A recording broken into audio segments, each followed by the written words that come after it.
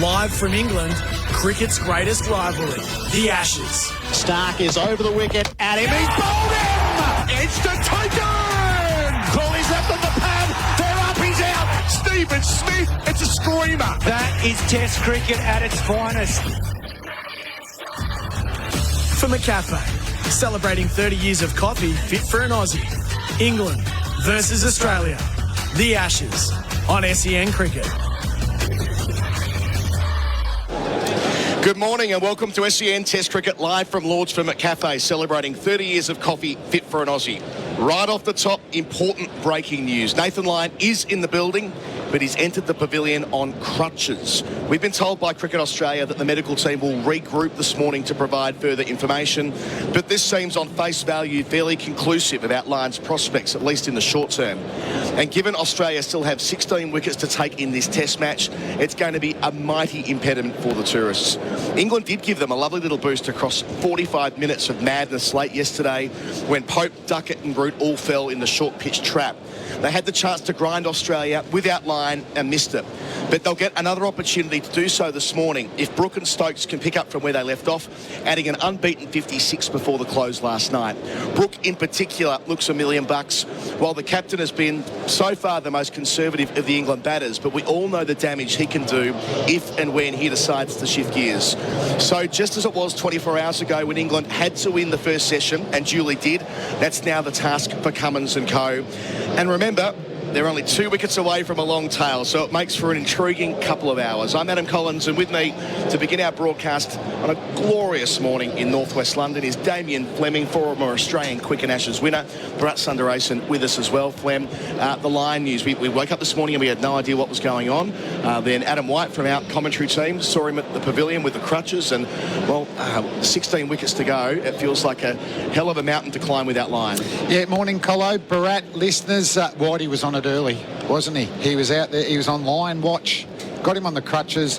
I'm not surprised. Unfortunately, I did a lot of hammies and quads and thighs, and the difference between feeling like you've caught one from the grassy knoll compared to just you pull up and it's a little bit of a tear. You know, for me, as soon as I saw the way that he come off, wasn't sure if it's Achilles, knee, then it was the calf. You know, that is series over. And, we were talking about it off air. Why not just be up front straight away? Yeah. It's not like you're throwing England out, are you? That he's out for the test match or out for the series. We were lucky to have a very, very up-and-coming prospect in Todd Murphy. Obviously, he's not going to play in this game. We're looking at the warm-ups now. Travis Head's going to bowl, and he's better than a part-timer. Stephen Smith. Smithy, I don't like your offies as much as your leggies, but he's practicing both. And then Marnus's leggies aren't the worst either. So they're going to have to manufacture that. But Bharat, once again at Edgbaston, my problem is the pitch is the big story. And I don't think it's providing enough variation for the bowlers. Again, I'm assuming it'll be, as best for batting today.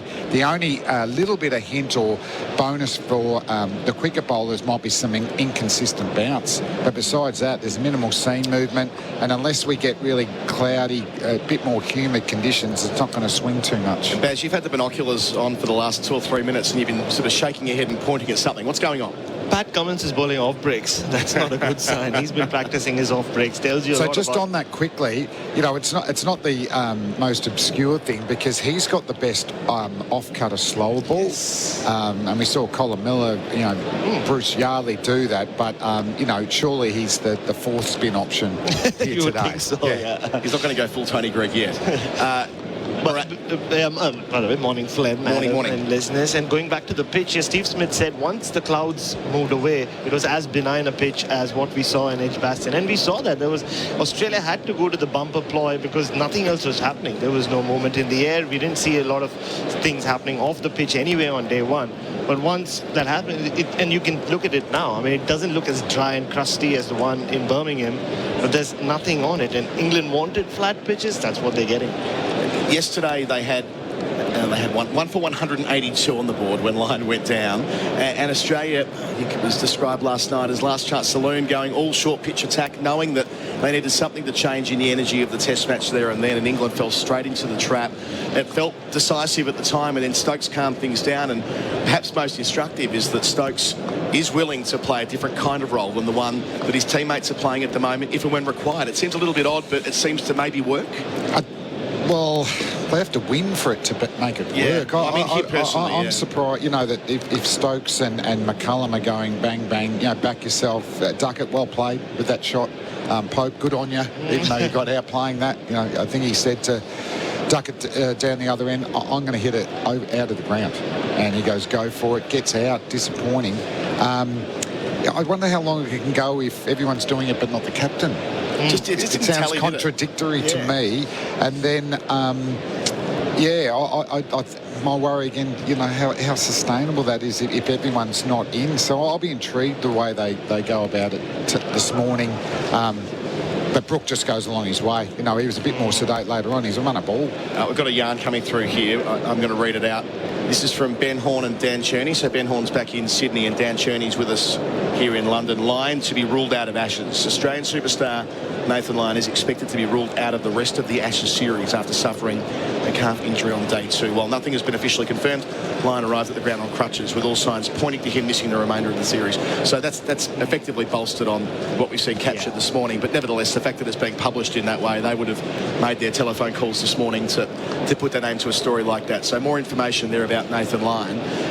So 12 months ago, this would have been chaos. Who are we playing? Agar, Swepson, but Todd Murphy, as we saw. And what was great about India, and you guys were over there, was India tried to take him down. Yes.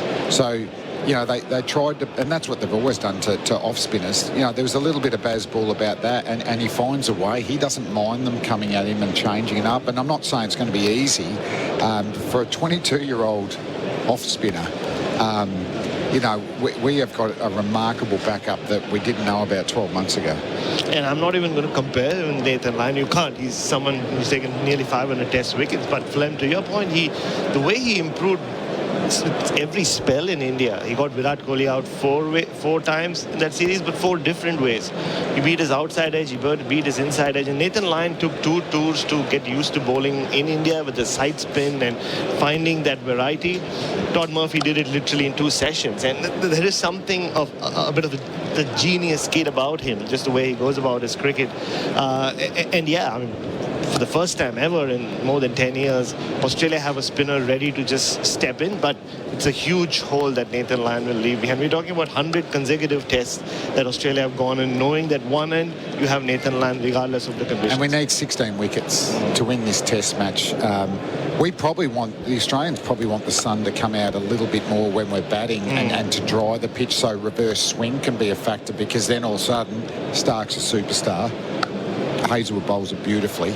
And then we've got genuine pace from Cummins, who bowls cutters. So we were in the game. So, that's the only way I reckon we can get our 16 wickets. They're blessed to have Cameron Green. I mean, in a scenario where they're reduced to, one bowler being gone, we've seen in Test cricket before how much that can damage a team. At least having Green there means they can have some extra rotations. However, in stating that, we heard at the start of the series they were going to manage Green. They were reluctant to bowl him for long spells, having only played T20 cricket in India ahead of the series. I still think they can manage him and get enough overs to have potency. Okay. And a lot of it, if it's benign, it'll be short pitch bowling. How long do you think they can sustain it? Like, hypothetically, if Stokes and Brook get going, not even get going, bat time this morning, you're batting for an hour and they need to pull that lever.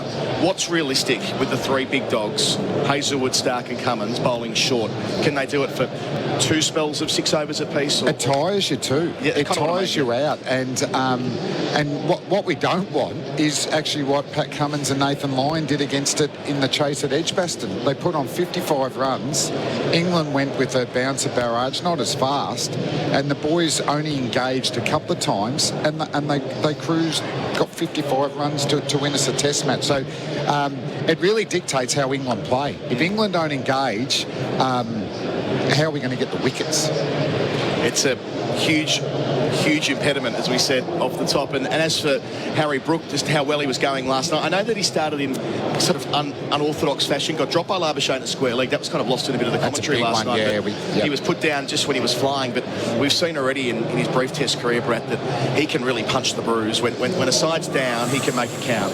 And he played it cleverly. I mean, when Australia were going short and all the fielders were behind square, he started hitting it into the empty spaces. He went inside out. I think the third ball he faced, he didn't make great connection, but he went inside out and tried to hit it over the cover. That's his natural inclination, isn't it? Inside out. Yeah, and then he backslapped a few deliveries towards the empty mid-on area.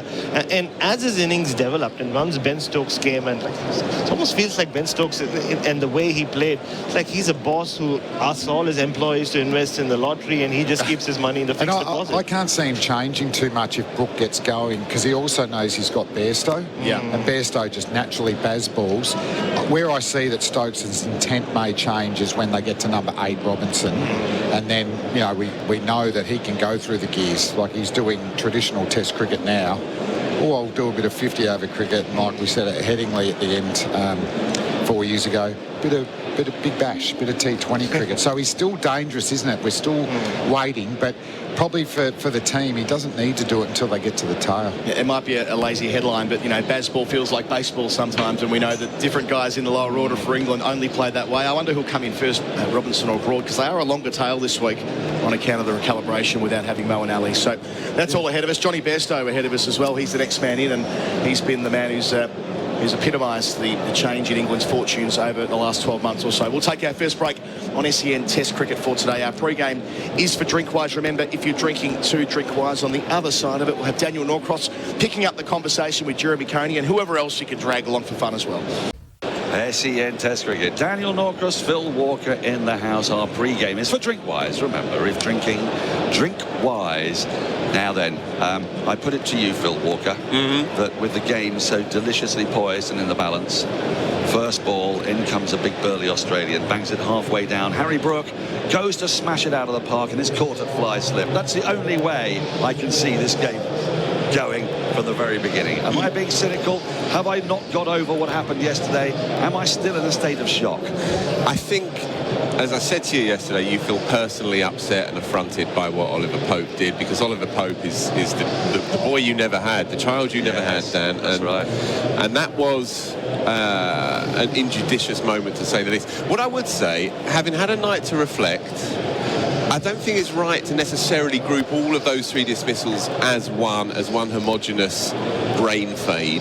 Yes. I think Duckett was trying to ride it, trying to just find it the best way to engineer some kind of a single.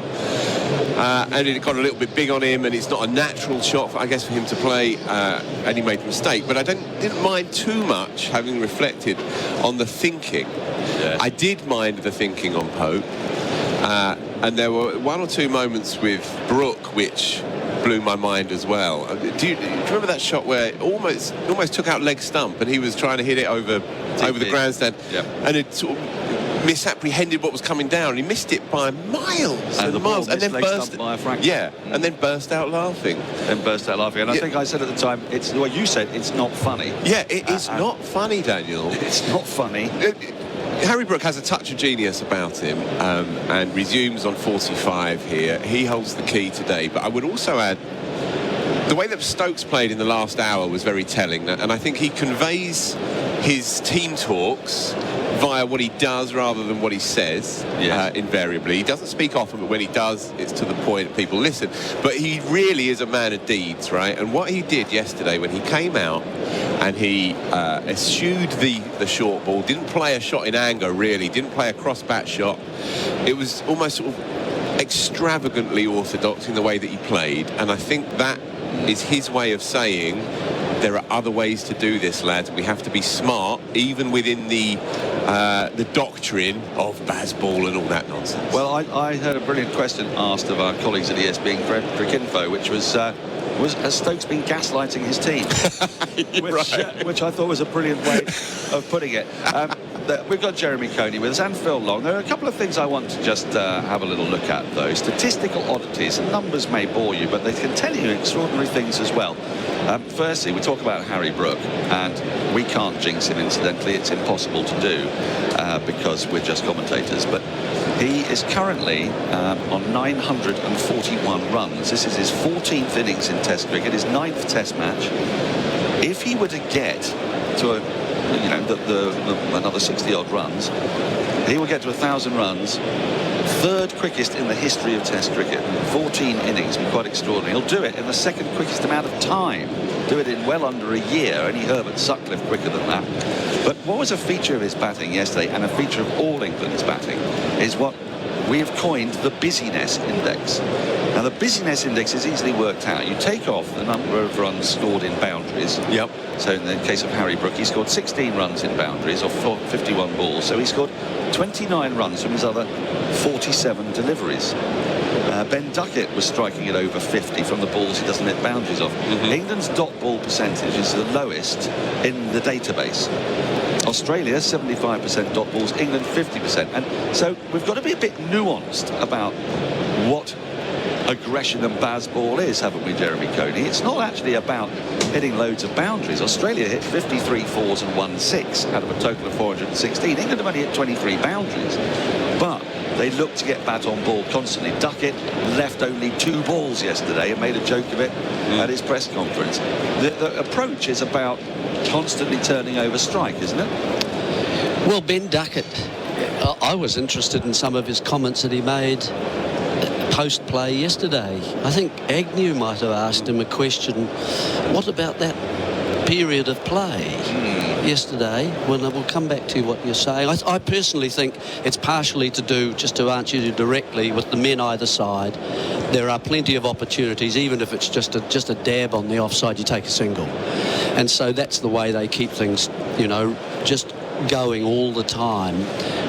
If the man was up, you might find more boundary percentage, but you'd also see a lot less singles. So I think that's very much wrapped into that whole busy index that you're talking about. But I was interested in saying, well, he said something to Agnew like, basically it meant, I see the ball and I hit the ball. That's really what he was saying. I don't understand your question. Yes. That's the way we play. Oh, we've heard that. How often have we heard that sentence? And I think that's really, if I was Agnew, I said, well, that's my point. Yeah. Actually. Yeah, That's exactly my point, If it was Smith sees ball, he then looks into the various options and reflects on what the ball is doing. He then looks at perhaps, the many appropriate shots he might play in the menu, and then he lets it go by. That's the difference between the players. But you'd also say 98 from Ben Duckett, I'll take it. Sure. So that's the sort of summary, I think, on that. Yeah, and to think that England were basically best part of 200 for 1 with a top 3 of Crawley, Duckett and Pope, and if you'd said 18 months ago, falling out of that horror show at Hobart, that England would be against a world-class attack, able to get to that point, driven by... Before Lyon went off, that was where they were at 188. Sure, yes. And the big Lyon asterisk on this game really does bring into focus just how wild that hour was and how negligent England's approach was. But nonetheless, the bigger picture is that we got to this point with a top 3 that you could never have imagined in a million years would have been able to have pulled that off, and that's the positive side of the Stokes ethos. Phil, we haven't got long. Sorry, and you come. Which one are you? You're that one? No. There we go. Very quickly, 61 overs bowled at England today. Just the 5 in this innings, just the 5 maidens. One of those was Travis Head's first over. So this is a team which is allergic to facing and playing out maidens. Well, look, we're going to find out how England approach this first session. It's a pretty decent day and it's a pretty decent wicket. It's gone a little bit flat. England have got a great chance here, but they do have a very, very thin tail. Johnny Bairstow's had a chance to sleep. He's never scored 100, I think, when batting second. All his hundreds as a wicketkeeper come batting first. We're going to take a break. When we come back, it'll be Adam Collins for the first ball of the day's play. Test cricket for McCafe, celebrating 30 years of coffee fit for an Aussie. It's Adam Collins on commentary to begin the third day here at headquarters. I've got Bharat Sundaresan with me. I've got Fleming jumping in as well for the first ball. England will resume at 4 for 278. 56-run stand between Harry Brook, he's on 45 from 51, and Ben Stokes, 17 from 57. Contrasting approaches last night will continue. And for Australia, looks like Mitchell Starc will get the first crack from the nursery end. Good morning, Flem. Morning, boys. Looking forward to this. What are going to be the Australian tactics? We saw last night once Stokes come out to play for or bat with Brook in the middle. He really settled things down. Straight away, though, we're seeing, and I like this, the bounce-a-thon may continue to Brook. Plenty of fielders on the boundary square of the wicket, and I think that's I think it's the right way to go against Brook. You can't let him get off to a flyer. He is a brilliant stroke player, clean hitter, playing with a lot of freedom, and potentially we could be more conservative to Stokes. But I'm so looking forward today, particularly this first hour. Australia get early wickets, get into Robinson or at number 8, and we can rock and roll them. If Brook and Stokes are there in an hour's time, a long day for the Aussies. 2 wickets till the tail, but Brook, that man, Phil Long, give us a sense of just how dominant he's been to start his Test career. Well, he's on the verge of all sorts of records. Quickest to 1,000 runs. He won't be the quickest, as Dan Norcross mentioned earlier. He's in the frame with some of the greats when it reaches 1,000 runs. And don't forget, one of those innings in New Zealand, he was ran out without facing a ball. And as you saw at Edgbaston, he was very unlucky to get out there. So, yep, he needs to get just the other side of 100 in this innings, and he'll be on that 1,000-run mark. OK, it's going to be Starc with just one catcher. That's the gully. The rest is spread. 5 back for the short ball. Starc bowls here. First ball of the day. Shout for leg before. Ambitious, to say the least. It spills into the onside. They'll get a leg by. 4 for 279. So, yeah, that field to start was deep backward point. Third man rather than fly slip. Fine leg. Deep backward square. And a man just in front of square as well. So 5 legitimately there for balls banged in. And beauty, after one ball, we get to see the tactics to Stokes. So a little bit more traditional. 2 out on the leg side. Not surprised by that because they're still going to bowl the odd bouncer. A couple of catches behind the wicket and a few more catches in the cover region. So, yeah, a little bit more traditional. And last time I said, oh, well, you know, Joe Root, day 4 up at Edgbaston, you know, let's get conservative fields. He'll play conservative. He played a ramp. First ball. So, as you say, a slip in a gully. Ring field. And the 2 men back, more conventional. One in front of Father Time at deep mid-wicket. Make that deep square head just moving around now, and a fine leg in front of the Allen stand. Bharat, we saw the team have a lengthy, not just team huddle, but sort of squad support staff huddle today for about 5 minutes, half an hour before play. Starc away from us at the nursery end, in here, delivers to Stokes. His first ball. It's taken a gully. Squared up, leading edge. Great catch from Cameron Green to his right. Starc strikes second ball. Stokes dismissed for 17, his first ball of the day. What a massive moment this could be on morning 3. England lose a wicket. Second ball, they're 5 for 279. Super stuff from Mitchell Starc, Damien Fleming. Yeah, great ball, bit of extra pace and bounce, squaring Stokes up. So that's the pathway to the pavilion for Ben. And what a start for the Australians. Ball speed from Starc, so influential. Even in the first delivery, Brook was a little bit surprised. He got hit. Starc was half thinking about an LBW, but this is just the perfect start for the Australians. They are up. Big wicket now. Bairstow, Brook, they epitomised Bazball. They're going to keep playing their shots, but are they going to be able to do it to a fired-up Australian attack this morning? This is why you play Mitchell Starc, right? He can go for a few runs, but even if there's nothing, no life on the pitch, he can bowl balls like that. We saw it at the Oval to Virat Kohli. And this one, we saw Ben Stokes getting squared up quite a bit even last evening, didn't we, Flem? And this was just a couple of yards quicker, and what a sharp catch from Cam Green. That was flying, yeah. I mean, on the replay, it won't do it justice on slow-mo, but even though he only had to go one pace to his right, it was humming. Well, he makes it look so easy, isn't it? But also what we've got, you know, there's about 20 overs till the second new ball, so they can go really hard and hopefully, you know, there is a little bit of movement with the covers on overnight, and then have really one crack, maybe a bit conservative, and then they've got the second new ball again. So a huge celebration from Australia, celebrating a wicket for Tobin Brothers Funerals, celebrating lives. As Johnny Bairstow walks out, career average of 37 with 12 tons, 5 of them coming last year. Make that 6 of them coming last year. Oh, wow. Yes. Anis Mirabilis, they might say, for long. But with Johnny Bairstow wearing the big gloves, he's never hit 100 for England outside of the very first innings of a test match. Very good. Interesting. Very good. He was brutalizing the ball in the nets as I was walking in. And that's what he does. I call him the godfather of baseball. Coming around the wicket. Interesting. Watching that replay back again for tyre power, clean bowled savings, almost at the back of the bat. He was squared up to such an extent. Unusual dismissal in a way. The catch has got better on the replay too. It was past him. Yeah. He just got it into his fingers. Around the wicket, boys. Straight away. Yeah, I like him over, angling across, and then you still got the LBW. And we know with Bairstow, no matter how well he's going, bowled on leg before is always in the frame. So angling in, he's got a square leg, mid on. 2 slips of gully and a deep point straight away. One man back on the leg side, that's it fine. Leg Stark round the wicket. Bairstow first ball left alone, fast, and just wide of the off stump, full 2. He looked a little off rhythm, didn't he, yesterday, Flem? I mean, yes, he bowled some good deliveries, but I think he was struggling with his radar. We saw that at the Oval as well. So this is the kind of start he needed today. Yeah, that's Mitchell Stark, though, isn't it? Just a momentum bowler.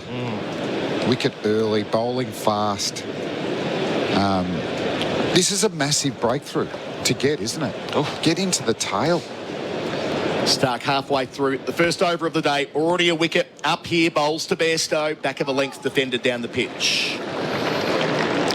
Yeah, the 137 runs that England trail by will look a lot different if they lose one more wicket.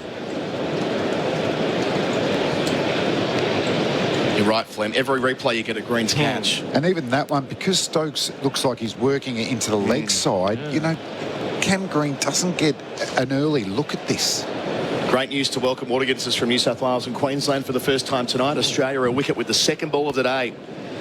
Ben Stokes caught in the gully by Cameron Green from the bowling of Stark, who's in here round the wicket to Bairstow. His third ball driven out through the covers with style. Down the hill towards the mound stand. A boundary for Bairstow to get moving. That makes England 5 for 283, Flem. Geez, how easy did Johnny hit that?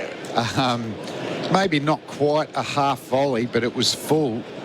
And no backlift, just a check drive in the middle of the bat, down the slope for 4.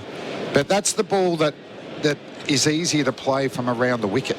You're not worried about the outside edge. So I like that length, but bowl it from over the wicket and challenge not only the inside edge, but the outside edge. So Stark to complete the first over of the day to Bairstow again, leaving alone a ball. It just trails down the slope ever so softly.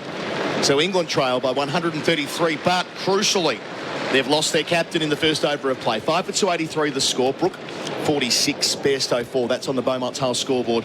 Beaumont Tiles huge sale on now. Bairstow has 2 test hunts against Australia, one at Perth in 2017 and one at Sydney to start his run last year before the Bazball era, which in hindsight sounds strange to say given how well he played that day, but so it was. He's made 1 test century here at Lords. That was against Sri Lanka in 2016 when batting down at number 7 as the gloveman got England out of trouble that day, but not a particularly imposing record at this ground. 956 runs, averaging in the 30s.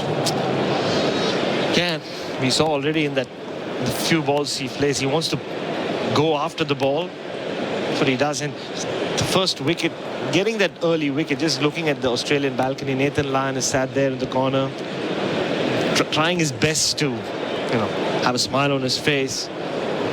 From all reports, it looks like his Ashes series is over. That's the big news of the morning from Lords. Again, that spread field with Cummins at the pavilion end. Bowled 12 overs yesterday, Flem. Only a few of them from the pavilion. But he'll take that opportunity this morning. Deep backward point. That more is a fly slip than a third man beneath our commentary position. A fine leg, deep backward square, deep square, and a gully. Cummins bowls to Brook, short ball, wants to catch up with it, but pulls the bat out at the last moment. That's the kind of one that could flick a glove, Bharat. Yeah, I don't know what he was doing there. He thought of playing it, then thought maybe not, and then eventually he just had a flirt with it. And the only thing he could have achieved is get a little bit of a glove. But a few times that Australia have gone short to him and they followed him, he has looked a little uncomfortable. A couple of deliveries from start. He likes getting inside the line and hitting inside out. That's it. We'll watch for that. Cummins will be targeting the lid. He's in here and bowls, and Brook, short ball, takes it on inside the line, down a deep backward square on the bounce. The middle of the three men set back for the top edge. Stephen Smith, we catch down there yesterday. Joe Root. Brook to 47 from 54, 5 for 284 the score. And then we're just intrigued with the rotation of strike with the fields, isn't it? You know, I'd still like us to try and knock Johnny Bairstow out early. That little inseamer that he's vulnerable to, you know, no one bowls that better than Pat Cummins in the Australian team. It looks like they're starting sort of conventional to Johnny Bairstow, which is a good sign for them. They want to get him out in the more conventional means. And he's susceptible early on. There is that gap between bat and pad. How difficult for him to move from bowling one very obvious plan, bowling short, to changing it up to get your rhythm. Yeah, that's where you got to back your pre-ball routines. You know, what do you do? Where do you aim for your short ball? What do you aim for your stock delivery? Cummins to Bairstow for the first time. He defends down the pitch. Where do you aim for your Yorker? You know, for me, it was always, I had three different focuses. So for my stock ball was the top of off stump, off bail, and that was my stock ball. If I was having a day where I was bowling too short, I might look even further up. If I was bowling too full, I might look at the base of the stumps. Right. Just ways of self-coaching. And no doubt Pat Cummins will have that. But I wouldn't be going away too far from that delivery there. Might get the stats from Phil as to how many times Bairstow's been bowled all league before in Test cricket. It's a pretty high percentage. Cummins in, bowls here, Bairstow driving out the middle of the bat to extra cover where there won't be a single. Labuschagne does the fielding. So when you say you're looking at the top of the bail, at what point, Flem? Like what point? From the start. But obviously when you get into your delivery stride, you can't keep looking at it. But you're just visualising that, and there's a feel there. Some people might be, look at an area on the pitch, but I always found that was a bit consistent. If it's a slow pitch, fast pitch, spinning wicket. So you've got to be able to, don't wait till the end of the break. Actually problem solve in game. Bairstow waiting for Cummins. Upright stance, defends to mid-on, no run. Again on target. Yeah, I remember speaking to Jason Gillespie. He said that when you guys were playing together, the non-playing fast bowler was also a guide. Like he would always see whether you're completing an action or what's happening, and could always be around and find leg or bring a drink. Yeah, that's a fast bowling cartel helping each other out. But Dizzy, he simplified things a bit. He wanted to keep his head still, and he wanted to hit the keeper's gloves hard. So, that's a pretty simple but functional pre-ball routine. Cummins to complete his first over of the day. Bairstow again defending from the crease, a little bit shorter of a length there. So 63 overs gone, 5 for 284 England with Bairstow 4, Brook 47. That's on the Beaumont Tiles scoreboard. Beaumont Tiles, a huge sale on now. Just going to grab some more beers. Pause it for me? No way, mate. We're not pausing live sport. He's about to get his ton. Nah, it'll be all right.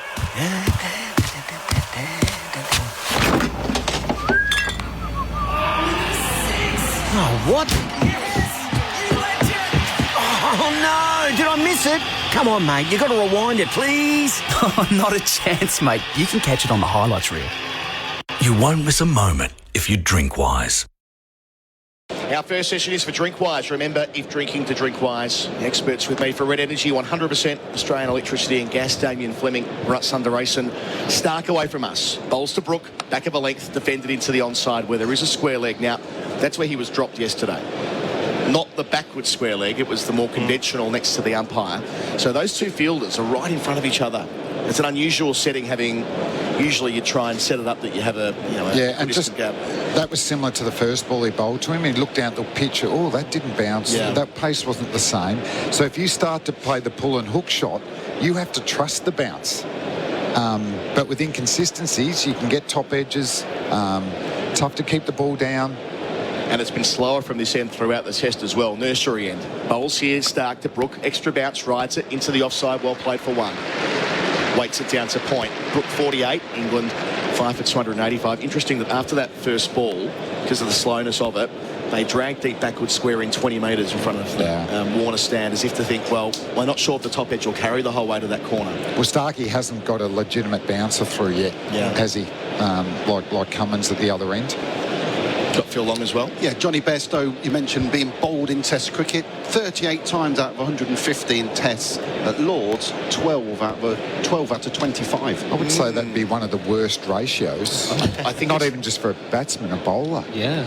I think it's the worst for a top 7 player in the last 20 years or something like that. It's a pretty stark, if you like, who bowls here. Reminder, bowling down the leg side, though, to Bairstow. He does appeal. He must have heard something. Gordon weren't interested, and nor was Chris Gaffney, and he won't be seriously consulting the captain, Longy. Yeah, those Lords figures, 25 times he's been dismissed, 12 bowled, 5 LBW. Oh, 17. I wonder how the slope interacts with that as well. Well, it would be such a it'd have to play a part. But they're massive. You know, that's a big percentage. It's like your weekend hacker coming in at 10, isn't it? Bowl at the stumps, they miss you, hit cut. Yeah. But that doesn't happen a lot in Test match cricket. No. And he's so much better than that, Bairstow. He's on 4. One lovely cover drive already. Start to him, and he drives again right out the middle of the bat. It's cut off at mid-off, or wideish mid-off by Usman Khawaja. But how well's he hit that? He's such a pure striker, isn't he? And he doesn't look like it's quite effortless. Gets into position early, particularly with his bottom half, and just allows his top half to go through the ball. Provides that full face of the bat again. Got a message in from Cricket Australia, which I'll read out after this ball. It relates to Nathan Lyon. So formal confirmation of his injury. Stark bowls round the wicket, pulling his Bairstow, getting out towards fine leg for 1, collected in front of the Warner stand by Hazelwood. Bairstow to 5. 5 for 286 to score. Nathan Lyon has been diagnosed with a significant calf strain. He will require a period of rehabilitation after this match has concluded. A decision regarding his availability for the remainder of the series will be made at the conclusion of this game. So we're reading from that he's had the scan by now. They're making further assessments and all the rest of it. And there's no further information beyond the word significant. So it says that he's strain, not tear, for what it's worth, as Stark bowls over the wicket here to Brook. Field spread, defends. A shortish ball, but not quite up at the helmet. And that's the end of the over as well. 5 for 286, Bairstow 5, Brook 48 on the Beaumont Tiles scoreboard. Beaumont Tiles, huge sale on now. Here's another top tyre tip from Tyre Power. If your tyre pressure isn't right or your wheels aren't aligned, it can affect your car's fuel efficiency. For more ways Tyre Power can help you save, visit tyrepower.com.au or call 13 21 91 for your local independent owner. Power up your arsenal with Greenworks range of battery-powered garden equipment. With over 20 products available in the Greenworks 60V Pro range, they're all powered by an interchangeable 60V Ultra Power battery and backed by a 4-year tool warranty. Visit greenworksaustralia.com. SEN Test cricket for the McCafe, celebrating 30 years of coffee fit for an Aussie. And our session for Drink Wise, remember, if you are drinking, to drink wise. And Cummins runs towards us and towards Bairstow. He's 5. 2 slips a gully, conventional field. Hit on the pad via the inside edge. The slips are interested, Cummins isn't. He knows that Bairstow's hit it. At least that is the sense of the body language of the captain. We'll get a second look. That's almost number 13. For Tyre Power, clean bowled savings. Isn't it?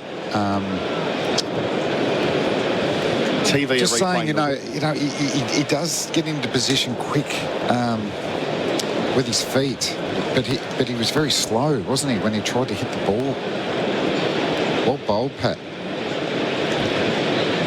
So Cummins trying to come down the slope as well. A better chance to target the stumps. Catches behind the wicket as well. Delivers here. Bairstow defends on the front foot, out to extra cover. There won't be a single. Great fielding. Sorry, Collar. Good fielding. Let's keep Bairstow on strike. Keep the new batter on strike, build the pressure, build the dots. So in terms of who they've got in the ring, if you like, a relatively short mid-wicket, a square leg on the 1. They've made a change here at extra cover. Is that Warner jumping in over there? Gee, I thought, is that Renshaw? My apologies. Renshaw, the sub's on the backward point. Did well there. Yeah. So it's Bairstow facing Cummins. Bowls here close to the stumps. Gets under a short ball. First bounce we've seen to him as Jeremy Coney jumps into the experts. Wide signal. I don't mind that.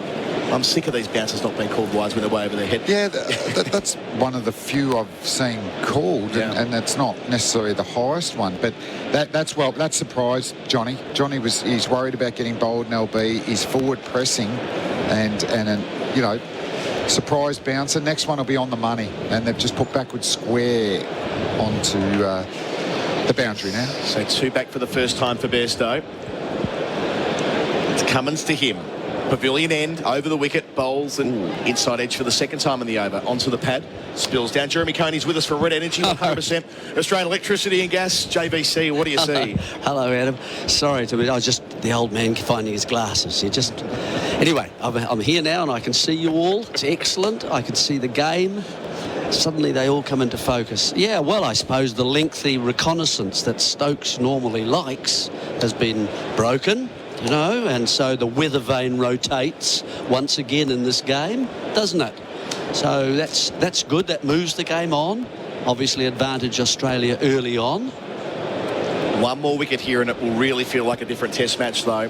Bairstow facing Cummins and he pushes him out towards mid-wicket where there won't be a single. You did feel that Stokes was relatively important today, actually, having Brooks and Bairstow, similar kind of players who are both lean towards attack. And you would think that they wouldn't allow someone like Head to bowl. Head's going to have to bowl at some stage, isn't he? Unless Australia run through the remaining batsmen today. So that's one option, isn't it? That actually, from what you wouldn't think, Australia getting a lead. That is one option for the game to be at today. What would you rate that? In conditions, new ball coming perhaps in an hour and 20 minutes into this session. Cummins passes umpire. Raza bowls to Bairstow, defends into the offside. What would you think, lads? It was sort of what percentage of chance would you give that in terms of the match, of what we've seen, looking at the pitch now, which looks much flatter than it was. Conditions, England have had the better of the conditions by far in this game. So they had lovely conditions to bowl and didn't quite nail it in the first day, and then it was flattened out. And the pitch looks a different colour to me here with my glasses. More straw-like, isn't it? Yeah, it is. It is. So come on now, tell me, what do you think? Percentage? 62. Good. We like that. Cummins bowls and pushing into the onside to complete the over is Bairstow. He's 5, Brooks 48 on the Beaumont Tiles scoreboard. Beaumont Tiles huge sale on now. They trail by 129. They're 5 for 287. Hi, I'm Tim from Red Energy. The Australian-made logo is a true mark of Australian authenticity. So, for Red Energy to be certified to use the famous green and gold Australian-made logo, well, it's fair to say it's something we're pretty proud of. Here at Red, we're owned by the mighty Snowy Hydro, and that makes us 100% Australian. We're also based right here, so our team really understands your needs. So, if supporting Australian means something to you, switch to Red today. Call 131 806. We're here at Lords for the McCafe celebrating 30 years of coffee fit for an Aussie. We've got Coney Viz and Flem Viz here. 62% of a chance, the probability of Australia taking a lead. He's not taking it seriously. That's one possibility. Field spread. Brook 48. Stark to him here, away from us. Back of a length through to the gloves. Pulls inside the line. Oh, good start. 63 after you see that ball there. That's good. That's a good ball.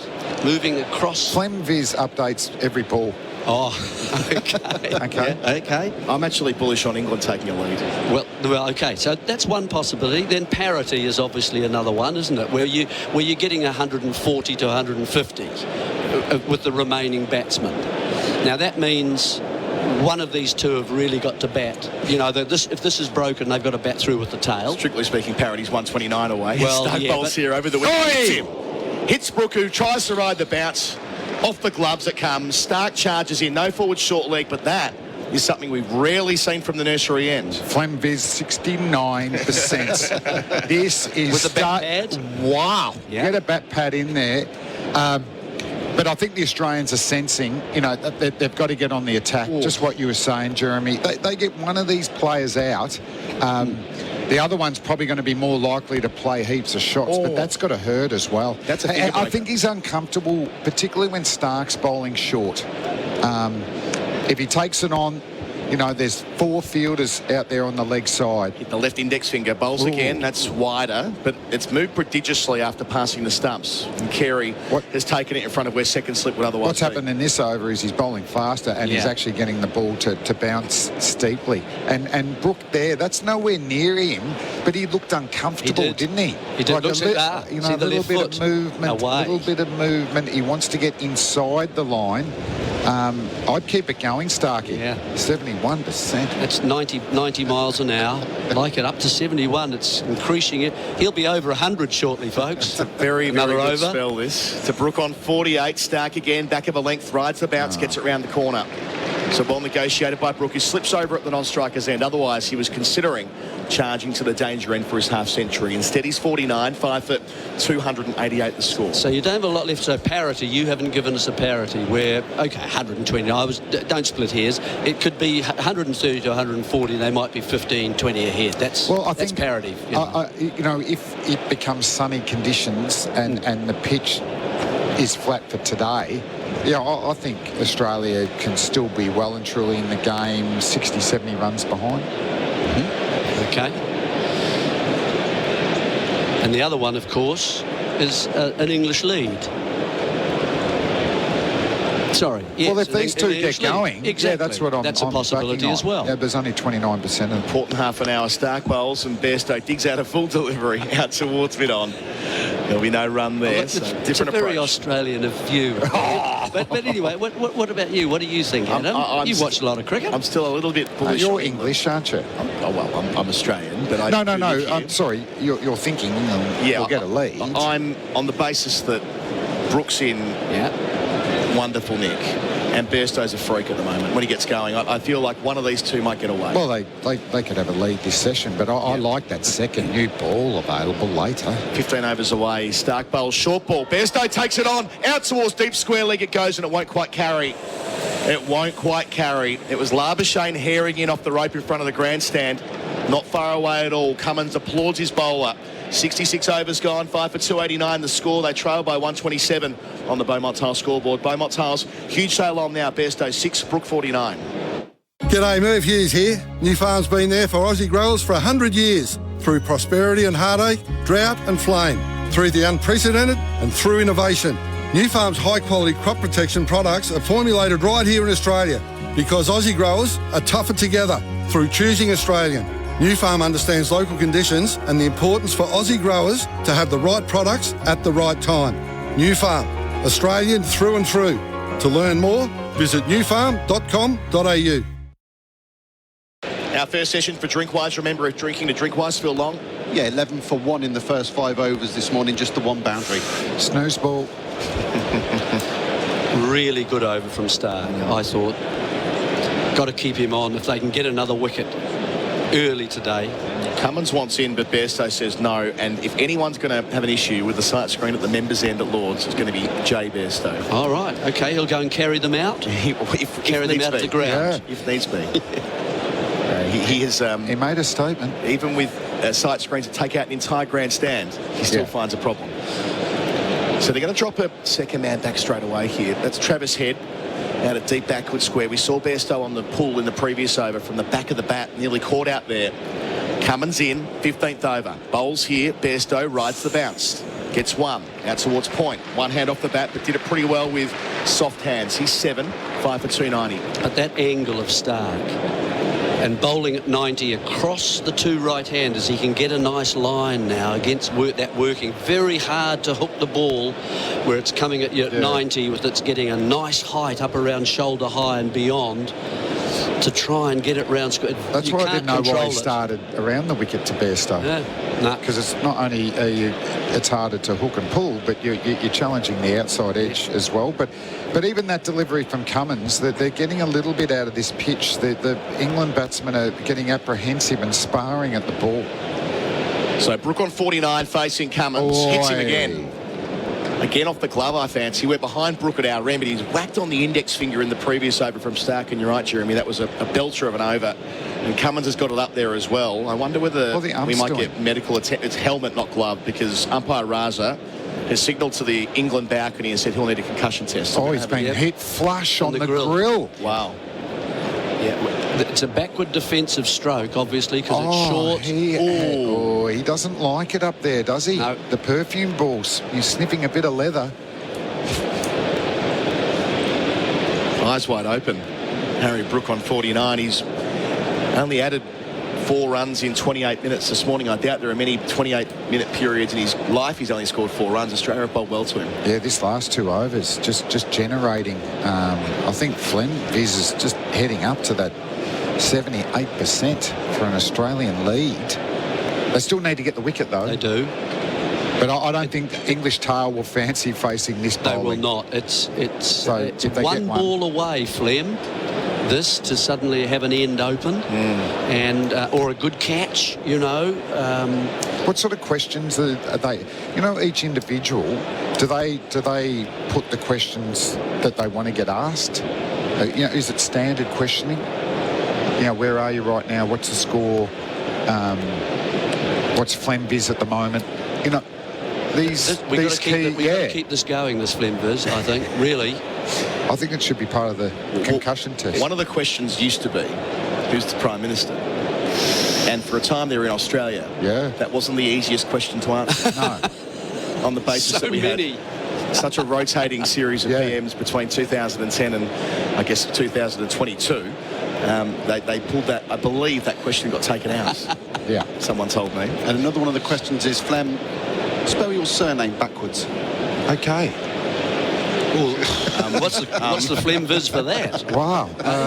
Should have had a few less beers last night. I think there it is starts a G. with a G. Yeah, there's a G. Am I double M or 1 M? I'm going to have to go. Am I allowed to commentate? There's an F in there somewhere. We actually should have a commentary. Going backwards. Test. Yeah, I just think. At the beginning. Are you before ready? You come up. Yeah. Speaking of Australian politicians, they're in today. The Australian parliamentary cricket team are here today. They're playing the Lords and Commons in a match. I don't think they're playing at Lords, although they did. Who's their gun? Who's their best player? Their captain is Richard Colbeck. He was the sports minister in the previous government, in the Morrison government. He's over here. He's been the long-term captain of that team. Player or Colby's a good player. I played in that team when I was up in Canberra. And it's a cross-parliamentary group that come over and tour England every 4 years. So I played a couple of Prime Ministers 11. Yeah, maybe you should play in that game as well. One. Commons. You played one against Hawks. Yes, I played one under Bobby. We're back after the concussion test. Brook on 49. Cummins bowls short ball again down towards deep backward square. Gets one with Smith in a few yards, and that'll be a half century for the young England tyro Harry Brook, who started his Test career so magnificently.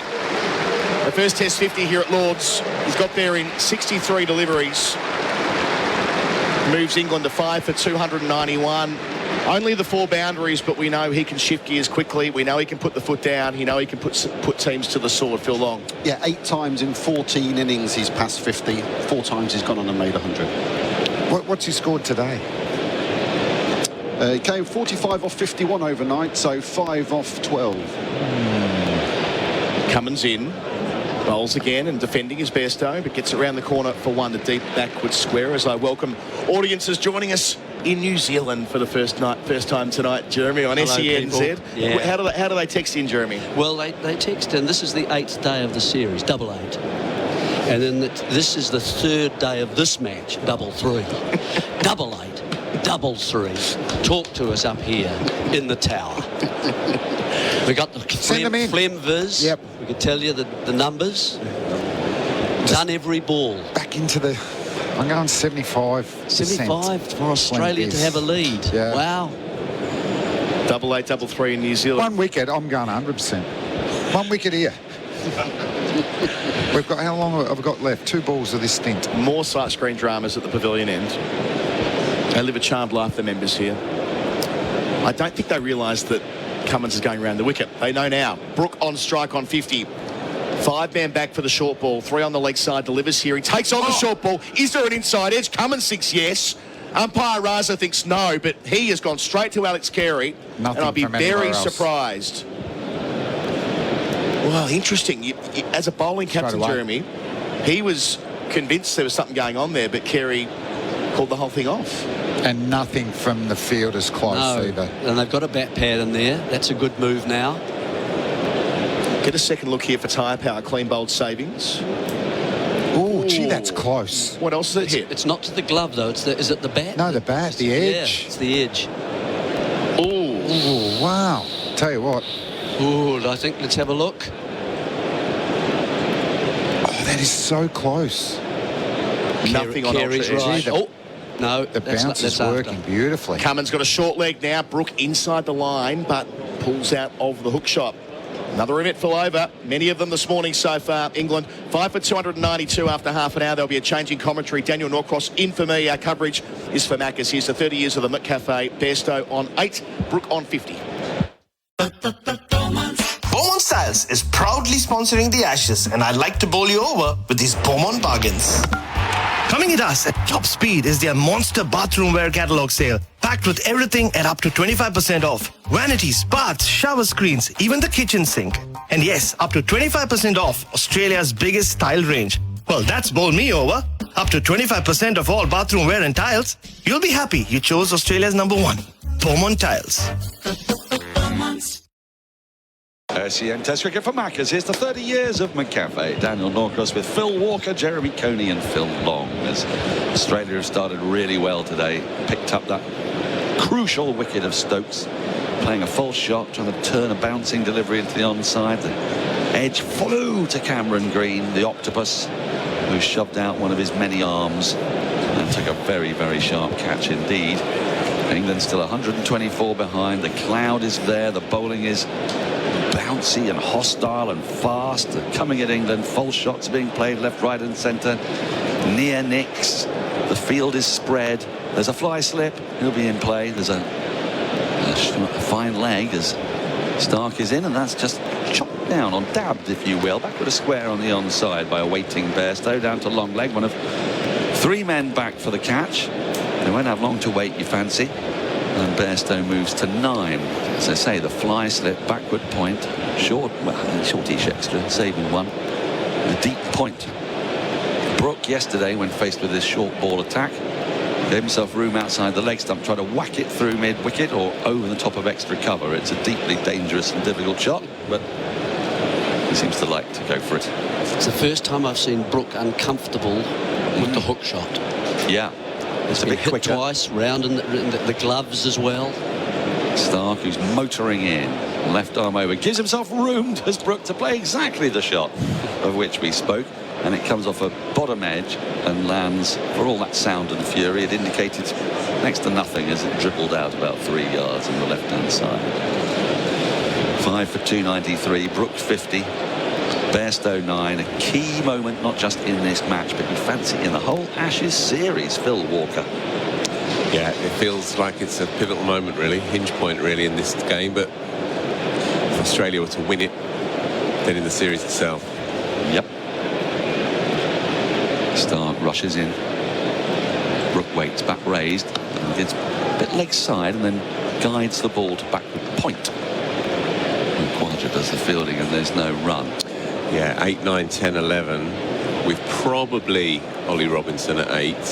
And a lot of bouncers to face. Indeed. Yeah. Who infamously declared that the other lot have got 3 number 11s. I think there might be a line or two reminding him of that statement when he comes out in a moment or 2. Or maybe a moment or 3. We should wait and see. But still plenty. It feels like a dauntingly long tail for England against this attack. Left in the tank for these bowlers as well. They've only bowled 6 overs this morning, and Brook goes for a slap and is caught! He's caught by Cummins. He went to slap it over extra cover and he's picked out the man. He didn't time it. It's a horrible shot. It's another England wicket to a very questionable shot. Looking to go over extra cover. He's trying to hit the short ball into the gaps. He couldn't get enough on it, and he's dollied the easiest little looping catch to Cummins, and Australia have got both overnight batters out, and they are on top here. England 6 for 293. Very big wicket. Brook not happy with trying to play the orthodox pull shot, gave himself once again room outside his leg stump, showing all the stumps and trying to bunt it down the ground. Didn't get hold of it and has hit it quite tamely really to an extra cover position. So it looks a very bad stroke. It doesn't feel a great stroke in the conditions at the moment either, in the way that Australia are bowling now. that tail that we've just been speaking about, it was very high on the bat and close to where the splicers, and that's why it didn't supply power. In other words, he didn't get far enough outside off stump for that ball, outside leg stump. Can I ask a very naive question?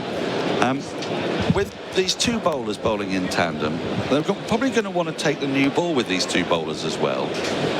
If that ball's bowled at you and it's short and it's coming towards you, are you not able to drop your hands at this point? I mean, he was in no position to play the shot because the ball had followed him and it was short. And at that point, he's playing such a hard, risky shot. It's around about upper chest height. And it's really close to him, and he's trying to get it up and over extra cover. That is a difficult shot, and it just strikes me as an extraordinary thing to be trying to do at this moment when you've got two bowlers who, with 12.2 overs to go to the new ball, can't bowl many more overs if you don't get out. And it was so telegraphed because he'd made his intentions clear the ball before, and Mitchell Starc, it's not his first rodeo, right? So naturally he's going to follow him. He's going to direct that short ball at the body, knowing that he's going to be trying to make room for it anyway, because he's already shown what he's going to do. So, look, it's lamentable thinking. By the way, the Fleming viz has gone to 100. Of course, it isn't as easy as you think. I mean, it's easy to say, just drop your bat. Drop the hand. But drop the hands, exactly, and with the bat presumably in them. So if you are moving and the ball follows you and you've decided to play the shot, and I think the way that England play, they are looking to hit the ball. They're not looking to let go. It's quite hard to get in the position and then let it go if it's not quite right.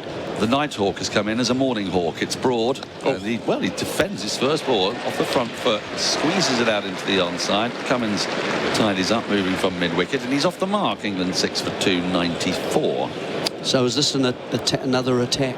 We'll go harder kind of thing that we hear? We know what Broad has to do because he can't do anything else. We indeed talked about it in the car on the way in, didn't we? At great length, how he started. You know, in his first 25 home test matches, he averaged 39, which is more than the great Wally Hammond. Blimey. And I think more than Ken Barrington. And Gooch. Yep. Yeah. Since then, his form's dropped off and all he does is slog. But, now then, Bairstow's been distracted by something. What is it he wants to check? I don't think it's behind the bowler's arm. What is that? He's having a little look at deep square leg. I take your point. It is difficult. It is difficult to. Well, once you've committed to the shot, to then drop, it's as if you advance as well, and the ball is too wide of you to try and not carry through with a wide shot. Errors in the conception in the first place. Starc into Bairstow, who evades a hostile short delivery that flies over his shoulder. Another successful over for Australia. They're having a great morning. They've picked up 2 wickets. In this one, Brooks gone. And on the Beaumont Tiles scoreboard, Beaumont Tiles, huge sale. England 6 for 294. The world needs natural resources to build and power our future. For 25 years, Glencore has mined the coal, metals and minerals that advance everyday life, that power our homes and businesses and are used in almost everything around us, from electric cars to smartphones and smart homes, making Glencore one of the world's largest mining companies you've probably never heard of. For more, visit glencore.com.au. Glencore, advancing everyday life. SEN Test cricket with Maccas. Here's to 30 years of McCafe. So no change in the bowling yet. And why would there be? We've only bowled 7 overs in the 42 minutes we've had. We've had concussion tests and whatnot. And England, well, what a position they have squandered. From yesterday, 188 for 1, with Nathan Lyon hobbling off Phil Long. It's all gone pear-shaped. Yeah, this morning, 7 overs, 2 for 16. Wow. Short leg, a forward short leg is in place. A fine leg, deep backward square, and a forward square leg on the boundary. Cummins into Broad, who evades a short ball around about shoulder height. Now this, again, ought to be taking something out of the Australian bowlers. They're having to bang in a ball after ball after ball. And England have never at any moment contemplated that maybe if you just sit in for half an hour and watch your opponent get exhausted banging it in, you might get some dollies to whack about a little bit later. Steve Smith made this exact point in the press conference last night. He said bowlers can't do this constantly, perpetually. Cummins in, short again, and that flies away, coming down towards the boundary. Good diving stop, great pounce. Oh, the warthog that is Warner diving on that like a warthog looking for a truffle. Been accidentally relocated to a Tuscan mountainside. He saves a couple of runs. Carey waves his thanks. Yeah. I mean, that's short, and it sailed over Broad's head and just kept going. It's a hard place to keep at the best of times. But Warner, who is inside the boundary, was very nimble to that ball.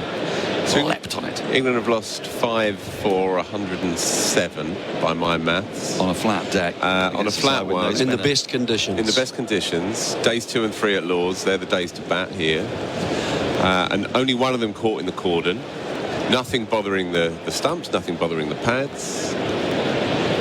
So 4 wickets to flat back Hoyts. This is interesting. Bairstow facing orthodox field. 2 slips gully, backward point. Cummins into Bairstow, who tucks this into the onside. A very orthodox, simple shot out towards the backward square along the ground. Takes the single.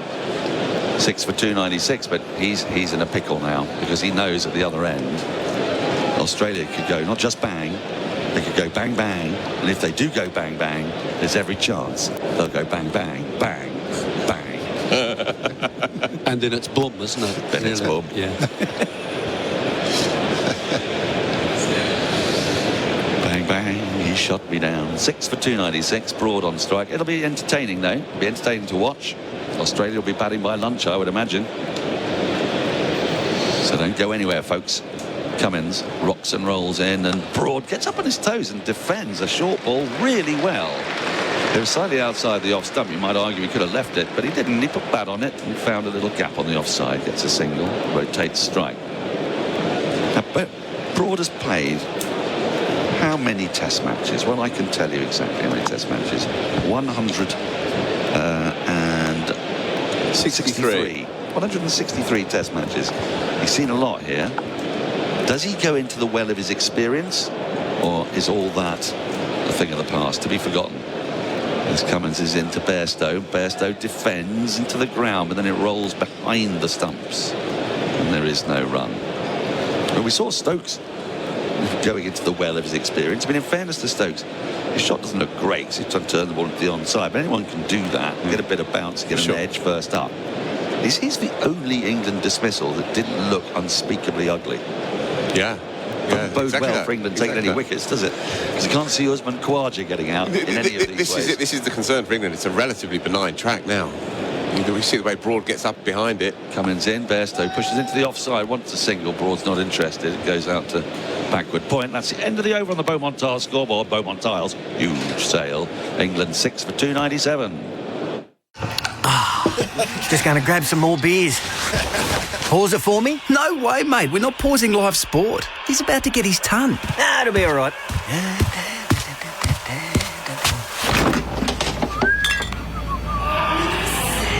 Oh, what?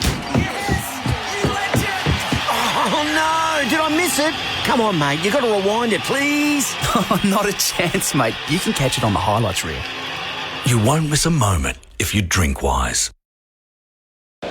SEN Test Cricket with Maccas. Here's to 30 years of McCafe. We've lost an expert. Jeremy's gone out. Our experts for Red Energy, 100% Australian electricity and gas. But we're still replete with the 2 Phils, Long and Walker by my side.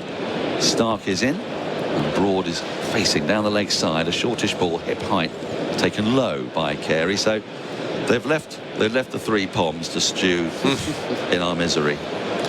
I say our misery. We remain Pontius Pilate. We are impartial, really, but it's the nature of the dismissals, and we have to let it go, Daniel. Now, Yeah. I think, and appreciate how relentless Australia have been since the middle of yesterday afternoon. they reacted to the loss of Lyon so well, didn't they? And this guy in particular, Mitchell Stark, 3 for 86 from 16.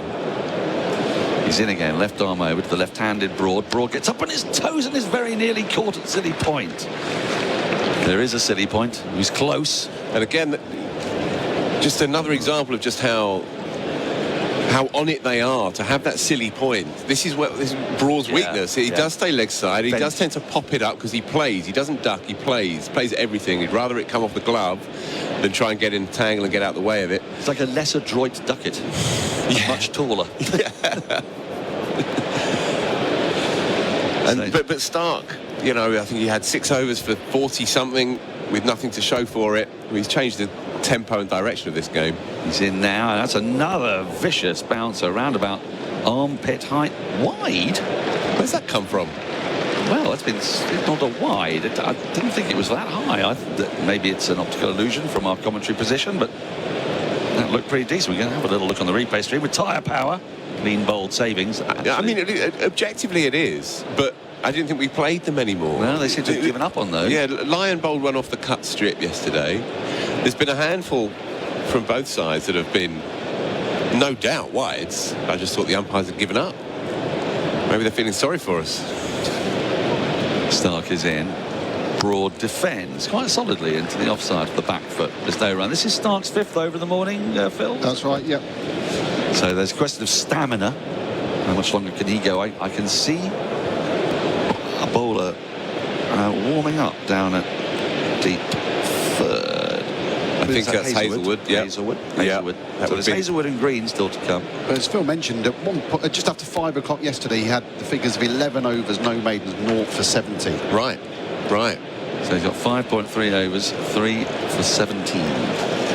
Quite the comeback. As Broad waits, back raised, Stark in. And Broad defends a very full delivery that many times he got him out LBW or bowled, but he got bat on it, pushes it into the onside.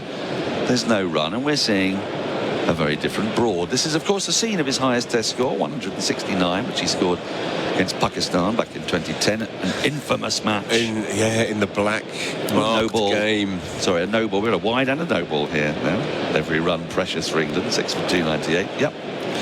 Yeah, 2010 versus Pakistan, and midway through the game, the news of the screws released that devastating story about Mohammed Amir, Salman Butt as the ringleader, Mohammed Hafiz. Long years ago, as Broad guides another shortish ball, but only gets up around thigh height to quadra in the gully, and there's no run. But of course, I mean, it's a well-known story, but Broad's batting hinged, as he says himself, on getting smashed in the face by, I think, Aaron, maybe? Yeah, but it's against India. He says this, but the numbers don't actually stack up unless he got delayed shock. Okay. Because soon after that incident, his numbers were fine for a couple of years. They then went off a cliff. Now, I mean, it's possible that he had delayed shock. It might be Broad playing gullible journalists off against one another. Yeah. It wouldn't be the first time. Stark is in. And that's defended again. Foolish delivery. Bairstow being starved of strike here. Brought something to take it all since Brook lost his wicket to a shot of describable awfulness. We have described it. Yeah, it's a very good point actually on Bairstow. He's 10 from 26, relatively becalmed. And of course, if Broad does spoon one up in the air, it's only a matter of time. But if Bairstow is still in, Robinson has a reasonably solid defensive-minded technique. But you feel like he's going to have to start playing a few shots. Next delivery is short, flies through to the keeper. That's the end of the over on the Beaumont Tiles scoreboard. Beaumont Tiles, huge sale. England 6 for 299. G'day, Merv Hughes here. New Farm's been there for Aussie growers for 100 years. Through prosperity and heartache, drought and flame. Through the unprecedented and through innovation. New Farm's high-quality crop protection products are formulated right here in Australia because Aussie growers are tougher together through choosing Australian. New Farm understands local conditions and the importance for Aussie growers to have the right products at the right time. New Farm, Australian through and through. To learn more, visit newfarm.com.au. SEN Test Cricket with Maccas. Here's the 30 years of McCafe. Bairstow 10, Broad 2, England 6 for 299. Cummins with this more orthodox field to Bairstow. Couple of slips in the gully. Well, no, one of the slips is now coming out. And it's orthodox insofar as I like it. It's got people saving one. You know, when England find themselves in this position, they'd send everybody back. Give the batter the run. And then bowl a series of bounces at the new player at the tail ender. He has moved deep points, back. Short extra, mid wicket, mid on, mid off. There's 4 fielders there, saving one as well as a slip and a gully. So only 3 fielders out on the boundary. Cummins still bowling. No, it's Hazelwood. I beg your pardon. Hazelwood's in the attack. Forward comes Bairstow and defends back to him. So the first change of bowling we've had today. Skipper taking himself out of the attack. Hazelwood in. Hazelwood was really brilliantly handled, I thought, by Duckett, Pope and Crawley. Winning that were on top in the sunshine yesterday and making hay. Yep. Before that moment, before the Pope dismissal, from which this whole match has then changed course. Hazelwood into Bairstow, slashes at this, out to the offside. He'll get 1. It'll only be 1. Broad's made that quite clear. Yeah, and wide of the off stump. So the 300 up, that's what the rapturous applause is for England. They've not had much to cheer this morning, having lost the 2 overnight batters, Stokes and then Brook. They've now made it to 300, 6 for 300. Yeah, look, I don't want to dwell on it too much, but again, with Hazelwood a little bit short of a gallop, coming back after a long stretch really with injury, obviously played last week at Birmingham, but I think that was just his 4th test in 2 years, and doesn't have the same pace anywhere near really of these days of Stark and Cummins. And that policy was born out of desperation yesterday afternoon, and it couldn't have been sustained across a 4-man attack. Cameron Green is no one slouch, but he's not an out-and-out quick, and it could not have been sustained, could not have been perpetuated constantly by changes in the attack, which makes it all the more ludicrous, really. Forward short leg gully. Hazelwood in. He's gone for thick edge, flies down towards the fly slip, who is Stark, yes, the fly slip of course, and a very fine leg, and Broad gets away with it as it lands safely, gets a single, moves to 3. So he's going to go after Hazelwood, it would seem, perhaps because he's got a little bit less pace. But again, balloony bounce. Yeah, but nowhere near it, and a man at deep square. Yeah, what's the risk reward here? I would say the risk high, the reward a single. I'm sorry, but you need to show a lot more courage as well as game sense when you have Bairstow, who can change the course of a game in an hour at the other end. Hazelwood into Bairstow, who works a nice on drive up to mid-on along the ground. There's no run. Well, absolutely. These are all other aspects that every devoted cricket fan thinks about constantly. Broad could bat with Bairstow. If they could put on 40 or 50, doesn't matter how long, there's plenty of time left in the game. That's not the way they approach it. So it gives us lots of food for thought. I've seen some genuine anger in gnarled old journos, you know. John Stern's in the house and he's chewed his face off. He's just next to there, he's worked up to mid-on, there's no run. You can see his teeth are actually grinding and like yanking away at his cheeks. Well, I think this is the 4th time we've discussed all of this stuff on air. Sorry. No, it's fine, but it's just like we're stuck in a Beckett play. Just going round and round and round. The dialogue is all we have left. Waiting for cricketing intelligence. Yeah, it's out there somewhere. We've reached the end game, Dan. Do you want to be Vladimir or Estragon? I'll take Vlad, thanks very much. Okay, I don't mind being Estragon. I didn't think you would. Yeah. Hazelwood into Bairstow, and he guides this last ball of the over down to the deep 3rd boundary. It's being pursued, but it won't be retrieved. And Bairstow, off the last ball of the over, picks up a very rare boundary indeed for this morning on the Beaumont Tar scoreboard. England 6 for 305.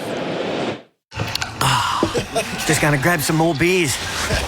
Pause it for me? No way, mate. We're not pausing live sport. He's about to get his ton. It'll be all right.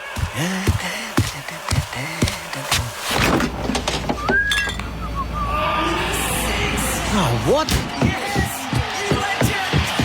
Oh, no. Did I miss it? Come on, mate. You got to rewind it, please. Oh, not a chance, mate. You can catch it on the highlights reel. You won't miss a moment if you drink wise.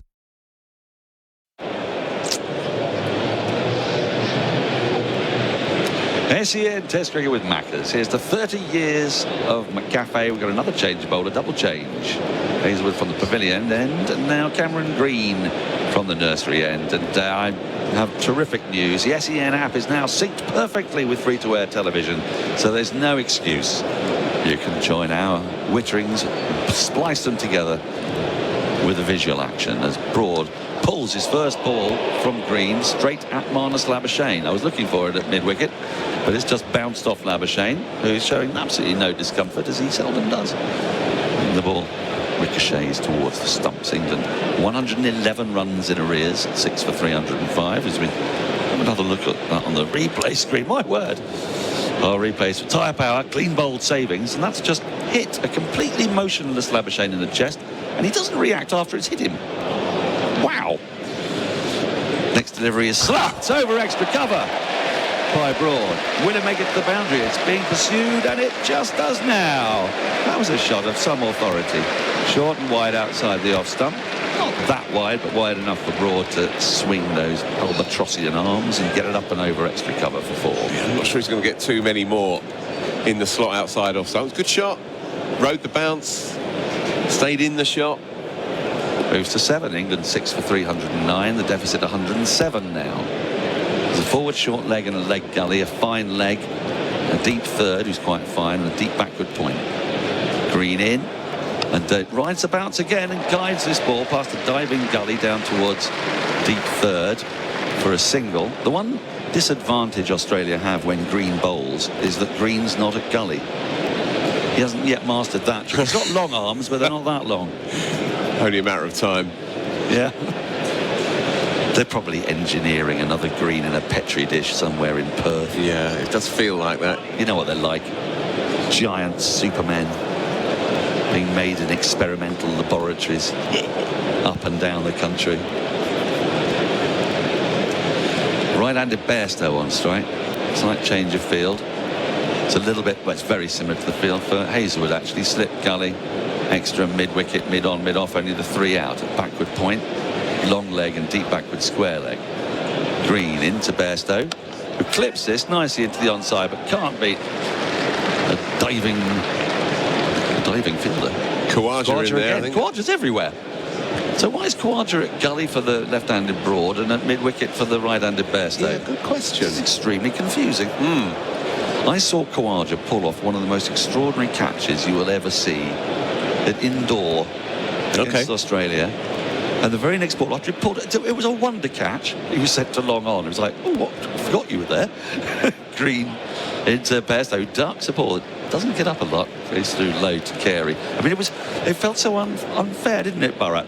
He managed to somehow, with his hands turned inside out, and take a wonder catch an inch off the ground. He was mobbed by his teammates. It was a really important moment in the game. And then the skipper Cummins went, "Yo, actually, what were you doing there?" go to long on. That's where you're supposed to be. It was the weirdest thing. Green into Bairstow. Bairstow clips this away as easily as you like down to deep backward square leg. A moment of ordinary proper cricket. End of the over on the Beaumont Tars scoreboard. There will be a change of commentary. I'm going to do one more. Is it? Or are we going to have drinks? Bear with us all, ladies and gentlemen. I think it is drinks. Drinks are coming onto the field of play. 72 overs have been bowled. England have barely survived the first hour. 11 overs in that time, but they've lost 2 wickets. The big wickets of Stokes and Brooke on the Beaumont Tars scoreboard. They are 6 for 311 as drinks are taken. SEN Test Cricket for Macca's. Here's the 30 years of them at Cafe. First session for Drinkwise. Remember, if you're drinking to Drinkwise, and I've got Bharat Sundaresan with me for Red Energy, 100% Australian electricity and gas. Baz Stokes falls conventionally. Brooke falls very much unconventionally, backing away. I remember when if you backed away and tried to plonk it over cover, you were meant to be scared of the ball or something like that. Now it's just, it's all good, man. As we heard from Ben Duckett last night, should have just hit it for 6. Yeah, I mean, really, that's okay, man. It's all good. Got caught for 50. Massive turning point in the game. Doesn't matter. We're having fun. We might play golf day 5. Flower Park cricket is what I'm going to call it. It's all good, man. All good. I know. This is ridiculous. We're back in the 60s. No, I love the way England play, right? This is a side that's really changed everything about the energy around their side in the last 12 months. But as we start the new hour, Hazelwood in, Pavilion end, bowling to Bairstow on 16, delivers here, plays and misses. Good ball. Went up the slope too, not easy to do here at Lord's. Taken by Carey. It's 6 for 311. England aren't going anywhere at the moment. But like, I was doing a spot with Michael Vaughan last night for an end of play bit, and his comment that rang true was that you can play entertaining, exciting cricket and also play smart cricket. You don't have to play stupid cricket. Yeah, I mean, these things are mutually exclusive. You can be as entertaining and as enterprising as you want, so long as you're playing in the context of the game's circumstances. The light's on here at Lords now. Hazelwood bowls. Chip to mid-on. Bairstow gives the easiest of catches to Pat Cummins. He cannot believe it. Johnny Bairstow joins the list of soft dismissals for England. 7 for 311. Hazelwood gets himself in the book.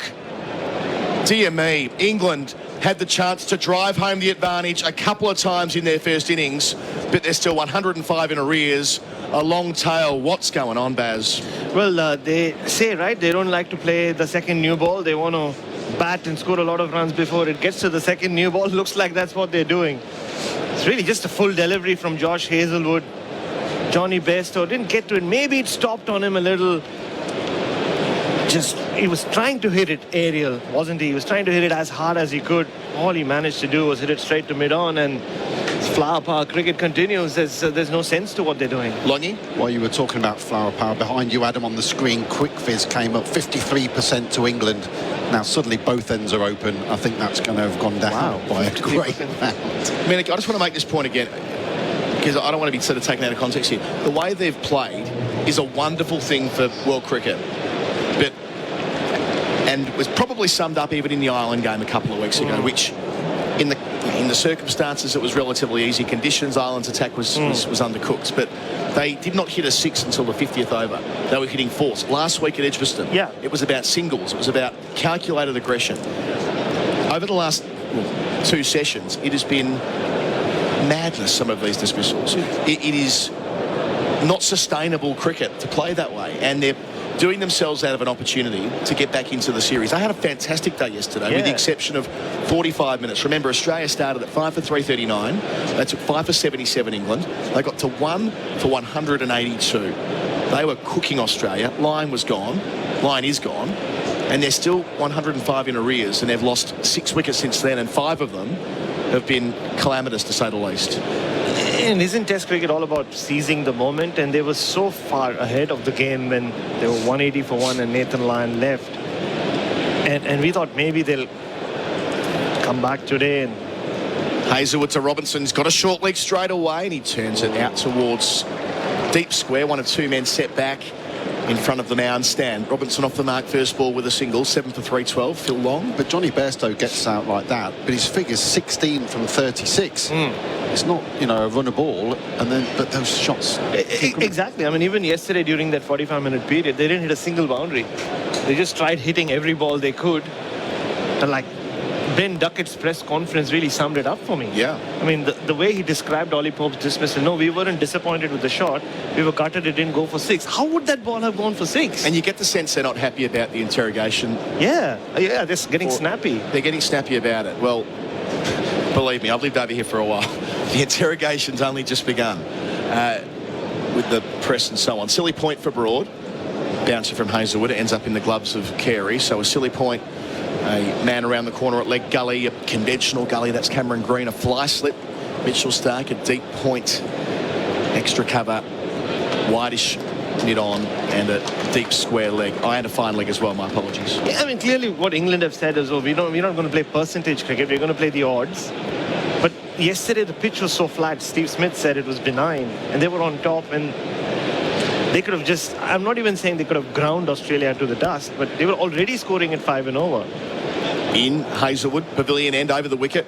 Broad plays from the crease out to deep point for 1. He's up 9 with the single, 7 for 313. One other point that Michael Vaughan made in that observation yesterday was that it's actually easier to just to play against the short ball. The hard thing, the bit that requires real constitution is getting in behind it, letting balls hit you if required, swaying out the way. They weren't willing to put in the hard yards. And Harry Brook is a great example of that, and I think we can kind of talk about his technique and what might have led to his downfall in the next over.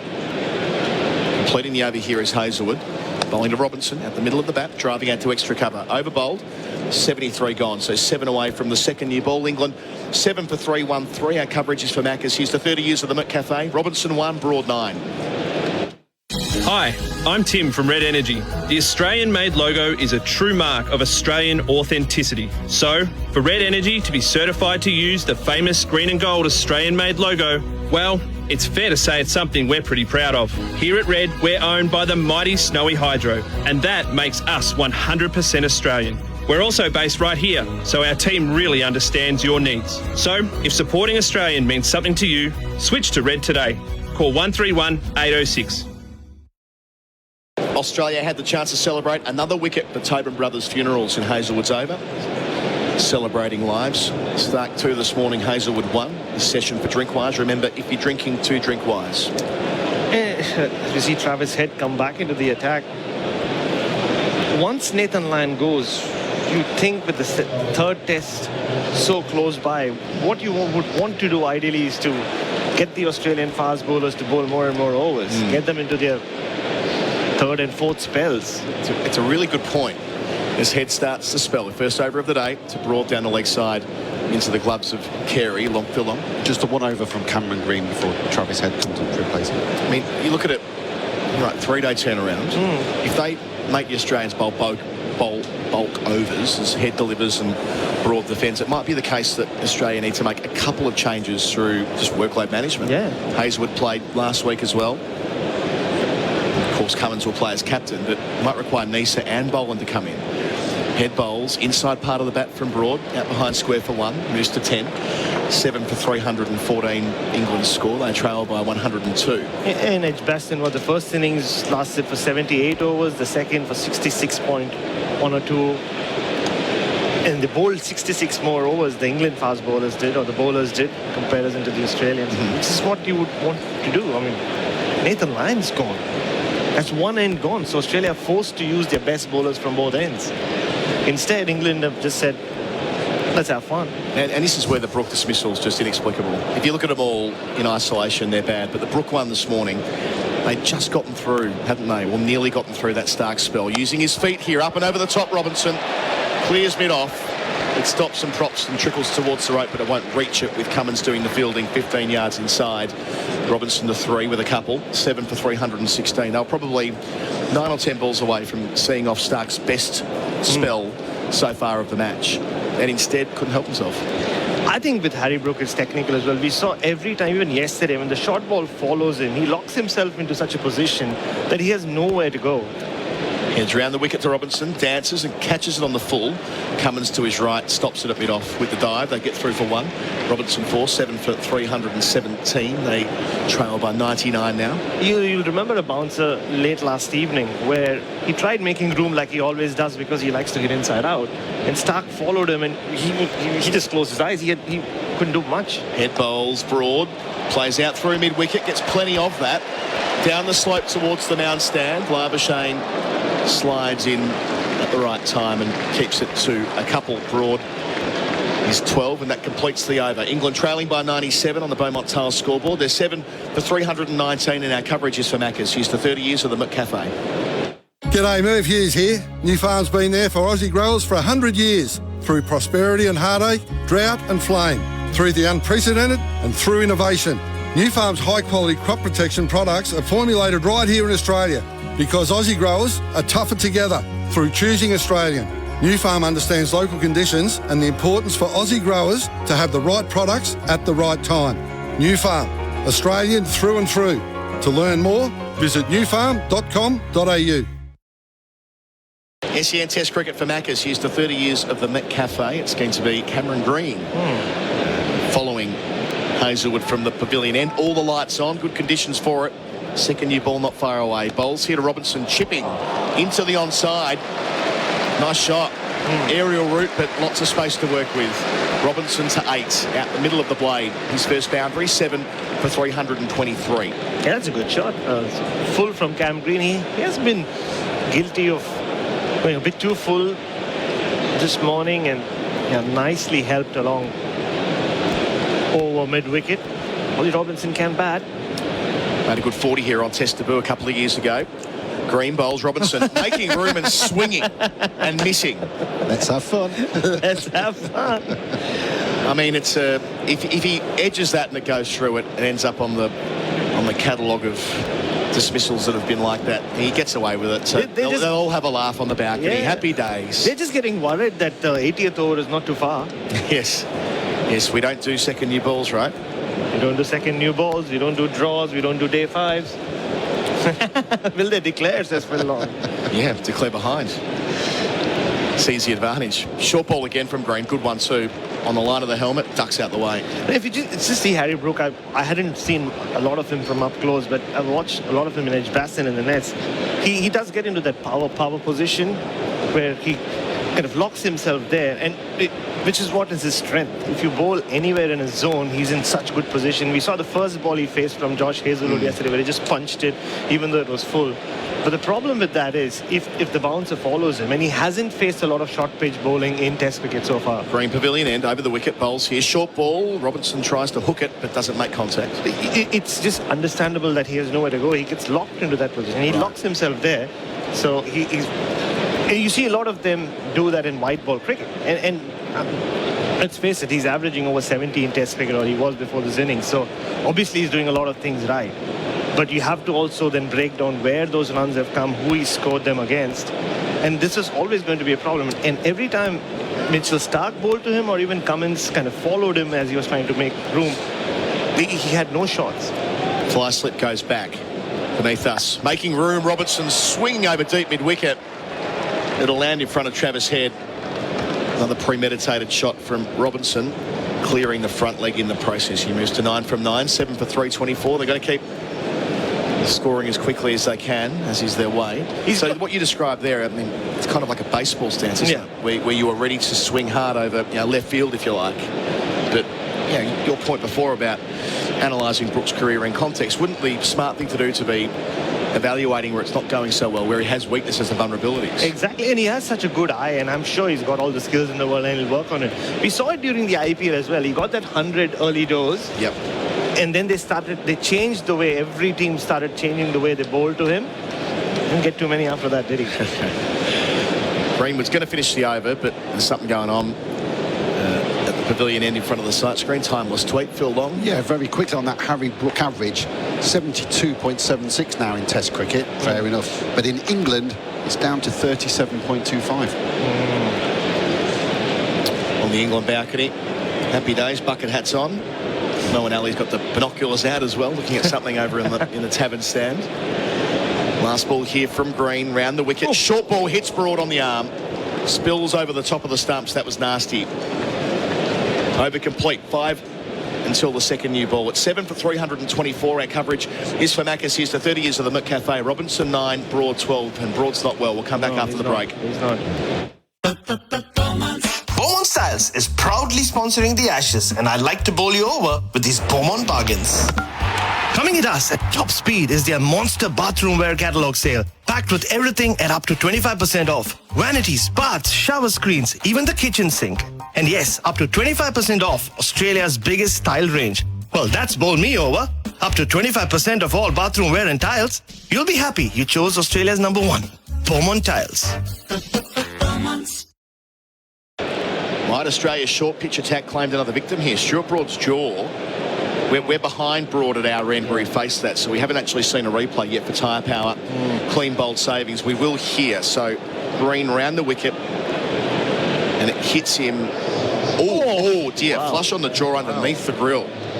That's not hit the helmet. Just again, that first angle, it looks like it's gone under the...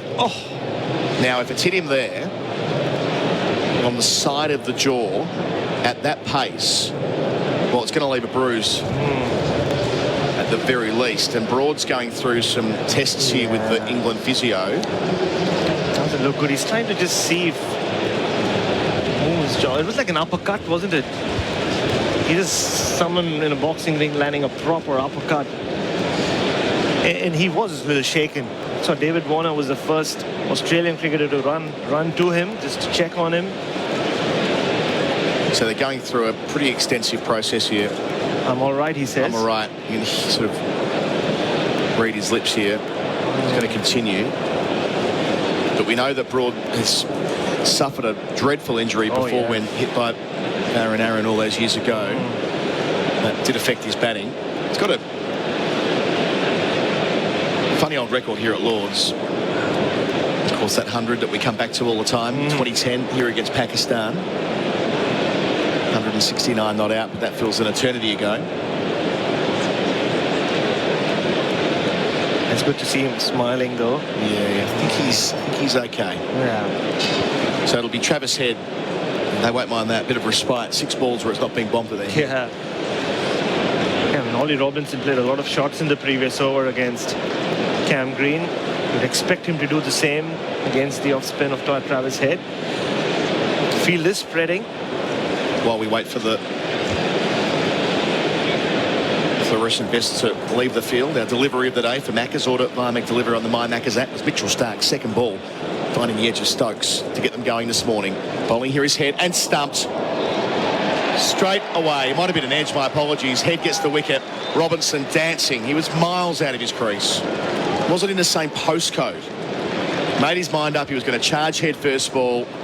Add it to the list. England have blown any chance of pressing home the advantage. They have done this to themselves. Robinson, as we watch the replay here for Tyre Power, thick edge. Carey takes it on the chest. He could have stumped him as well.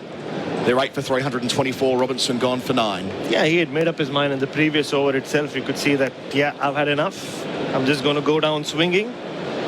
So what if there's half the test match still to go? Even the Lord's crowd, who are never particularly vocal at the best of times. I mean, there's no energy around this ground at the moment, is there? They're noticeably, palpably disappointed at what's gone on this morning. England resuming at 4 for 278. Well, this morning, what does that make it? They've lost 4 for 50, I think, Phil. Yeah, 278 for 4 at the start of play. Yeah, so less than 50. Yeah, 46. 46 as Josh Tongue makes his way out with a first-class average of 13. I mean, I know Jimmy Anderson has gone on record and said this is the most fun he's had playing Test cricket. But is he? I mean, the amount of overs he's had to put in this series to get 2 wickets, the way Steve Smith batted against them, the way he ground them down. Usman Khawaja facing over 500 balls. So what? I don't know. Is he having fun watching the way England are batting? And once again, it's likely that they won't get to the 80th over again. It's a body language too. I don't think Stokes is happy. Yeah.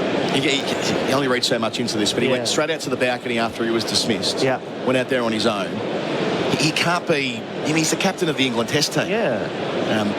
They've played so well under him to this point, and they've had a couple of massive chances. Tongue facing Head, first ball defending, remembering that they put themselves in a great position to win last week. Failed. Great effort from Australia, but England did snatch at it when it mattered most. Head bowls again, picked up a wicket in the over. Tongue off the front foot conventionally, out to mid-off, gets 1. Takes on Cummins, does it well. Off the mark, 8 for 325. They fought back so well yesterday, 5 for 77 in the first session, to get out to where they were, line out of the attack. Stokes must be livid. You hope so. You definitely do hope so. I mean, yes, it was just one player, Ben Duckett, in the press conference, but sort of delusional at times, the way he was describing the English dressing room. Head bowls, round the wicket, Broad, full face of the bat. First delivery since he copped the whack to the jaw, and it's Head doing the fielding to his right, his follow through. I mean, okay, you want to play your cricket, but to say that I'm gutted that I left 2 balls? Yes. Head bowls again, Broad sweeping, hit on the pad, got to be close, got to be out. That's going straight on with the arm down the slope. Unless he's hit it, and I don't think he has. Broad's in strife, and Head's got 2 in the over. Stuart Broad made the T signal as part of the stroke, yeah, he did. He hadn't even finished that. So we're going to go upstairs for IMAR Insurance. The tradies mate, call 13 IMAR.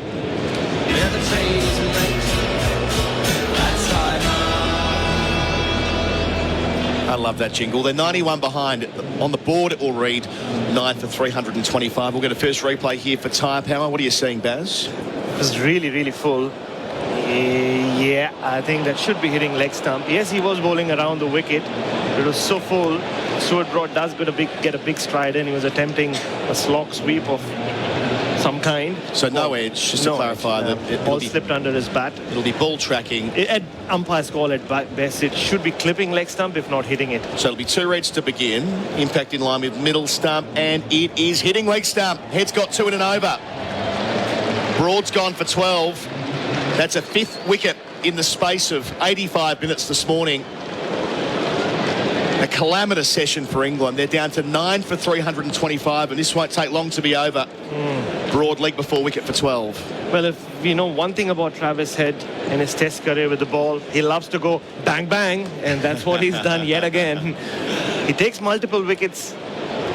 Doesn't take too many wickets, but when he does take one, he takes another one. And this is all bonus wickets, really. But he's bowling well. He's bowled well since last evening.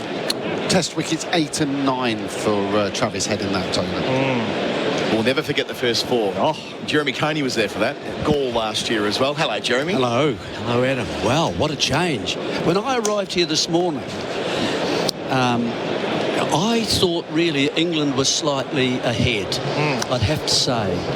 But, man, after these few overs today, we haven't even needed to get really to the new ball. That's the thing. And suddenly you'd have to say Australia are now a bit more in charge. Oh, and in addition to that, James Anderson is on the record saying he'll reverse sweep the first ball every time, right? Yeah. So we're going to get a reverse sweep first ball. I mean, he says it jokingly, but there's some to truth. Preempt that way. I have one question for you, Jeremy. Like, I'm calling this flower power cricket. How long before England want to start playing Test cricket in the kind of clothes I wear?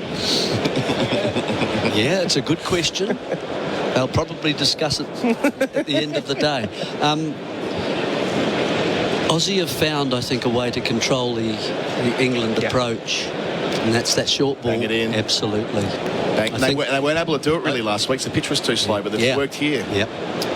I don't think Harry Brooks is going to get anything in his half for the rest of the series. It's interesting, isn't it? For Anderson, they got 2 back for the reverse sweep first ball. Straight away.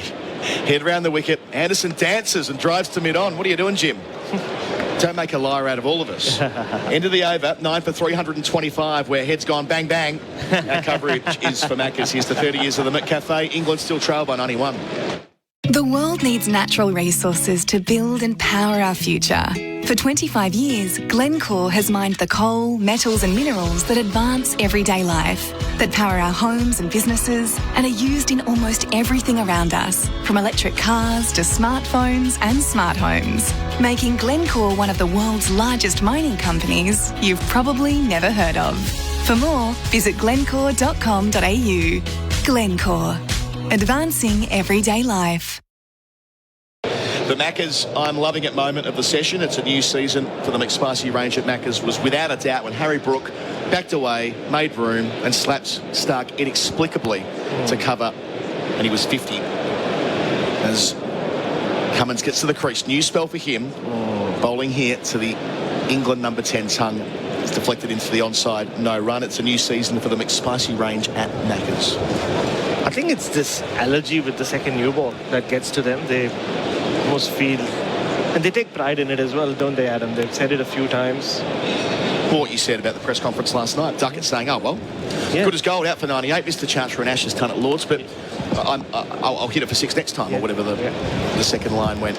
As Cummins arrives and bowls, hit a Tongue, short again, up to short leg, that's it. Cummins gets the last wicket. Tongue went back in the crease off the shoulder of the bat, bobbled in the air, an easy catch from Arnaud Labuschagne. In England, have batted abysmally from the time that Nathan Lyon went off yesterday. At 1 for 182, they were doing as they pleased. But a brain explosion yesterday, an inability to wait to show any degree of patience. And following on in that vein this morning, albeit against some very disciplined Australian bowling, has seen them dismissed 91 runs short of Australia's first innings of 416. England all out 325. Tongue, the last man to go for 1. Anderson, the not out man. 0 not out. Jeremy Coney. Well, what a good session for Australia. Man, they've turned this game around this morning in what are reasonably benign conditions, you'd have to say, with an old ball and the pitch not playing too many tricks. But it's the short ball again. How many wickets went to that short ball? You just have a look through and tell me, Adam, as well, because it's a lot. I would say 5, 6. to the short ball?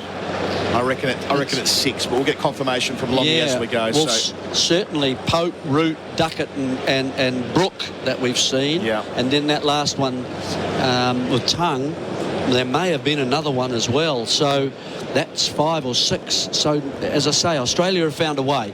But Stark, excellent this morning, right from the word go, getting important wickets, dangerous at pace. And the important thing, I think, about the short ball we've seen from Australia is it's above the chest. And as soon as the ball is above there, you know, as a batsman, you've really got to watch the control of the shot, and they haven't been able to do that. Phil Long, our Australian team, is brought to you by Red Energy, awarded Australia's most trusted electricity provided by CanStar. What was the damage this morning? The damage this morning started the day 2-7-8 for 4. England, in the end, 325 all out. By my reckoning, that's 47 for 6. 6 for 47 in not even 90 minutes of cricket. For England, the top scorer was Ben Duckett, the second to go in that collapse yesterday for 98 and 40s. 48 from Zach Crawley and 42 from Ollie Pope. So the majority of the work done from the top 3. And even 50 from Harry Brook, who was the second man to fall this morning. Stokes, Brook, Bairstow, Robinson, Broad and Tongue. For Australia, Mitchell Starc, 3 wickets, 1 yesterday, but 2 crucially this morning. Stokes' second ball caught by Green at gully for 17 and Brook for 50, backing away, caught at cover.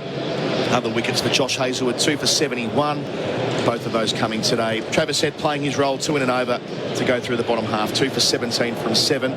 A wicket for Nathan Lyon yesterday before he went off injured, unlikely to be involved in this game again. 1 for 35 from 13. Cummins got the last wicket to fall, 1 for 46 from 16.2, and Cameron Green got one yesterday. That was Ollie Pope.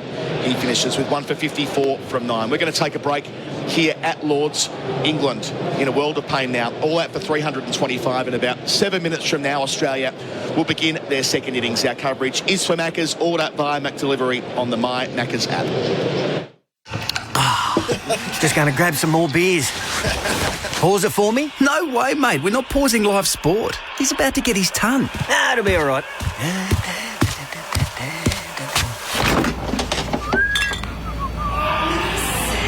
Oh, what? Oh, no. Did I miss it? Come on, mate. You've got to rewind it, please. Oh, not a chance, mate. You can catch it on the highlights reel. You won't miss a moment if you drink wise.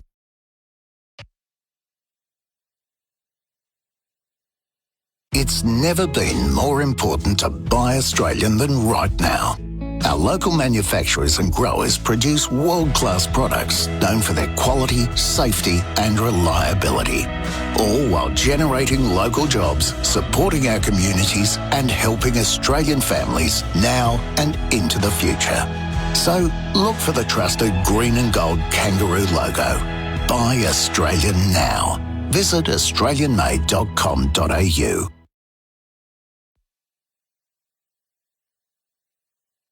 On the outside, champagne toast followed by cucumber sandwiches my way, 23rd Psalm, then Red Roses. Further back, Devonshire 2, Eulogy and pre-planning. Champagne toast has taken the lead, kicks away. It's out in front, 200 metres to go.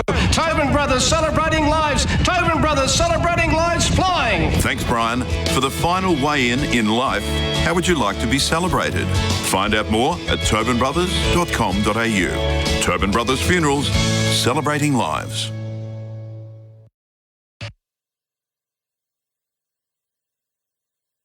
It's never been more important to buy Australian than right now. Our local manufacturers and growers produce world-class products known for their quality, safety and reliability, all while generating local jobs, supporting our communities and helping Australian families now and into the future. So look for the trusted green and gold kangaroo logo. Buy Australian now. Visit australianmade.com.au.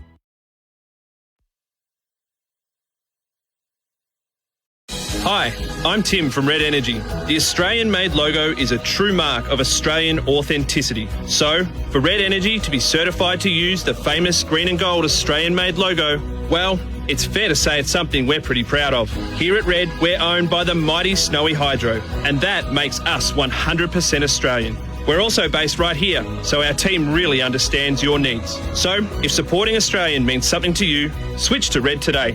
call 131 806.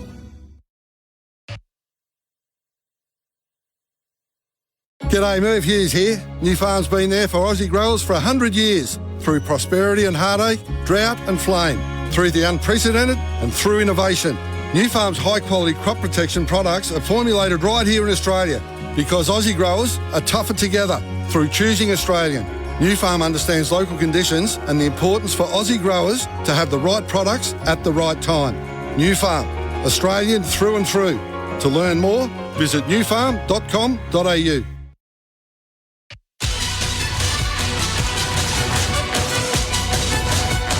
For McCafe, celebrating 30 years of coffee fit for an Aussie. Live from England, the Ashes on SEN Cricket.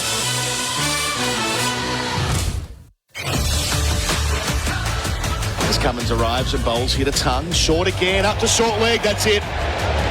Cummins gets the last wicket. Tongue went back in the crease off the shoulder of the bat, bobbled in the air. An easy catch from Arnis Labuschagne. In England, have batted abysmally from the time that Nathan Lyon went off yesterday.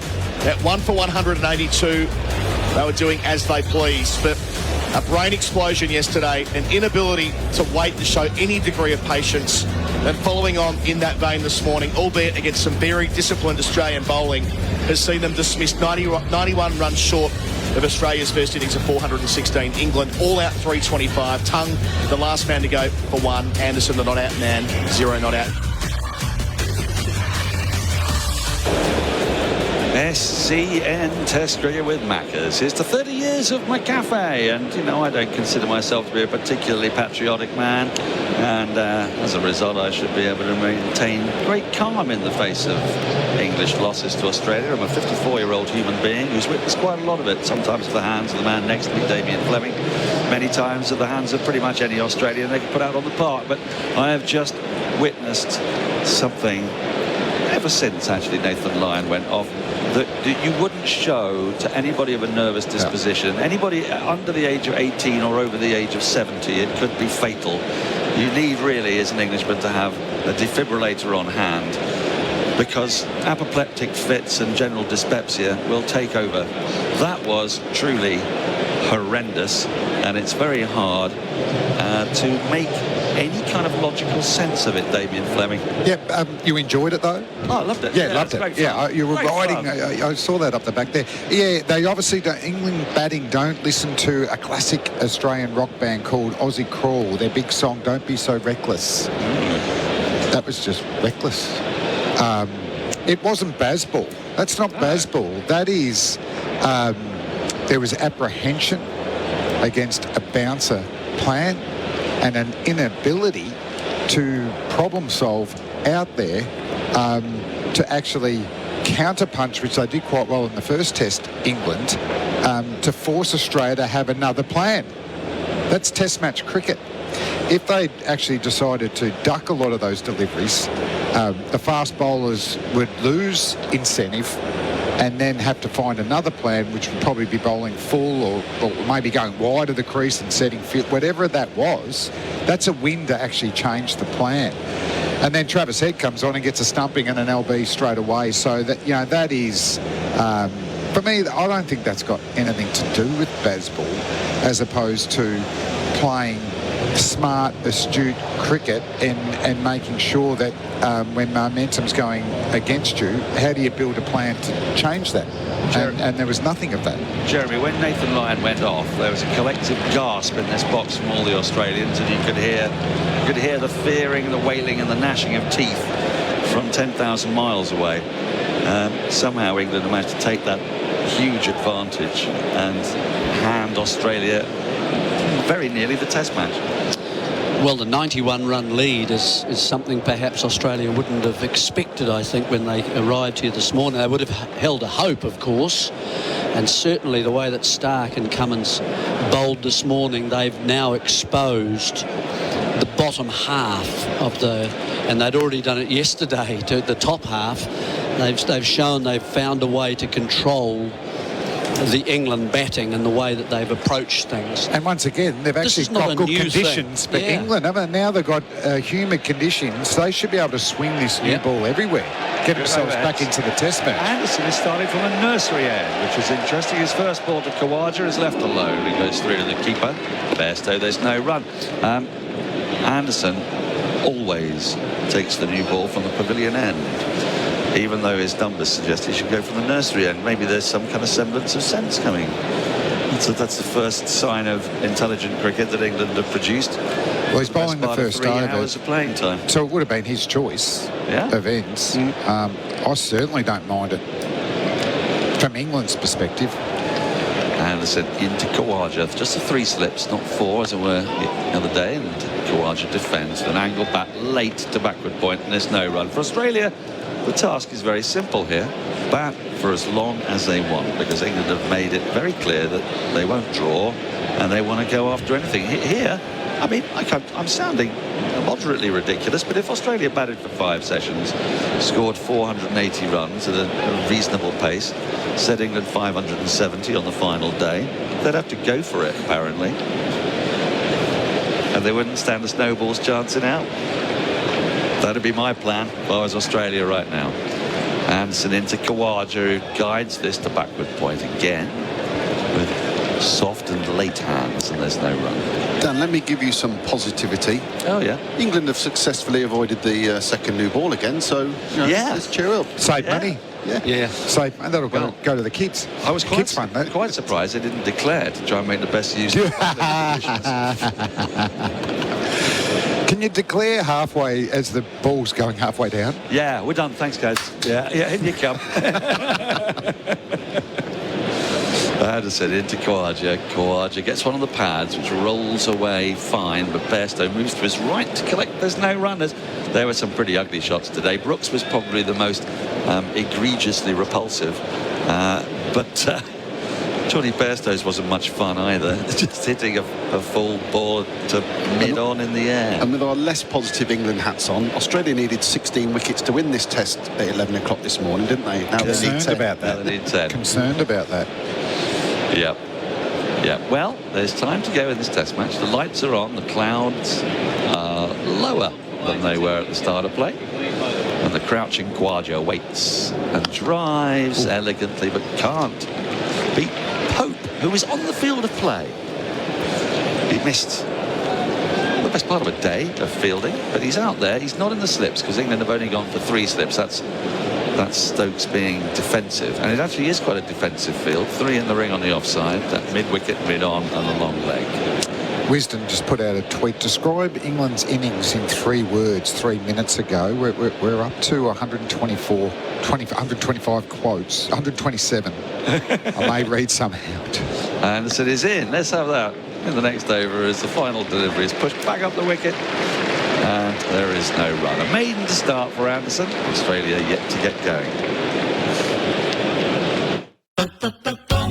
Beaumont Tiles is proudly sponsoring the Ashes by hitting a 6 with your massive bathroom wear catalogue sale. How's this? Vanities, basins, baths, loos, and even tapware are all slashed by up to 25% off. Plus, get up to 25% off all tiles. That's another 6 for Beaumont. Head into one of over 110 stores around the country and save up to 25% on bathroom wear and tiles. You'll be happy you chose Australia's #1, Beaumont Tiles.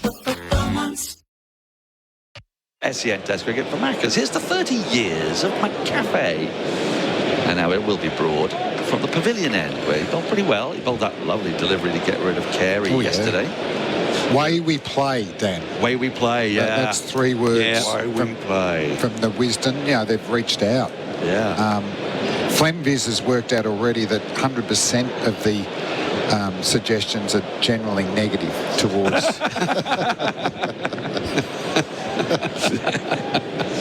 Flemviz is on fire today. Yeah. 3 slips in place, backward point, cover, mid-off, mid-on, mid-wicket, long leg, Broad into Warner.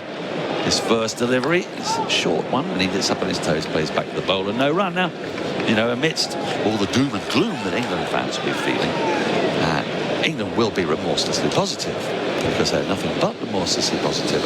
And I'm sure they're thinking to themselves, in this awkward little session. Another 16 minutes to go here. The ball new. They'll get 2 bites of the cherry, pre and post lunch. Yeah, get fuller, I think, just in the 7 balls I've seen already. It looks like brilliant swing bowling conditions. Broad into Warner, his nemesis, of course. This is pushed into the offside. He wants a run. There is no run there as Stokes picks up in the covers. England did get off the worst possible start today, but I think it was probably the most blameless of the wickets when Stokes just looked to turn the ball into the onside. Amazingly, wind predictor has got England at 35%. Is that because of Nathan Lyon? I mean, it can't be because of anything that they've watched happen in the last 3 hours of playing time. You know. Can it watch? What does wind? How does it? Yeah. Well, artificial intelligence. Yeah, it is. Do anything. They're taking over the world. Next delivery beats the outside edge. An absolute ripper. A little bit too short, perhaps, but it's flown off the pitch, bounced considerably, and beaten Warner's outside edge. And for the first time, really, today, the England fans here at Lord's, those that there are, just not going. Having a look at the replay screen, Beaumont tiles, that was a beauty. That could easily have taken the edge. Just into Snick Street, almost there. Geez, he feels his jaw where he got hit afterwards. Yep. So that's actually giving him pain as he's bowling. Can't appeal. He's in. So Warner, who chops at this, gets an under edge. Goes to second slip, where Lurch Crawley does the fielding. The crowd are now getting up for it. Yeah.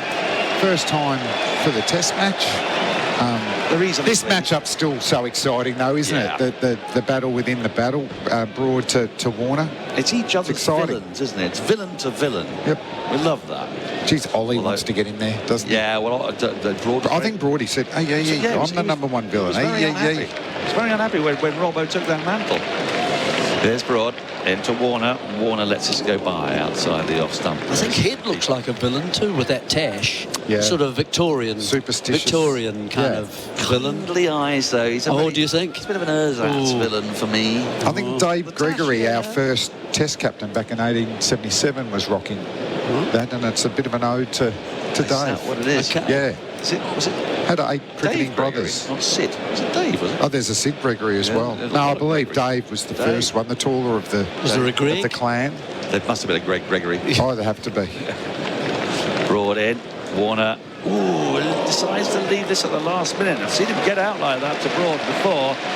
He survives, but a testing over. Another maiden. Look, Beaumont scoreboard. Australia still none for none. The Cheese and Bacon McSpicy is back. Juicy chicken covered in a crispy, spicy coating, plus cheese and sizzling bacon. Order the Cheese and Bacon McSpicy at Macca's today. Available after 10:30 a.m. for a limited time. Here's why renting a car from Bargain Car Rentals is such a bargain. Best prices guaranteed, no hidden fees, and no fees for drivers under 25, offering unlimited kilometres and locations everywhere. Bargain Car Rentals Australia. Now that's a bargain. Visit bargaincarrentals.com.au. SEN Test cricket with Macca's as Anderson comes in from the nursery end, and Khawaja just turns that round to long leg, and they get through for a single. It's come off the pad, so still no runs off the bat, but Australia's second innings properly underway here. Now they lead by 92. Warner. Just a little Wisden update, 3 words to describe that.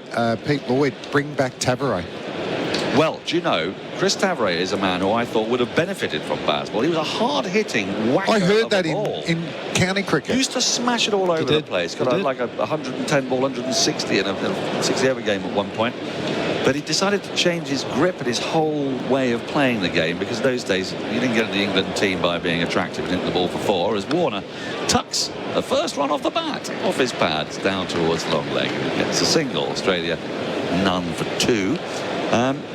And I would have thought, actually, he would have one of those players who might have prospered. I'm starting to wonder if there are other players like Joe Root and Harry Brook who might actually not be fulfilling their potential with this approach. I don't know. I mean, it works for some and it doesn't for others. Interesting there that Anderson was coming round the wicket to Warner. He doesn't like bowling round the wicket particularly. He's going to go over the wicket to Khawaja, which is statistically the more productive line of attack. Khawaja waits and gets one that pops on him. There's been a bit of bounce in this pitch today. He plays it well, rides it, puts it into the onside, and the enormous figure of Josh Tongue runs in to collect the ball. There's no run. It's pretty gloomy out there. There's no, there's no forecast for rain, but it feels like a kind of easterly day. It's one of those. It's not as warm as it has been the last couple of days, but there's still warmth in the air. As Anderson runs in, Kawaja lets this go by, quite close to his off stump, but very good judgment as ever. And this is what we've seen all series, and sorry to harp on about it. He's pushing across the left, and he's too wide for a start. So if you start on off stump, you know, it's going to be easily left, but the old Jimmy could swing the ball back in. It's not coming back in on the slope. The other way is to get right in close, tight to the stumps at his end and let the ball go straighter down the pitch rather than pushing it away. He's in now, and that's defended slightly awkwardly by Kawaja on the front foot into the offside, where Pope comes into it. No run. That was better. That was more middle and leg, like you're waiting for. But Usman Kawaja just so watchful, isn't he? Plays it late. He's so lets watchful. the ball come to him. I mean, really, if you wanted somebody to guard the Mona Lisa, or just check that the paint was drying properly, you'd get Usman Kawaja in, wouldn't you? Very watchful. He's in once more. Oh, he's beaten on the outside edge. That's a fine delivery. That's what you're talking about. Full, close to off stump, played at it, wafted at it. Survives, though, Australia, after 3 overs and none for 2. Hi, it's Shelley Craft. Keep warm this winter with Australian made. Look for genuine Aussie products carrying the trusted green and gold kangaroo logo. There's thousands to choose from. Whether you're looking for authentic Aussie skincare, merino wool blankets, or locally crafted homewares, Australian made has something for everyone. There's even quality Australian made fire pits for those brave enough to head outside. Visit australianmade.com.au/winter to find genuine Aussie products. SEN Test cricket with Maccas. It's the 30 years of McCafe we just saw on the replay screen there. How close that ball was to off stump the last ball of the previous over, as Broad is into Warner, who's cut in two and has been on the inside edge. The last 2 deliveries could have cleaned up both openers. And Broad's looking at him to say, what? How is this possible? Like he's never beaten the inside edge of anyone's bat before. Have Lords just got all the holly standing at the break? Well, now, that's a horrible shot from Warner. He gets in a horrible position. Well, even I thought Usman's was to a degree that, you know, that's likely the slope is going to straighten it. They could have picked up wickets the last 2 deliveries, England. But they haven't. Australia survive. Broad into Warner. Warner plays at this and misses again. He was trying to take his bat away, but look, he's done this. I don't remember him doing it. I think it was an edge Baston in the first test of the 2019 series.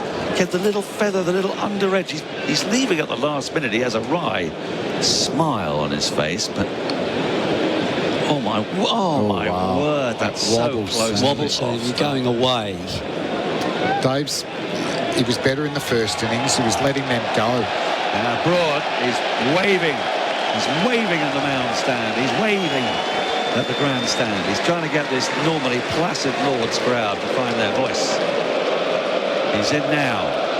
And Warner defends and then wants to go for a run that isn't there. He just advanced slightly. He's just trying to get it closer to Broad. A long way. And then outside off stump. Good batting. Yep, he's trying to take the ball that comes back in out of play. Just got to, you know, he's batting well out of his crease and then making a little move as well, in addition. Crowd go up for it once more. Oh, round the wicket. Warner from the pavilion end. Warner lets this go much more authoritatively this time. Like a man asking someone to inspect his armpits immediately before going on parade. Oh, okay. An army fellow. Going through security at the airport. That's what I thought. That's exactly too. That's what I thought. Airport, definitely. Yeah. Okay, yeah. You had that slight delay, and I just visualised, security at the airport. I was thinking, is there maybe you just joined up for the army, it's 1940, you're getting a medical. Yes, sir. Up go the armpits. Here's Broad. into Warner, who pushes into the offside. A shorter ball, too short, a little too straight. Easily just a question. Why does Dave always act as if he's off for the single? Yeah. Uzi's just sitting on his bat. Because he knows, has he done it, 6, 7 times already this innings? Davey, if you want to run, you run if you want. I'm staying here. look at him at the back. No. There's no single. Yeah. 2 slips and a gully. I say gully. It's the 4th slip, really, which is duck it, not poke.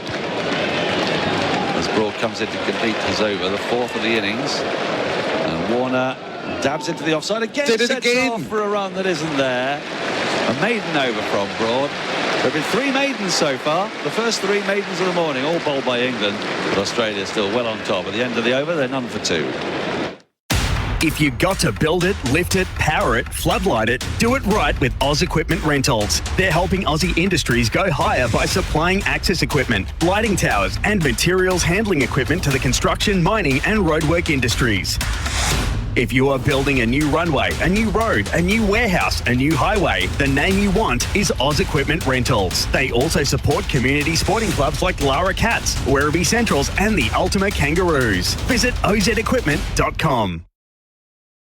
SEN Test cricket with Mackers. Anderson into Khawaja. Lets it go by outside the off stump. There's no run. It's quite incredible what can be done. Yes. How quickly you can get through the overs, isn't it? We've had 4 of them in double quick time. And we're going about 12 normally, aren't we? Yeah, about 14 minutes. They can bowl 4 overs with the seamers in. Because England want to get 6 overs in. So why can't they do it for the whole day? I caught up with a grumpy hold-fast bowler last night, teammate at a dinner. Oh, yeah. He timed the Australians in between overs. Anderson in, Khawaja defence, pushes up forcefully up to mid-on. There's a lot to be said for a shot clock, isn't there? They do it now in baseball, don't they? They got to. So this, I won't name who it is. And he's 201 against Bangladesh shouldn't count. No, let's be honest. But I won't name who it is. No, wouldn't have a clue. No one's done that. 3 minutes 30. From the end of Not one. every over, but one. That was the longest. What, in between those? Yes. Oh, heavens to Betsy. Come on. Anderson in, Khawaja drives fluidly through extra cover. It's running up to the boundary. Hot pursuit, but it will be in vain. 4 more. The first boundary of this innings. Bit full, bit wide, and Khawaja decided, well, I'll have that. That's for me. None for 6. I don't see any reason why you can't. You know, it's just up to captains to know who's bowling and to know the fields. The stop clock. It shouldn't be. They are pros, so they should be able to do that. I think the shot clock would be good. A minute? Yeah. Yep. Are we happy with a minute? Yeah. Yep. Yeah, a minute tops. Start the first play. You can change the field after. Well, I mean, here they've been doing it, as we know, in about 40 seconds. Correct. Anderson into Khawaja, full defended. He wants a run. It could be tight as Pope gets to the ball, but he had a little bit of ground to make from extra cover to mid-off, and so... Okay, I'm starting now. Khawaja gets that... It's not quite the end of the over, though, is it? No. I'm going to go in between balls. Okay. Why not? Yeah, go in between balls. Ravi Jadeja was particularly difficult to commentate with in India, wasn't he, Phil? Yeah, the sort of 75-second overs. He did a 75-second over. 32 overs before lunch. Anderson's going to be round the wicket to Warner. Change of attack, change of angle. 2 slips and a gully in place. Warner, it's one on the pads, which is reasonably taken by Bairstow, falling to his right and putting out one hand. So 27.5 seconds in between there. So that's what they need in between balls. So 25, 150. That's 2.5 minutes. The ball so itself. That's a quick. They're not bowling. They're bowling 4-minute overs, aren't they? No, sorry, more than that, isn't it? They're not even bowling 15 in an hour. No, nothing like. But do it in between. Yep. If you can. Yes. Anderson in one spot. spot. How do I reset this? Warner in, and he leaves this at the last minute. It goes through to Bairstow. That is the end of the over. Right, let's put the clock on the end of the over with Australia. None for 7. And England rushing to get through. They'll probably not rush now, though, because this will be slightly unindicative, because they'll only get 1 more over in. So now they can take as long as they want. Well, that's just a normal, casual.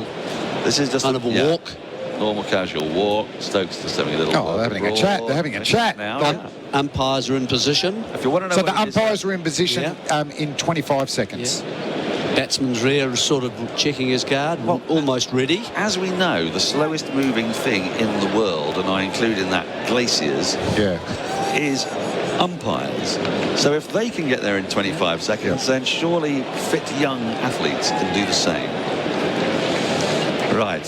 Now then, we're almost ready to start. Broad to the top of his mark. Warner's holding things up a little bit. Now he's ready. Khawaja, I beg your pardon. Khawaja on strike.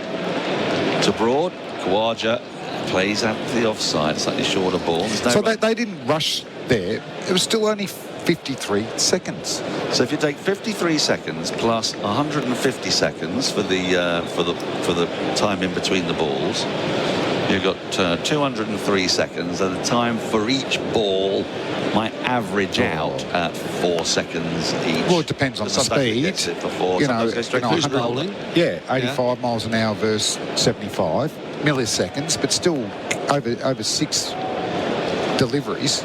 Broad into Khawaja, who lets us go by. Quite close to off stump. There's no run. So what are we up to? 203 and 6 was 20. I lost concentration. 230. I lost. 4 minutes. Yeah, 4 minutes should be easy. 4 minutes, and they've got. That's only 15 overs, you know. So that's they're nowhere near that. They're nowhere near that. So and it can be done, Dan. It can, and it will be. It will go to the ball. Next question is, what do you do if they can't do it? Which is most teams. Yeah. Yes. So we need to discuss very quickly that. Broad into Khawaja, who's turned around slightly but defends solidly. I've got 2 ideas. To the offside. Off the top of my head, one warning, second warning, you lose a stump. You can only bowl at 2 stumps. Oh, that's harder, isn't it? Wow. Another warning, That's 1 stump. That is. That's, yeah. Yeah. Makes it very hard to get bowled in LBWs. But I think. Sorry, did I steal your idea? No, you didn't. I was going to take a fieldsman off. Yep. Give them I was mucking around. That is a good one. Give them umpire's call though if you've only got 1 stump. As Broad is in, that's short and pops. They go through for a single as Khawaja plays it very well to where short leg might have been. But if some butts. A penalty run or 2, you know, whatever the number is, put it onto penalty run. Well, they're sort of half trying to work it out with over rates. Yeah. So I think a field is pretty significant, isn't it? Oh, it's good. A fielder is significant. Oh, we are. I might have a word to Jamie Cox. He's working here at the MCC. He's on the committee rules. You know, they come up with some other ideas, but I don't know if they've got the innovative minds to come up with this. 2 balls to go before lunch. Here's Broad. Into Warner. Warner pushes into the offside, sets off for an impossible run again, and is sent back by him, either a combination of himself and Khawaja. 1 ball to go before lunch. Australia have navigated this mini session really well. They've navigated the whole of this session quite fantastically, taking 6 for 47 in the morning session to massively dent England's chances in this Test match. But we know from watching England that many strange things can yet happen. As Broad is in for the last ball before lunch. Warner faces, Warner drives for 4. And that really puts the tin hat on what has been a superb session for Australia. They have done everything right. England, it must be said, have done most things wrong, although they bowled quite nicely in that mini session. None for 12 Australia. Their lead 103. They are dominant in this Test match with a possible 8 sessions remaining, and the prize of a 2-0 lead with 3 to play is homing into view. Damien Fleming, as a patriotic Australian, you must be delighted. Well, no, you're not. It's not just you might be, you must be, you are. I are. No need to get the stop clock. I can tell you straight away, that was just a dominant session. It was set up that if particularly if Bairstow and Brook got going, they could have a lead pretty quickly today. And the pitch looked pretty benign. Australia went with their one tactic that worked yesterday, so it's not as if England are surprised by this. Hey, they're going with short ball theory. I think I tweeted, I think I saw 95 bounces and 70 attempted hook and pull shots, and not too many good ones. And it worked. The Australians found a way. they were energised, fresh from overnight, and they all had their best spells for the Test match, didn't they? Stark, ungainly, fast, pacey over the wicket. Made it really uncomfortable and got the big wicket of Stokes early on, who was going to be the anchor through that innings. And then it was really a procession. And as Jeremy Coney said, they might have found some kryptonite to that middle late order for Bazball. And then just to give Travis Head 2 wickets. There was no fight whatsoever there. And that's a tough session. The ball is moving, but the experienced openers got through that. So 10 wickets in hand, steady lead. Australia want to turn this into a bat-a-thon. They certainly do, Jeremy. The key wicket was the first wicket, wasn't it? When Stokes went, then he had given smart catch. It was the template that he gave at the back end of yesterday that hinted that England might have had a slightly different approach. The moment he got out, Brooke resorted to playing the way he had done before. Yes, you remove that anchor kind of, let's call it that. You can call it many words. But, I mean, that's what Stokes provided, I think, for that bottom order to play. So, 47 for 6, 103 ahead. Do England have the pace to follow what we've seen from Australia? Probably not. But the prospects of a testing post-lunch, I think, really with the overheads and so on from what we've seen.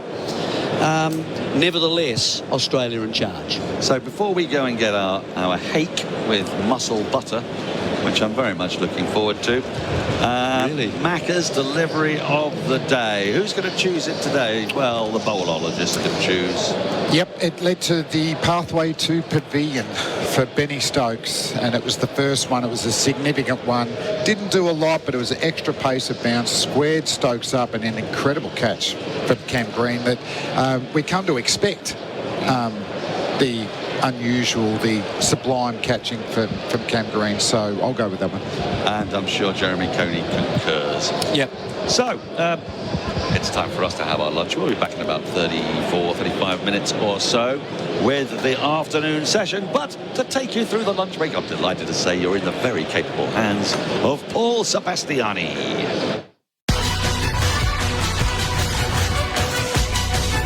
From a cafe, celebrating 30 years of coffee fit for an Aussie. Live from England, the Ashes on SEN Cricket. As Cummins arrives and bowls hit a ton. Short again, up to short leg, that's it. Cummins gets the last wicket. Tongue went back in the crease off the shoulder of the bat, bobbled in the air. An easy catch from Arnis Labuschagne. In England, have batted abysmally from the time that Nathan Lyon went off yesterday. At 1 for 182, they were doing as they pleased. But a brain explosion yesterday, an inability to wait to show any degree of patience. And following on in that vein this morning, albeit against some very disciplined Australian bowling, has seen them dismissed 91 runs short of Australia's first innings of 416. England all out 325. Tongue, the last man to go for 1. Anderson, the not out man, 0 not out. SEN Test cricket for Macca's. Here's the 30 years of the McCafe. It was a devastating session for England. They resumed at 4 for 278, 138 behind. They were dismissed for 325. You heard the final wicket there, Josh Tongue, but Stokes' second ball of the day caught by Green from the bowling of Stark at Gully for 17. Fine piece of bowling. Brooke inexplicably backing away and carving out to cover. Bowling of Stark as well, caught by Cummins for an even 50. Bairstow caught by Cummins at mid-on, just a gentle chip from the bowling of Hazelwood for 16. Robinson dancing down the pitch inexplicably, caught by Carey, would have been stumped as well. Travis Head's first of 2 wickets in an over. The second of those was Stuart Broad, leg before wicket, also to Head for 12. And the last man, Tongue, was caught at short leg by Cummins for 1. The not-out man, Anderson, 0 not out, all out 325. I've got Phil Walker with me to start the session, and we're going to take a couple of breaks before that. But first of all, to Phil Long, what was the actual damage there? Well, yeah, what was the damage? The damage in numbers 6 for 47 from 15.2 overs. Interesting little fact. England's went from 1 to 100, 120 balls, 121, 101 to 200, 124, then 200 to 300 in 184. The further they tried to hit it, the slower they went. Phil, just a very quick thought from you. We'll take some breaks and come back for the first ball when Australia will be resuming at number 12. Yeah, look, this is the game for England right here. If they let this session get away from them, then the game is done. They don't play for draws. The weather is set fair from here on in. It's going to be overcast for today, but then it's going to be sunny and nice for Saturday, Sunday. So the next 2 hours will dictate whether England can get anything out of this game. I have my doubts, Adam. Usman Khawaja will resume on 6, Warner on 5. Australia none for 12. They lead by 103. That's on the Beaumont Tile scoreboard. Huge sale on now. Back with the first ball in a moment. Our middle session on this third day at Lord's is for Drinkwise. Remember, if you are drinking, to Drinkwise. The players are back out in the middle. Khawaja is going to be facing the first ball this middle stanza. Anderson to continue from the nursery end. He bowled a couple of overs before lunch. 3 overs to be precise. 3 overs, none for 6. Broad 3 overs, none for 5. Adam Collins with you to begin our session. I'll have Jeremy Coney, Phil Walker joining me, our scorer and statistician Phil Long with us, our experts for Red Energy, 100% Australian electricity and gas.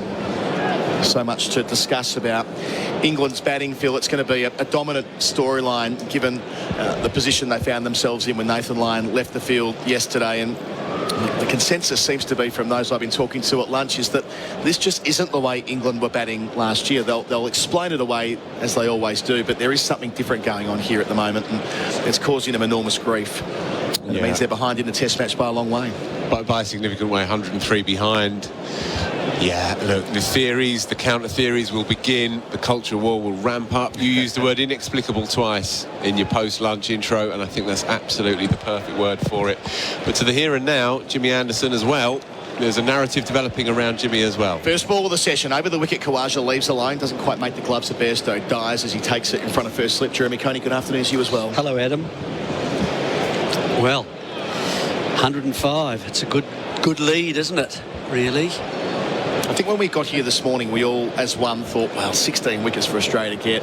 Lions on crutches. Yeah, they're going to bowl short stuff, but they will surely not fall into the trap of doing it again. And maybe it wasn't the same variety of collapse today as yesterday, as Anderson arrives and bowls again, and Khawaja leaves a lane outside the off stump, but it was no less problematic. I mean, yesterday they had their first crack at driving Australia into the turf and making them hurt and bruising Josh Hazlewood's heels and trying to damage Cameron Green's back or whatever it is. In the end, didn't even make the second new ball. No, and in the process they found out, I think, Brooke was distinctly uncomfortable against the short ball. Hit on the fingers a couple of times, backing a little bit away. Perhaps that's saying it too much. Anderson's got 3 slips to Khawaja, who defends. Good delivery. Out towards backward point at skews. He gets 1. First run of the session, he's 7. None for 13 Australia.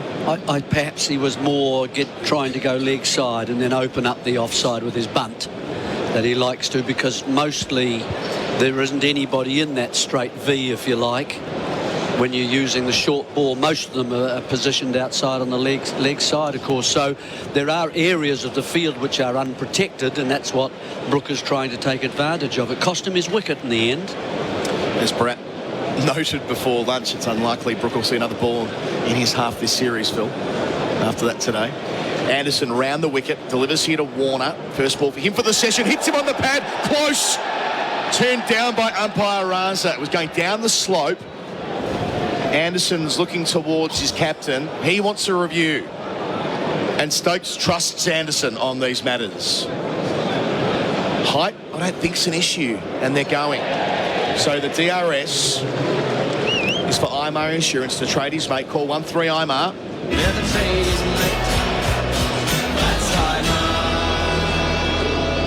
First impressions, Phil? Well, my finger went up, maybe out of desperation, but it went up, and I thought the umpires would follow me. I don't think it's going down. We'll get Jeremy a look at the replay. It might be a tiny bit high, possibly, as it comes up. It's a ball you'd be going back to. It's pitched outside off, but it's carried on straight. And has he got an edge? Yep. Yes, he has. It's a marvellous decision, because it's a thin one. It was crashing in the middle and off. Really good decision. Umpire Raza vindicated by the technology. Sticko rather doing its work. Anderson was convinced, wasn't he? Without the edge, though, it was out. Yeah. You've already touched on it, Phil, in your opening comments of the session about the narrative around Anderson, which will continue. He's Not bowling badly, but delivers here to Warner and plays out to cover, no run. The challenges are that he's bowling for a third day in a row. He tests 41 next month, back-to-back test matches. Yeah. And it's perhaps premature to start thinking in these terms, but it struck me just before lunch that this may well be, whatever happens for the rest of the summer, this may well be the last time I see him bowl at Lord's. Whatever happens in this series, whether England put it out the bag or get stuffed, I would be mildly surprised to see him up here in May next year. And so it brings about poignancy to him. Finishes his over here, and Warner leaves alone right over the top of the off stump, not far away. Good delivery again. That's a nice over from Anderson to start on the Beaumont Tile scoreboard. Huge sail on now. Australia lead by 104, then up to 13 with Khawaja 7 and Warner 5. Real adventures with Patrick Dangerfield and Aaron Hapgood. Everything fishing, boating and outdoors. So a gentleman has launched his boat and his winch strap has snapped. Yes. And he's lost his boat and it's now on the ramp. So what I recommend to do is you've got the strap on your winch, just cut a bit off if it's starting to get wear and tear and start again. Pull it on and it's going to save you a heap of dramas when your boat falls off at the ramp. Patrick Dangerfield and Aaron Hapgood. Subscribe and listen today wherever you get your podcasts. SEN Test Cricket for Maccas. Here's to 30 years of them at Cafe. It's the old firm starting after lunch. Anderson from the nursery and Broad from the pavilion. It's not always been that way, Phil. Often it's been Anderson from the pavilion and Broad from the nursery. Yeah, and yet they both have very good records from the ends that they are at now. There's a convention in the mind that Anderson always comes down from the nursery end, but his record from this end is actually superior. It's funny how some bowlers get the reputation here as having one end or the other. Broad round the wicket, delivers here to Usman Khawaja in the long sleeves, edging through the cordon for 4. Would have gone to about third, slip I fancy. Crawley was going away to his left from second. We'll need a second look for tyre power, clean bowled savings. We're behind Khawaja at our end, but a genuine outside edge first ball Broad after the lunch break for him. Scrambled seam, and it wouldn't have carried to third. Soft hand saves him there. Well, not if the slip cordon are up. And I think when you're confronting Khawaja, you've just got to go up. You've got to get those. Someone's got to be there. Yes, you're uncomfortable and too close, but someone must be up at least to try and get a hand to it. Run for 17, Khawaja 11 with the boundary. Broad trying to fire the crowd up. Bowls here, Khawaja full straight driven to mid-on. No run. I saw Broad before lunch giving it the sort of holly stand treatment with his arms. Good luck at Lord's on a sleepy Friday afternoon with that. Yeah, sleepy's a good word for it, and it has had that feel. Day one, England were flat, but so was the crowd. And okay, it's England's responsibility to ramp things up, but it did feel like the cricket was almost an inconvenience to the crowd, and that can't help but feed down to the players as well. Doesn't sound like Dan Norcross, but there are a lot of empty seats straight after lunch, aren't there? Not wrong. Brought up, wide of the crease, round the wicket. Khawaja clips it off his pads for 4. Just helped it away, really. Like we saw Alex Carey do a couple of times from Broad to start day 2. Khawaja up to 15 with the boundary, number 21. Leads 112. Yeah, the man's very wide, isn't he? Instead of a fine legger, he's really there for another kind of stroke altogether. So anything that's full and on the pads, Khawaja, as long as he gets enough on it to beat Bairstow, he's going to get a boundary for that. So it's a place for Broad to keep away from. Broad's not happy about something. He's gone up to the umpire with Stokes. Is it the foot marks? By the look maybe of that takeoff. We saw Cameron Green was. They're going to get the spray paint out again, maybe. We saw this yesterday. No, it's going to be the broom. Green got the spray paint out yesterday because he wasn't happy with the takeoff mark. He wanted greater direction, but I'm just trying to. Is it a spray? It is. It's a spray paint again. As I live and breathe. I don't think I've ever seen that in a test match until yesterday, where mid-over a bowler's called for a can of spray paint. Maybe to do his graffiti tag out there or something. Well, if he hadn't bowled a half volley outside leg stump, we probably wouldn't be having this issue. Davey Warner's loving it though. Did you see him acting, miming to the ground staff? Come on, get your white paint out. He's enjoying himself, Warner. It'll be green, won't it? It's green, yeah. It's great to see. I'm sure David Warner would have spray painted a thing or two as a youngster growing up. I'm not judging.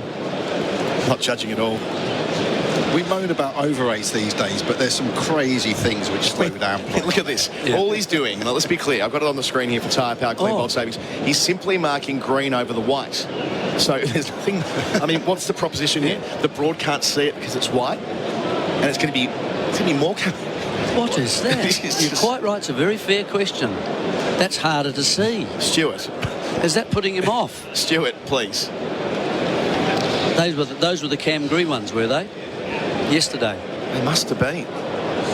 Unless they repainted them white this morning.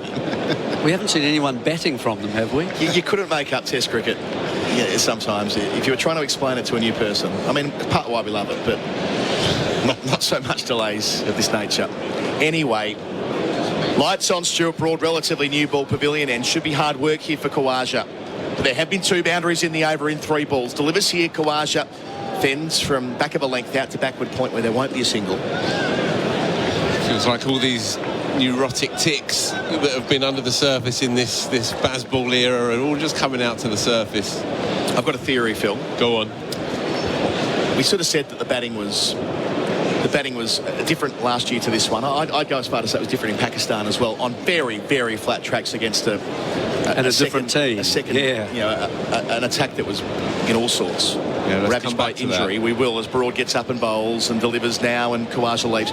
My theory is when we try and timestamp good Bazball and bad Bazball, right, it'll be the bucket hats. Right. I think the energy changed around that bucket hat moment a few weeks ago when Stokes tried to wear it out to the toss and to the post-game interviews, and it felt a bridge too far. Yeah, there's always a motif that sort of captures the era, whether it's musically or cinematically. In this case, you're absolutely right. The bucket hat is dripping with hubris and self-regard, isn't it? Last ball from Broad here to Khawaja. He leaves them plays. If the bottom of the bat didn't get up at all, lands with first slip on the bounce. End of the over. None for 21 Australia on the Beaumont Tile scoreboard. Huge sale on now. Khawaja 15, Warner 5. It's the end of financial year, so take stock of the savings and get a great break at Tyre Power. Buy 3 and get 1 free on selected Toyo tyres, but only until June 30 at Tyre Power's end of financial year sale. Visit tyrepower.com.au. The Cheese and Bacon McSpicy is back. Juicy chicken covered in a crispy, spicy coating, plus cheese and sizzling bacon. Order the Cheese and Bacon McSpicy at Macca's today. Available after 10:30 a.m. for a limited time. Our middle session is for Drinkwise. Remember, if drinking to Drinkwise, we're here for Macca's. Here's to 30 years of the McCafe. Experts for Red Energy, 100% Australian electricity and gas. Anderson bowls, Warner driving, skewing out to mid-wicket. Wanted to push it, I think, to Broad at mid-off. So a false stroke to start. Anderson into his 5th over. So Anderson, back-to-back test matches, which will be challenging anyway, only a 3-day gap. But bowling every day. This is the other thing. If they can't get to the second new ball, if they can't bat for multiple days, then it's going to take a toll on 2 older, much older fast bowlers, surely. Yeah. And I don't think... Or you, Jeremy. I don't think that England bowling is really commensurate with their batting component. 2 slips of gully, Anderson bowls, Warner defends. About this new sort of style, this new intensity that they want to play. I mean, the spinner is gone from the original components, and Leach played a big part.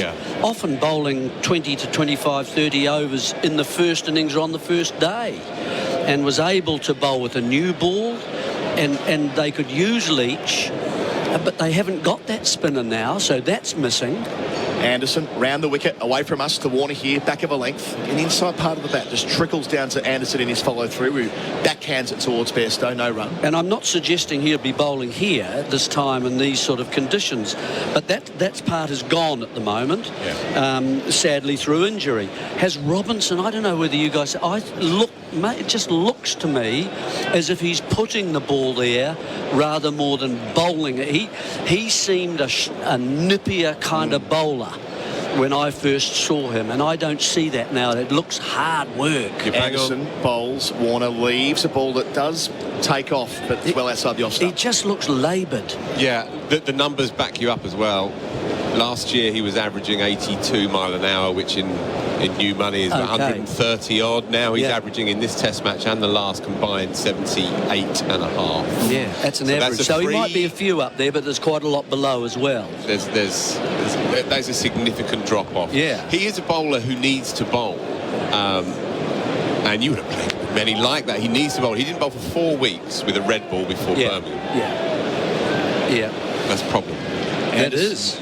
Turns and arrives and bowls, and Warner full misses outside the off stump. He could have made that a full toss, I reckon. It was, but it gets through to the gloves of Bairstow. So Warner a bit scratchy in this over. So, and Broad and Anderson are not. I suppose the point I'm making, we've seen what has been successful in these conditions. Well, not even these, on this surface for Australia. Really, England don't have any kind of similarity with those sorts of people at all. Taller bowlers, quicker bowlers, younger bowlers. Yeah, and you even saw it when Australia were bowling. Hazelwood was nowhere near the threat. Great bowler, nowhere near the threat of the two quicks. And it's stark, pardon the pun, it's stark for England to be looking at that with their military medium pedestrian seam attack with Stokes crocked. Tongue is, he's a good young prospect and can get it up there, in fairness. But it's quite telling that this lad, who's a rookie, is suddenly England's most threatening bowler. Anderson to finish his 5th over, bowls to Warner again, who leaves alone in that channel outside the off stump. So Anderson's bowled 5 overs, none for 7, none for 21. Australia taking the lead to 112 after lunch. Phil Walker jumping out. I think we've got Pete Lalor jumping in to join Jeremy and myself. He'll be here for Red Energy, 100% Australian electricity and gas. It's an interesting point that Phil raises on the way out, that England had this group of genuinely fast bowlers who they wanted to reveal or play against Australia 2 years ago. That was meant to be Archer, obviously, Wood, who's potentially fit next week, but we're not quite sure. Ollie Stone tore his hamstring playing county cricket recently, and now they're left with the old guard. And the only we're left with the raw quick. And well, yeah, that's it. There's one. They had to choose between a raw quick or a raw leggy, didn't they? Yep. That was the choice they had for this test. Broad to Khawaja, round the wicket bowls. Khawaja soft hands to backward point, no run. G'day, Pete Lalor. G'day. Yep, things haven't gone England's way on that front, but you're making very good points about that they are just making life difficult for themselves with the approach that they've got to cricket. They are not giving their bowlers enough recovery time by batting like that. It's happened in both tests. In the first test, Australia kept their bowlers out there for 114 overs. Flipped, and then, of course, that flipped around really quickly, didn't it? They were in and out before you could blink. Same thing's happened here. And they're old men, or older men. Not quite as old as us, Jeremy. Reminds me of something that Ollie Robinson said between testers. Broad bowls and Khawaja drives and beats Smith off. Straight to that man who is set a fraction wide. Ben Stokes, the captain, on the charge after it. He won't get there in time. A boundary for Khawaja. His 3rd of the session, up to 19. The lead's 116 with Australia, none for 25. In that column on wisdom.com that Phil wrote with Ollie, or rather Ollie wrote that Phil ghosted, there was a part in there about we played all the cricket last week. We were the guys who were making the running. Australia, those slow coaches weren't going in hard enough. What Australia did, they put overs into Anderson and Broad. They put enough overs into Moeen Ali that he ripped his spinning finger off. And there is some method to that as well, batting more conservatively and absorbing pressure. As Broad bowls with 3 slips, and Khawaja from the block hole drives again, but Broad gets his hand down in time, no run. Phil Long. Well, just about that up, that was Usman Khawaja's 619th ball he's faced in this series. How many have England faced all up? I wonder. Well, we know they've not got to 80 overs, have they? So, Gee, that breeze has come up out there. There's still a bit of swing. But, we hear England coming on with some sort of obscure philosophies between games. I could read them a few little fairy tales that might help, like the one about the old bull and the young bull. It's all very well to be making all the running and doing all the work, but are you doing the smart work? As Broad's held at the top of his mark, I welcome audiences joining us in Victoria, South Australia, Tasmania, Western Australia and the Northern Territory for the first time tonight after the footy. As Broad gets up over the wicket, bowls to Khawaja, leaving alone outside the off stump. That game, by the way, a draw. Sydney, 6-18-54, Geelong, 7-12-54. Well, that's good because Gideon Barrett's for Geelong. I follow Sydney, so there'll be peace in our household tonight. I follow Sydney. You can't change clubs, Pete. You're a St Kilda supporter, surely. I've got 3 clubs. Okay. I like the Giants too. I'm club fluid. You've got to get with it. For those joining the broadcast, the good news for Australia is they took 6 for 47 in 15 0.2 overs earlier today to knock over England for 325, who completely threw it away. A lead of 91 into their second innings. Khawaja defending here into the onside, no run. That second innings at the moment sits at none for 25. Lead up to 116. Khawaja 19, Warner 5. I'm Adam Collins. I've got Jeremy Coney, Peter Lalor and Phil Long with me. Longy. Khawaja 103 overs, England 220. That's a good one. Second and third slip have come up. Look at the formation of the three slips now. See, and that's where they were. They see they were standing on their old marks. Yep. Now they've come up. That's better, especially for Khawaja. All that said, it's a good day for bowling today. So it's a great day to be bowling. Spot from Coney there as Broad finishes the over the wicket. Khawaja defends out towards mid wicket, over complete. 10 gone. Australia number 25 on the Beaumont Tile scoreboard. Huge sail on now. Khawaja 19, Warner 5.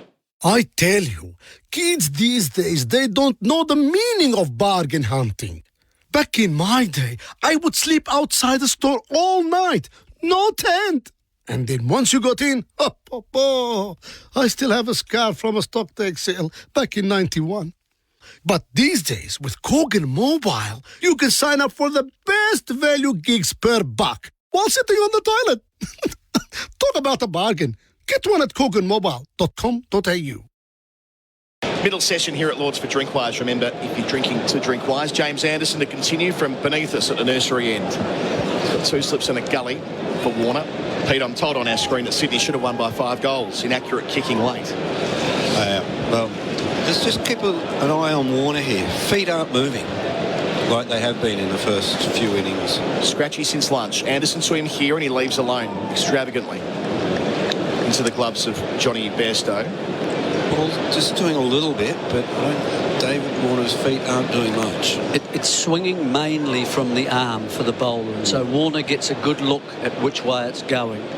He doesn't get that look, and you can handle deviation, I think, as a batsman when you've got speeds below 81, miles an hour. Anderson delivers round the wicket. Warner down the leg side doesn't catch up with it. Bairstow takes away to his right. That's the difference between 81 and 85, 86, and which is really the speeds we're talking about for Tongue. And you could see there in the first innings dismissals that the difficulties that the openers had with Tongue because of those extra 4 or 5 miles an hour. It's not quite the same when it's Anderson. But Anderson needs the ball now if he's going to be used effectively. Needs to get into the series, Anderson.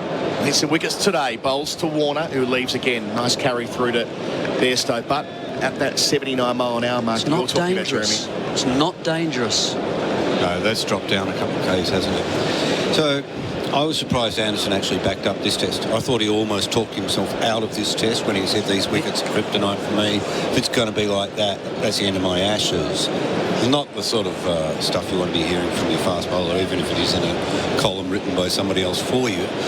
But if he doesn't play next test, Adam, who comes in?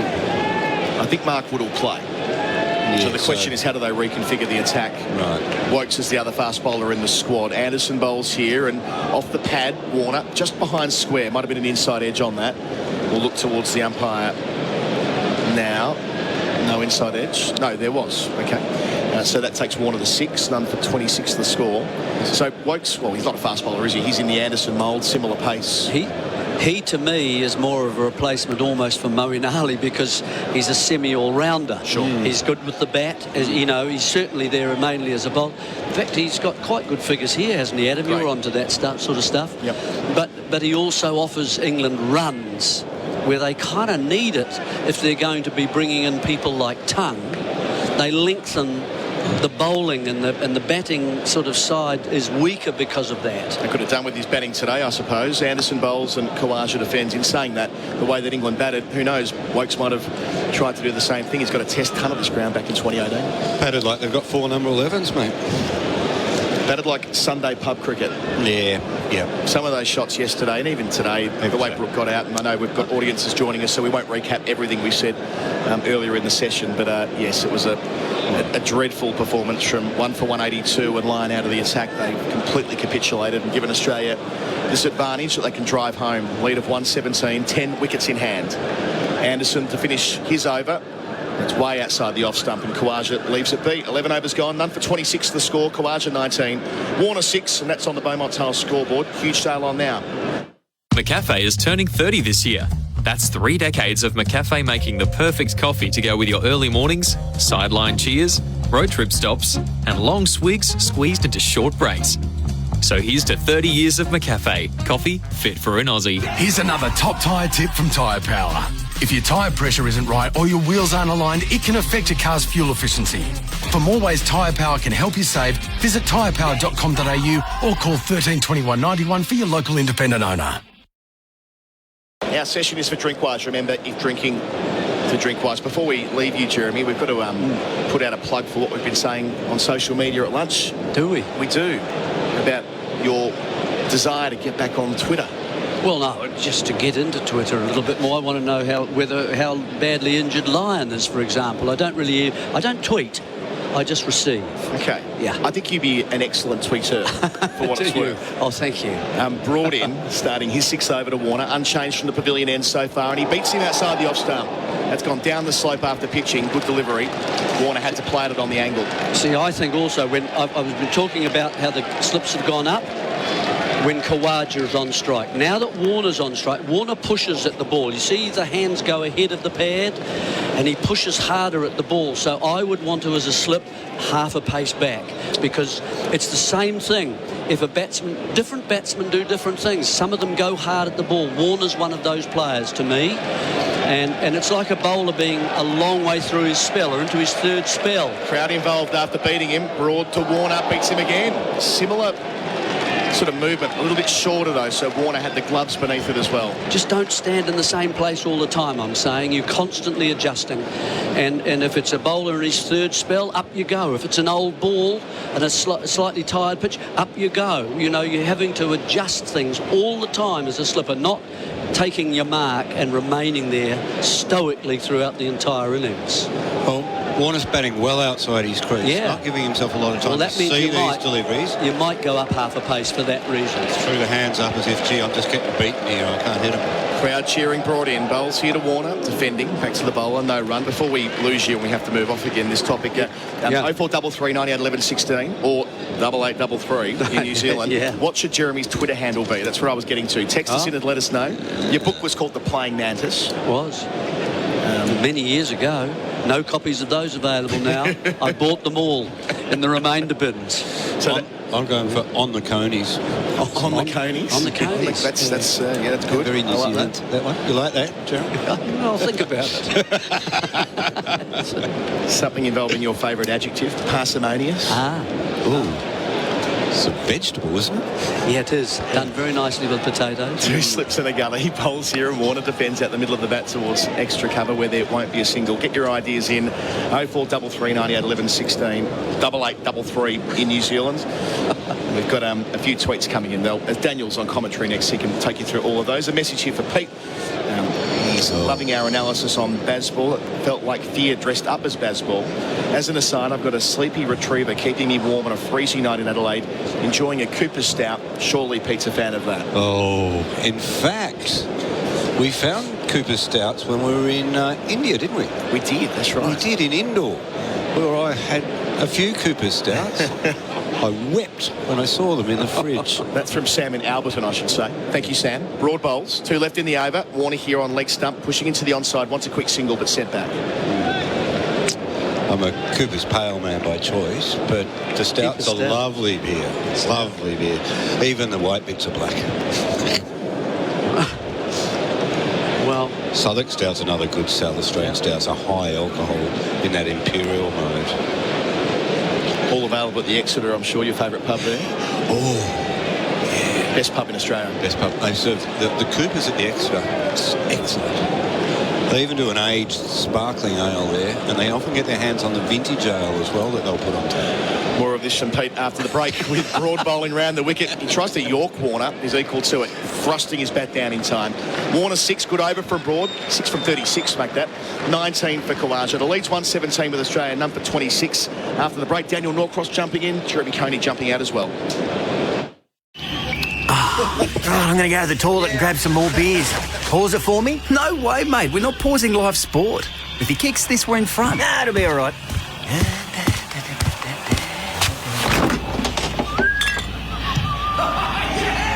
Oh, what? Oh, no! Did I miss it? Come on, mate. You got to rewind it, please. Oh, not a chance, mate. You can catch it on the highlights reel. You won't miss a moment if you drink wise. SEN Test Cricket with McCafe, celebrating 30 years of coffee, fit for an Aussie. And as these Aussies become more and more the master race, laying waste to all beyond them, it takes quite a coffee to be fit for an Aussie. None for 26. Josh Tongue into the attack. He got both of these batters out, and I've got an amazing stat about him for you. As his first delivery is driven into the offside, fielded by Broad, and there is no run. He is the first man to bowl both Australian openers at a test match at Lords since, I think it was 1884. Unbelievable. Unbelievable. Any more categories that he needs to fulfill? Well, the first one, his name is the same as an organ. As this is pulled majestically out towards deep mid wicket, and will go all the way to the boundary for 4. I think it just burst through Jimmy Anderson's hands. That's why the crowd went up. Well, I missed sight of that completely. Yeah, and he hit it straight towards Jimmy Anderson. I thought Anderson had caught it. Yeah. I looked over and I thought, no, why? How's that ball got over there? Take a look at the replay screen with tyre power. Clean bowled savings. He should have got through his hands. Yeah, that should have. He should have got that. Went straight to him. Went straight to him. Went at some pace. He didn't have a long time to react, but the eyes going. Next delivery through to the keeper. Well, and there's no run. 4 to Kawaja, takes it to 23. Australia none for 30. So what's he, about 30 metres from the pitch, and then it's gone another 30, I don't know how many miles. Yeah, maybe like 50 more metres. But yeah, through his hands. But he's given it the old alligator snap. Yeah, he has. On the way past. Oh, yeah. That's not how you catch. He lost sight of it almost. I think that's it. I don't think he saw it till the last minute, and that's why the fingers were flapping. And it's a little like Manas Labuschagne late last evening. Tongue in, defending late on the front foot as Kawaja pushed up to Broad at mid-off. There's no run. I have a theory on the Manas Labuschagne drop. They were all in red. All the crowd is in red. It's and those low flat catches like that one are difficult to pick up enough when people are in their yellows and peaches and purples. You're absolutely right. It would need to be something extraordinary for a member of the master race to have dropped a catch, and that is what it would be. All right. Can we have Adam Collins back in, please? Adam, finish the lunch. Tongue in, wide of the off stump through the keeper, no run. We'll just talk among ourselves. You make a strong You point. don't know how many times I think that all day. Do you? How long till Colo's back on? When's Colo back on? Yeah. All right, that's it. I'm done. Okay, see ya. All right, but we'll do that. No, we'll do this. You just off you go. I mean, you do the ball by balls, Brett. I'll do the rest of it. We need some Australians to run this. That's true. I know. I mean, if this is an English broadcast, it would be done by now, right? Like, let's have fun. Yeah. Tongue coming in from the nursery end. Kawaja defends on the front foot. And that's back to the bowler. No run. Decent over. You're back, are you? On the Beaumont Tiles scoreboard. Beaumont Tiles. Huge sail now on. Australia none for 30. Sundaresan here for Henley Homes. Check out Henley's exclusive community at the Dales Bonnie Brook. Land from only $350,000 and build a Henley home, or buy a brand new completed home from only $619,900. Henley.com.au. Here's another top tyre tip from Tyre Power. All Tyre Power owners are committed to local tyre recycling programs, which means at Tyre Power, your old tyres don't end up in landfill. To learn more, visit tyrepower.com.au or call 1321 91 for your local independent owner. SEN Test Cricket with Maccas. Here's to 30 years of McCafe. Tony from Warrnambool. You're back, Tony. It's great to have you. Just didn't look like England wanted to bat this morning. I couldn't agree with you more. Yeah. It looked very much like they had all got themselves a very nice tea time at Sandwich or Royal Troon or any of these other places where they play the four-letter word, which I have no interest in.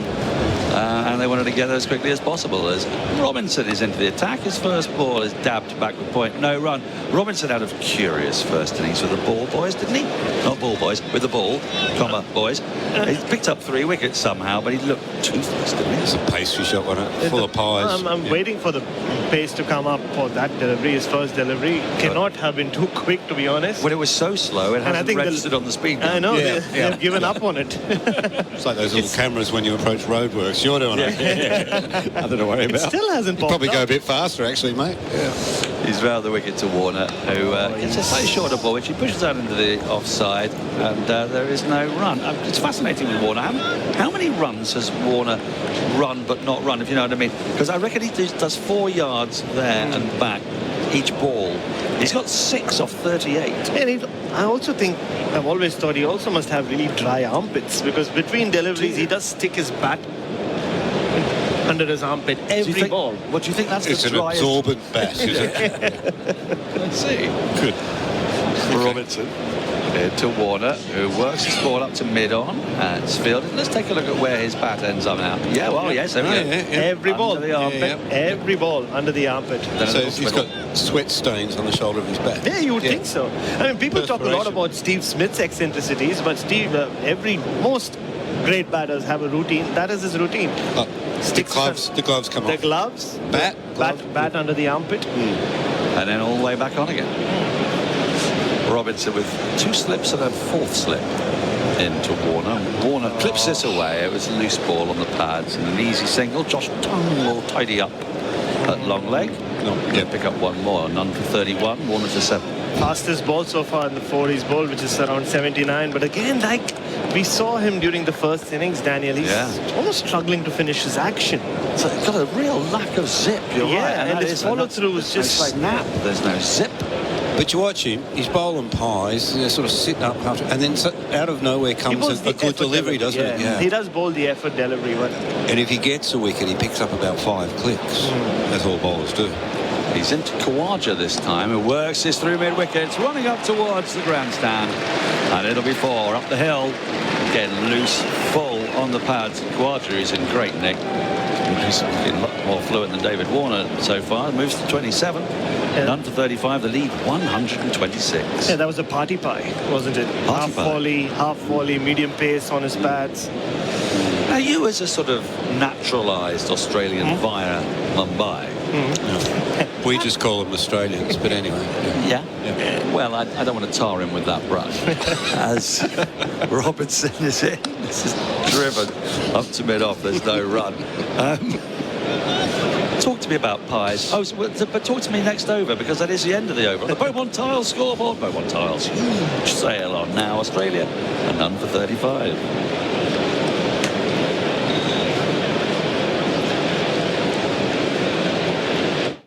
When it comes to joist hangers, strap bracing and metal connectors, Pazlode's cordless positive placement nailer owns the job. It's fast and accurate. For quick wins on site, get onto Pazlode's new PPN Master. Here's why renting a car from Bargain Car Rentals is such a bargain. Best prices guaranteed, no hidden fees, and no fees for drivers under 25, offering unlimited kilometres and locations everywhere. Bargain Car Rentals Australia. Now that's a bargain. Visit bargaincarrentals.com.au. Test cricket on SEN with Maccas. Here's the 30 years of McCafe, and here's the Josh Tongue starting a new over from the nursery end. Warner pushes the ball into the offside. Again, that slightly skittish manner of his, and there's no runs picked up in the covers. The ball now 14 overs old. What have you spotted, Pete? Just the way Warner runs. He's trying not to run down the middle of the wicket and get off as quickly as possible, but I think the umpires have been looking at that a little bit. They have. Putting a nice little bit of rough there for Travis Head. Oh, and Joe Root, don't forget. Or Pat Cummins when he bowls off spin in the second innings. Both Root and Head have got 2 wickets apiece in this game somehow. This is a decent nut from Tongue, just outside the off stump, which Warner thinks of playing, but decides against the very last minute. Through to Bairstow's, dropped the ball, and I think, no, he's fine. He's fine. Yeah, he was clutching his hand, isn't he? Yeah, that got him on the end of the fingers. Just the way Warner's playing, Tongue, I think he's conscious of the fact that That over he bowled to him in the first innings where he got him out. He beat him on the inside edge on 2 occasions and then did it again. A sharper delivery, fuller delivery. He's in once more, around the wicket. He goes for a slap and doesn't time it at all. Hits it into the covers where Stokes does the fielding. There's no run. I don't recall David Warner timing a ball properly since the lunch break. No. The inside edge. Well, it's quite dark, I suppose. A little bit gloomy out there. But yeah, he's not been fluent, has he? No. And even before the break, Pete, against Stuart Broad, he was coming so far across his stumps. I thought Stuart Broad might try to aim on next stump. Here's Tongue once more. This is driven into the onside to the left of mid-on. It's being pursued eagerly by Pope, who's in an unfamiliar position at mid-on. Warner wanted a third, which is not there. And they'll have to settle for 2, none for 37. Yeah, Ollie Pope underarming the ball from the boundary, clearly hasn't recovered from his injury, and not at gully. That's been his position, hasn't it? What is this injury, though? Well, if you watch Stokes, he probably ran about 50-60 metres to get to sort of meet the throw halfway, and it was only had to throw about 40 metres. Yeah, but then he can't throw it. He's like watching a sort of over 60s county game. Or Courtney Walsh back in the day. Yeah. Tongue into Warner, who leaves a ball perilously close to his off stump. That was tight. We've had a bunch of texts in. Hey, Peter Lawler, find me a cricket analogy for rolling the Cooper's pale pre-drinking. Lackey in Kingsley, Perth. I think the analogy is the warm-up, because I think it's rubbish. I've never been a fan of rolling the Coopers. It's kind of just for show. Well, it depends. I like the yeast in the last mouthful, because that tells you you've got to get another one going. Start another one up. Tongue into Warner outside the off stump, left alone. We'll come back to that. End of the over on the Beaumont Tile scoreboard. Huge sail on now. Australia none for 37. Just going to grab some more beers. Pause it for me? No way, mate. We're not pausing live sport. He's about to get his ton. Nah, it'll be all right.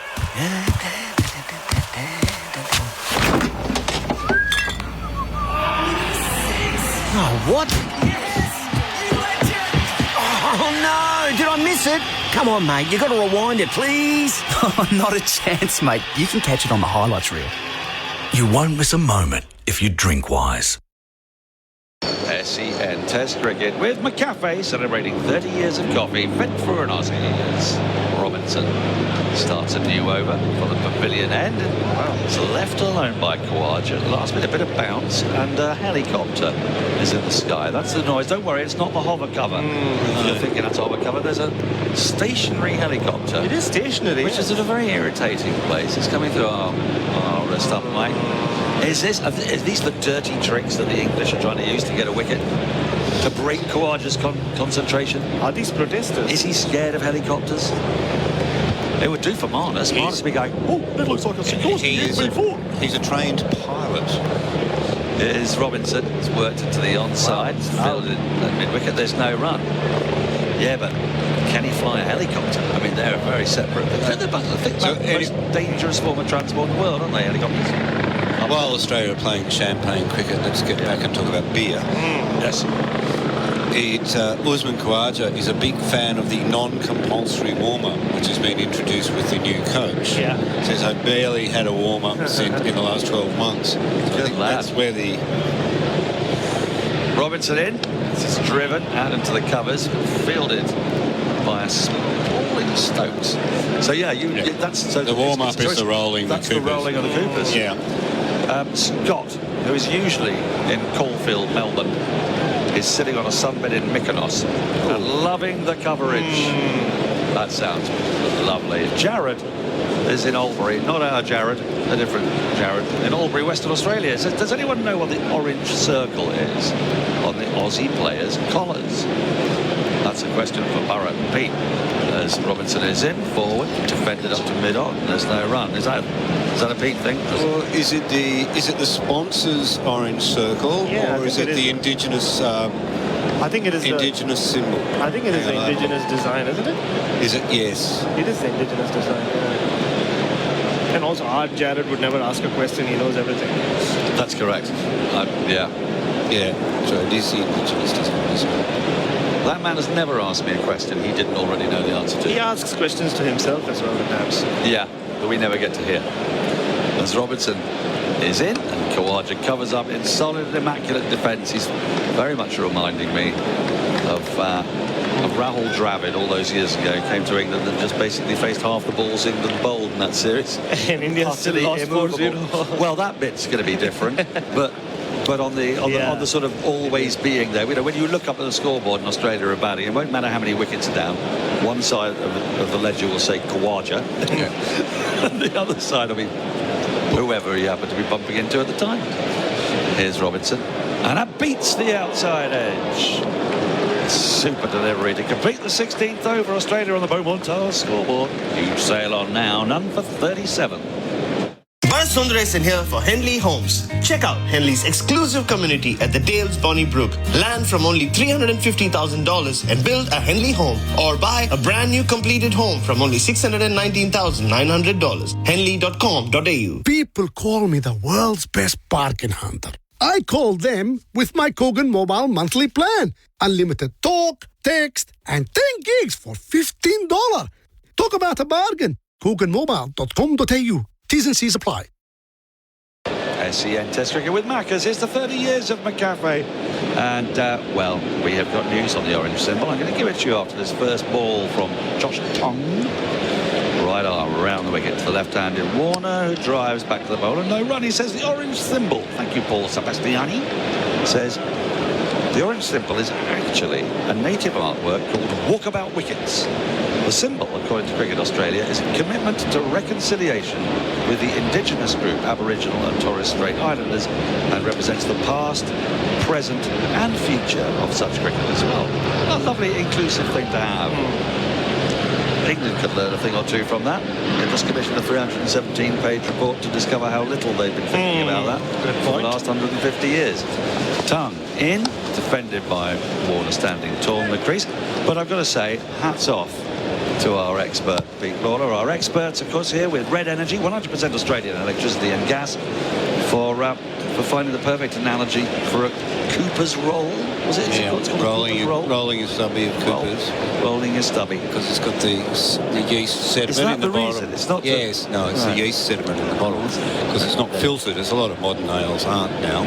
The traditional ales weren't either. Tongue in, left alone by Warner, who does a 180-degree turn the back on Josh Tongue. No run. I have a question for you about the vintage ale. Vintage ale, yes. Pete, are you supposed to keep it for a while? And then I've heard so many theories about it. Yeah, it's supposed to get better a little longer into its lifetime. I've got some that are over 20 years old, but they'd be rubbish now.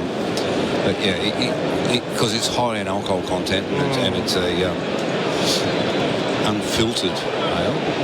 Tongue into Warner, who defends up to mid-on. There's no run. Do you know, while you're continue this conversation, but because he's such an expert on beers, I want to bring in Sam from Alberton, because he asked an interesting question. And he gave his meandering with Australia. We're just waiting a day and a session and a half for when Australia decide they want to bowl England out. Says, sorry to bother you again.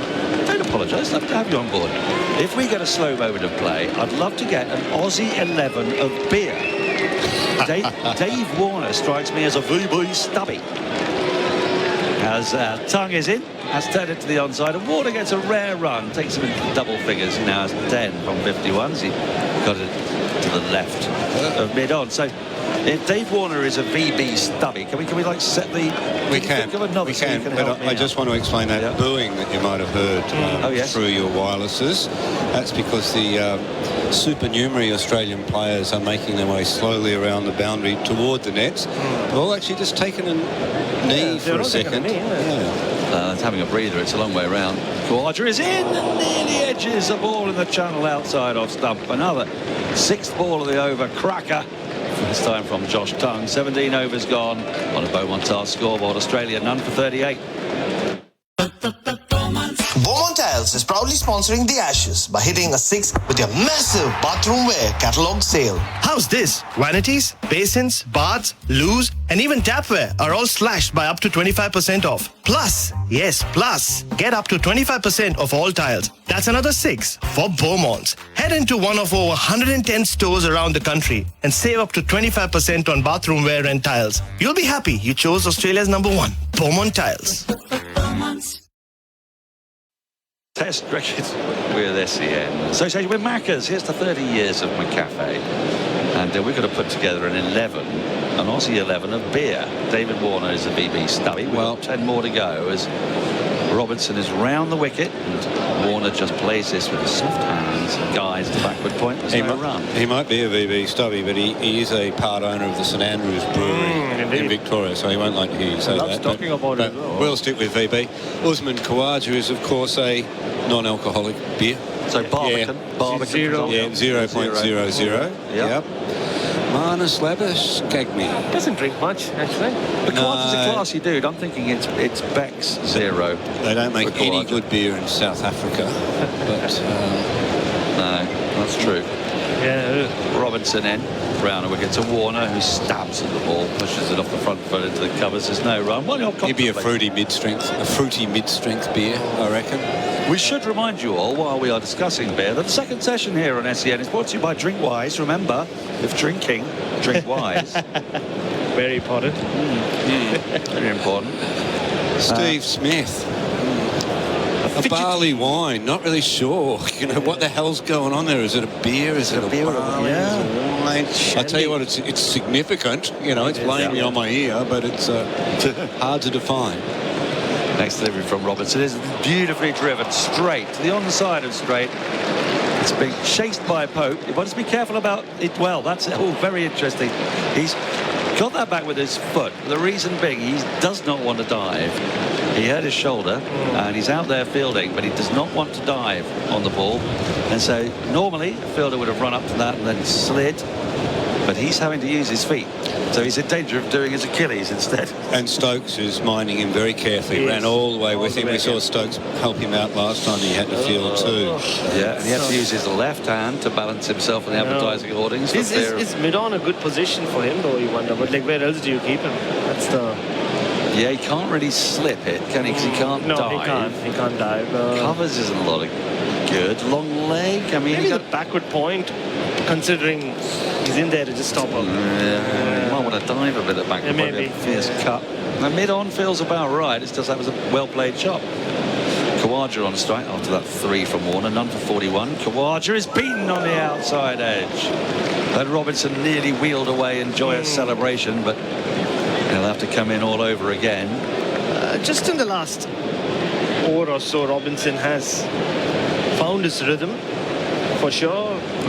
His pace has picked up. He's closer to 84 now than he was in the first couple of overs. Having a look at our replay screen, tyre power, clean bowled savings, and just showing that last delivery from Tongue move away. I'd be interested to see that last delivery from Robinson go across. Is there something in the pitch after all? As this is clipped away nicely to Pope, who he's in such a tangle. No. He just shouldn't be out there, and he's in trouble in here. Big trouble the ball's now. worked up, gone up towards mid-wicket. We're just going to have to keep an eye on Pope here. What have you done, Ollie Pope? He's clutching his right shoulder. He's not going off. He is going off. I think he is going off. He's got to go off. Yeah, he basically, the ball came to him so gently, and he's a very good fielder, Pope, but he couldn't take his left arm down, and as a result he had to use his right arm to stop the fall, and any weight he's putting on that right hand is jarring through his right shoulder. And he's had to go off. So straightway his Rayan Ahmed is going to come onto the field to replace him. And 3 more, that was the total. Khawaja the 30, none for 44. It's not a nice sight. It's that paradox of trying to protect the injury. You actually make it worse. And it's impulsive, right? The way he went down for it, it was just impulsive. And that's the risk of having someone like that on the field. But it's interesting that he's obviously concerned about diving with his left arm as well. You know, because it's the right shoulder that's the issue, but he went for it with his legs, which is a suboptimal way of fielding the ball. Now, Stokes is having quite a chat with both umpires in that situation. Now, I thought it was made clear to us yesterday that it doesn't matter how much time he's off the field. It's an external injury. Yeah, he came back. So I don't know what that chat's about. Just checking, maybe. Well, he's not going to have to bat for a day and a half anyway, so Robinson starts in round the wicket to Warner. 3 slips in place, waiting. Tucks his gentle delivery into the onside at the end of the over on the Beaumont Tile scoreboard. Australia, none for 44. So my boy Adam, he come home with all these bags of shopping. I said, what are you, millionaire? He says it was good bargain. Good bargain? Kogan Mobile prepaid plan is bargain. Unlimited talk, text, and 10 gigs of data for $15 a month. My boy wouldn't know bargain if it called him on phone and said, hello, I'm bargain. Talk about a bargain? Get one at koganmobile.com.au. Decencies apply. SEN Test cricket with McCafe celebrating 30 years of coffee. Fit for an Aussie. As Tongue is in, Kawaja's leaving outside the off stump. There's no run, and this game is fast resembling the end of a Sam Peckinpah movie. We've lost Lyon. Pope is off with his shoulder injury, and now Broad is off with his jaw injury. Yeah. And many Australians may argue he's had a jaw injury from the moment he came into Test cricket. But he's taking treatment as well. Yeah, he didn't look right when he got hit. No. He looked stunned. He did. Yeah, and I think maybe that pain has settled in. What are we, an hour later or so? Tongue in to Kawaja, who comes forward in defence, plays beautifully off the middle of the bat up to mid-off. And there is no run. We've had some more texts in. Thank you very much. Steve Smith isn't a beer. Pure class. Champagne all the way, says Mouse in Melbourne. Marnus is something weird from Stone and Wood. Not super alcoholic, but bizarre and refreshing. Good call. Good call. Really. I like that, yeah. There's mates of mine from Stone and Wood are in the crowd today. And Tim, who's on the Camino Trail, has been in touch a few times. Gets back in touch. Tongue bowls is clipped into the onside. Should just be the single. There will just be the single as Anderson has to move to his left from mid-on to field. Done for 45. Kawaja to 31. He says Tim, not far from Santiago de Compostela on the Camino Trail. Estrella Galicia is the chosen cold beverage while listening to SEN. Pronounced Estrella or Straya. Cheers, says Tim. Well, cheers to you too, Tim.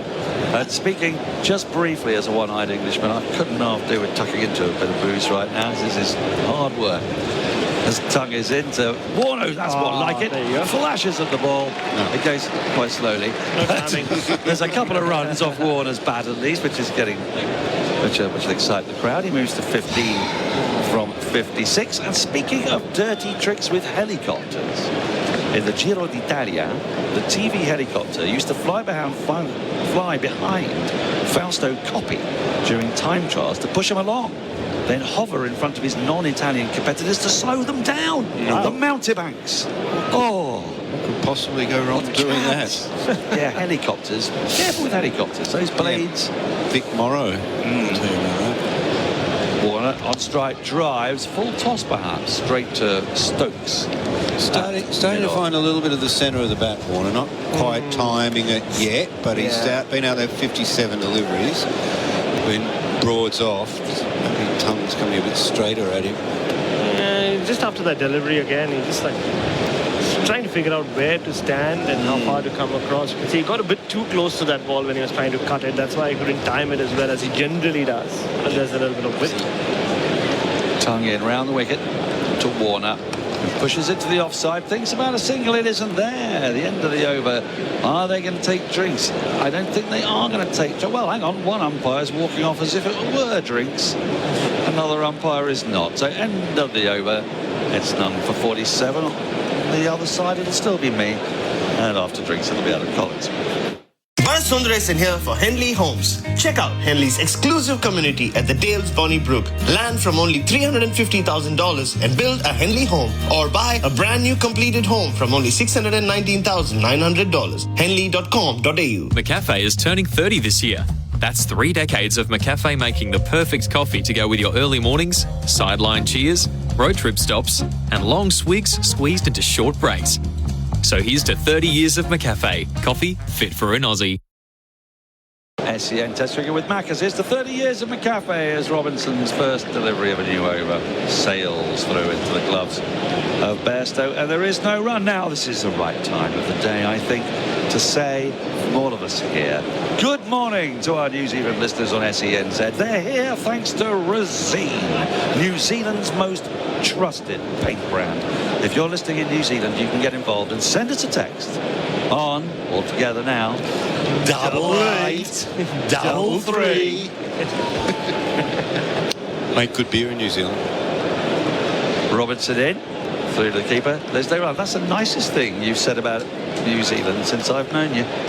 They actually, about 35, 40 years ago, when Piggy Muldoon was the Prime Minister, he whacked a massive excise on alcohol, but on importing alcohol. But he laid down inducement to the local brewers to come up with a fantastic European lager.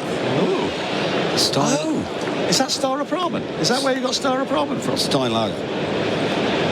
Yeah, because I found out, yes, Stein Lager, that's it.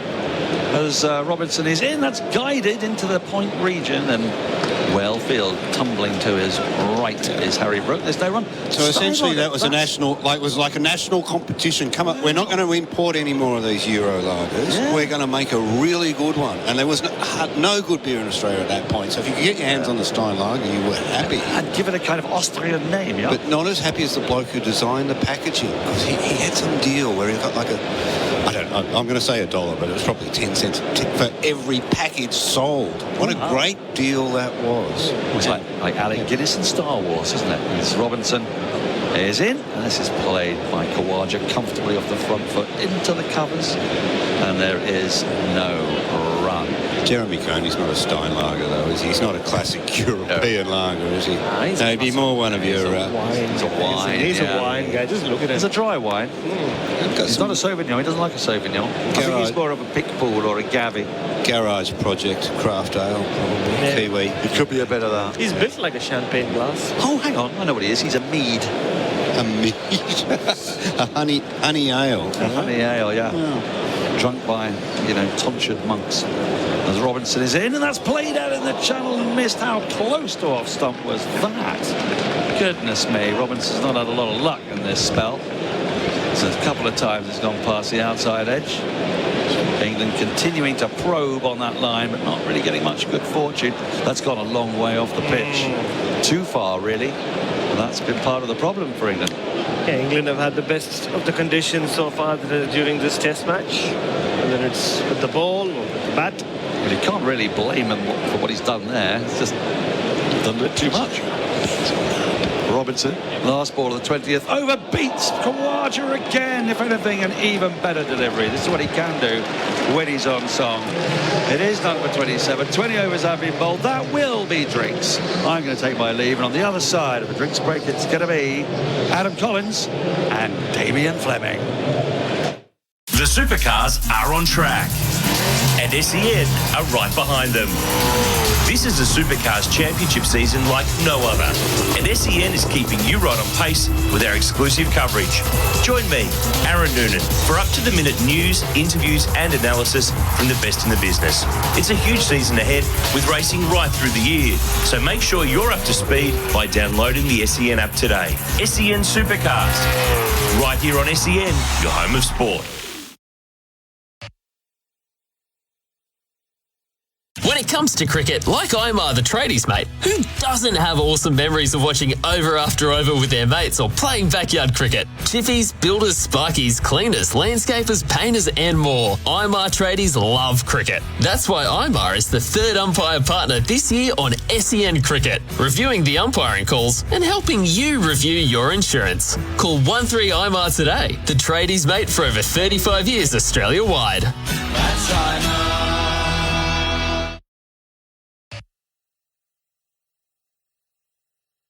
This month at Lobster Cave Seafood and Steak Restaurant, we've got an excellent end of fin year deal. Buy a voucher and get double the value. Buy now, use later, but still double your value. Think catering, gifting, hospitality and more. BYO wine, no corkage, valid 3 years, lobstercave.com.au. Stay on the ball while you're on the road. The SEN app is now available on Apple CarPlay, so you can keep up with all the big moments, expert commentary and the latest news. When it happens in sport, SEN has you covered. Find the SEN app on Apple CarPlay. SEN Test Cricket for Maccas. Here's the 30 years of them at Cafe. The first hour after lunch for Australia under floodlights has gone rather well. They've added 35 runs. They've been out there for 14 overs. 7 of the 20 so far are maidens, but they don't mind because they have a very different game plan, Damien Fleming, to the English. They want to bat time. They want to make it as hard as possible for the veteran fast bowlers. And at none for 47, a lead of 138, that's precisely what they're doing.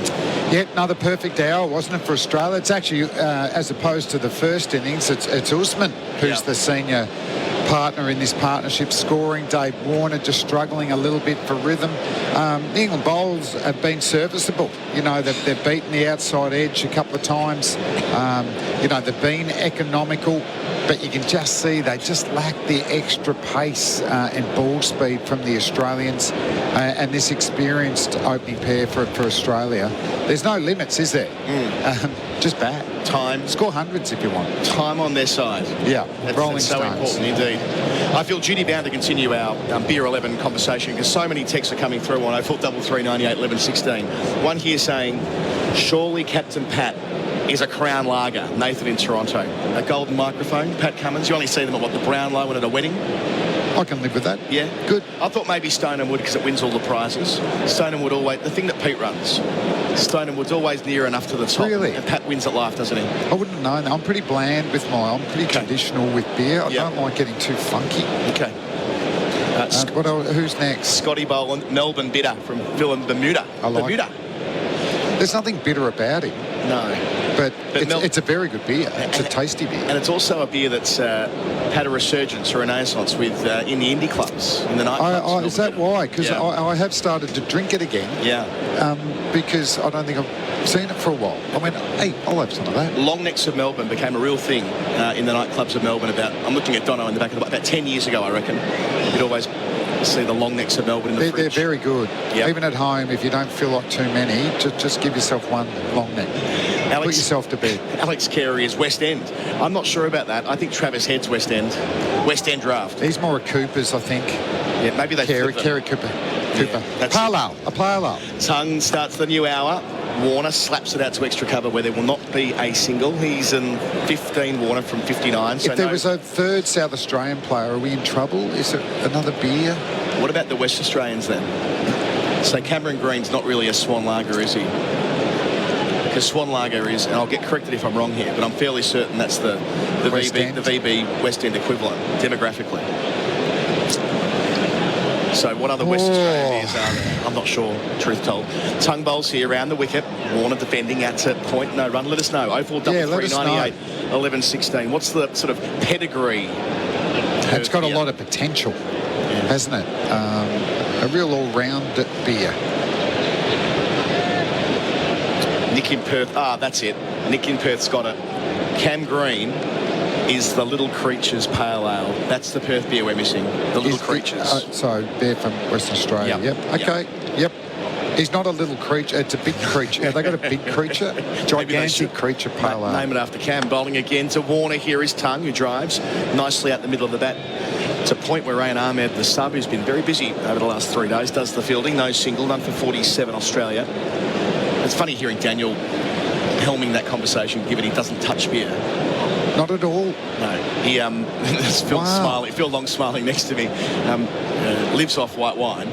He has a card made up. Daniel Norcross, I'll take a photo for social media. Someone at the back of the box can make sure this happens. His wine order his drink order is so extravagant that he had to get a business card made up. As Tongue delivers round the wicket to Warner, playing from the crease and finding the gap through point this time. Work to do for Rayan Ahmed. They should get there to cut it off in front of the grandstand, and they do. It was a relay effort. It was about to be, but not quite. Rayan does it on his own. They had a couple. Warner 19, none for 49 Australia with 2 left in the over. Yeah, so Daniel's order is a large glass of Pinot Grigio in a pint glass with ice. Okay. And he found that trying to explain that to bar staff. Budget on for the night? How many? Longy. And then the important bit then topped up with soda water. Oh, soda water. Quite right, yes. To the pint. To fill the pint to the top. Here's Tongue round the wicket. Pulling is Warner out to deep square. It's hanging in the air and it won't quite carry. Indeed, it lands on the practice wicket, so it only went about 30 metres. They get a single. Warner's 18. The 50's up. No wickets down. The lead 141. 1 ball left in over number 21. So I've seen. Because they don't mind the lager shandies over here. Sure. Just that little bit of lemonade in it. That's the Jimmy Anderson. Is that what he likes? A pint of lager top. Okay, lager top. Yep. But yes, Daniel, I've often seen him pull the card out in a loud bar and just hand it to the bar staff and says, just one of those, please. Please. An odd man. Last ball here from Tongue. 3 slips. Kawaja in behind it. Playing defensively from the crease. End of the over on the Beaumont Tile scoreboard. Huge sale on now, Australia. None for 50. Tires is proudly sponsoring the Ashes, and I'd like to bowl you over with these Beaumont bargains. Coming at us at top speed is their monster bathroom wear catalog sale, packed with everything at up to 25% off. Vanities, baths, shower screens, even the kitchen sink. And yes, up to 25% off Australia's biggest tile range. Well, that's bowled me over. Up to 25% of all bathroom wear and tiles. You'll be happy you chose Australia's #1, Beaumont Tiles. Of course, this session is for Drinkwise. If you're having one of the drinks we're talking of, do Drinkwise. Smith is a sour goose, says Justin in Perth. Complicated. What about some cricket beer TV ads? Oh, there we go. I like this, by the way. Complicated and fruity is the suggestion from Justin on that brew. Robinson new over.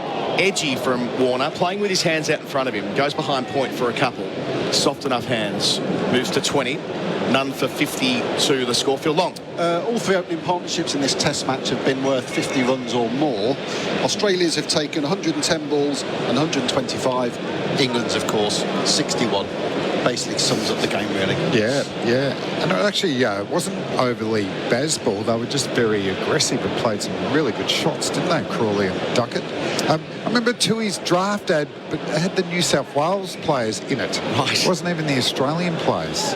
Australia playing their own time signature here, and Warner gets one on the pads and he just turns it fine. It might be off the pad. It gets there slowly to long leg where Josh Tongue does the fielding. I'm looking towards umpire Gaffney, and he's got his hand up to signal a leg by. So none for 54, lead 145. Warner stays on 20. I think Alan Border had a few Forex ads.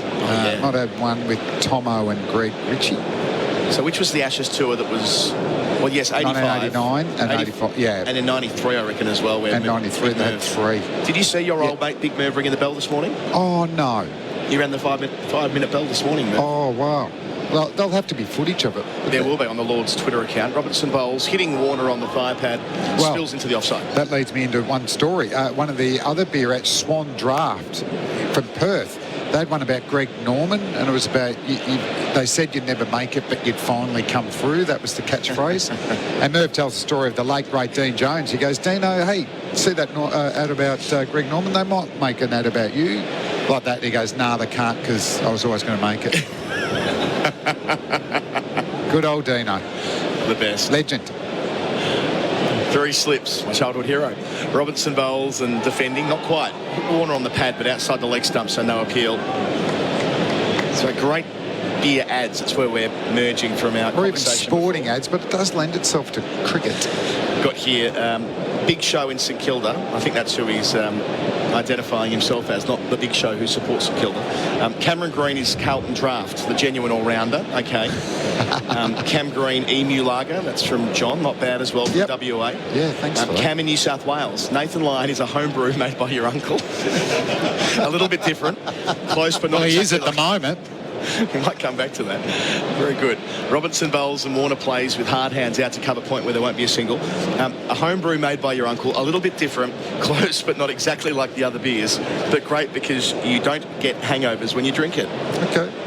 I remember when playing at the same club as Nathan many years ago, he used to love the Mooseheads nightclub in Canberra, which I'm sure you've been to over the years, Flem.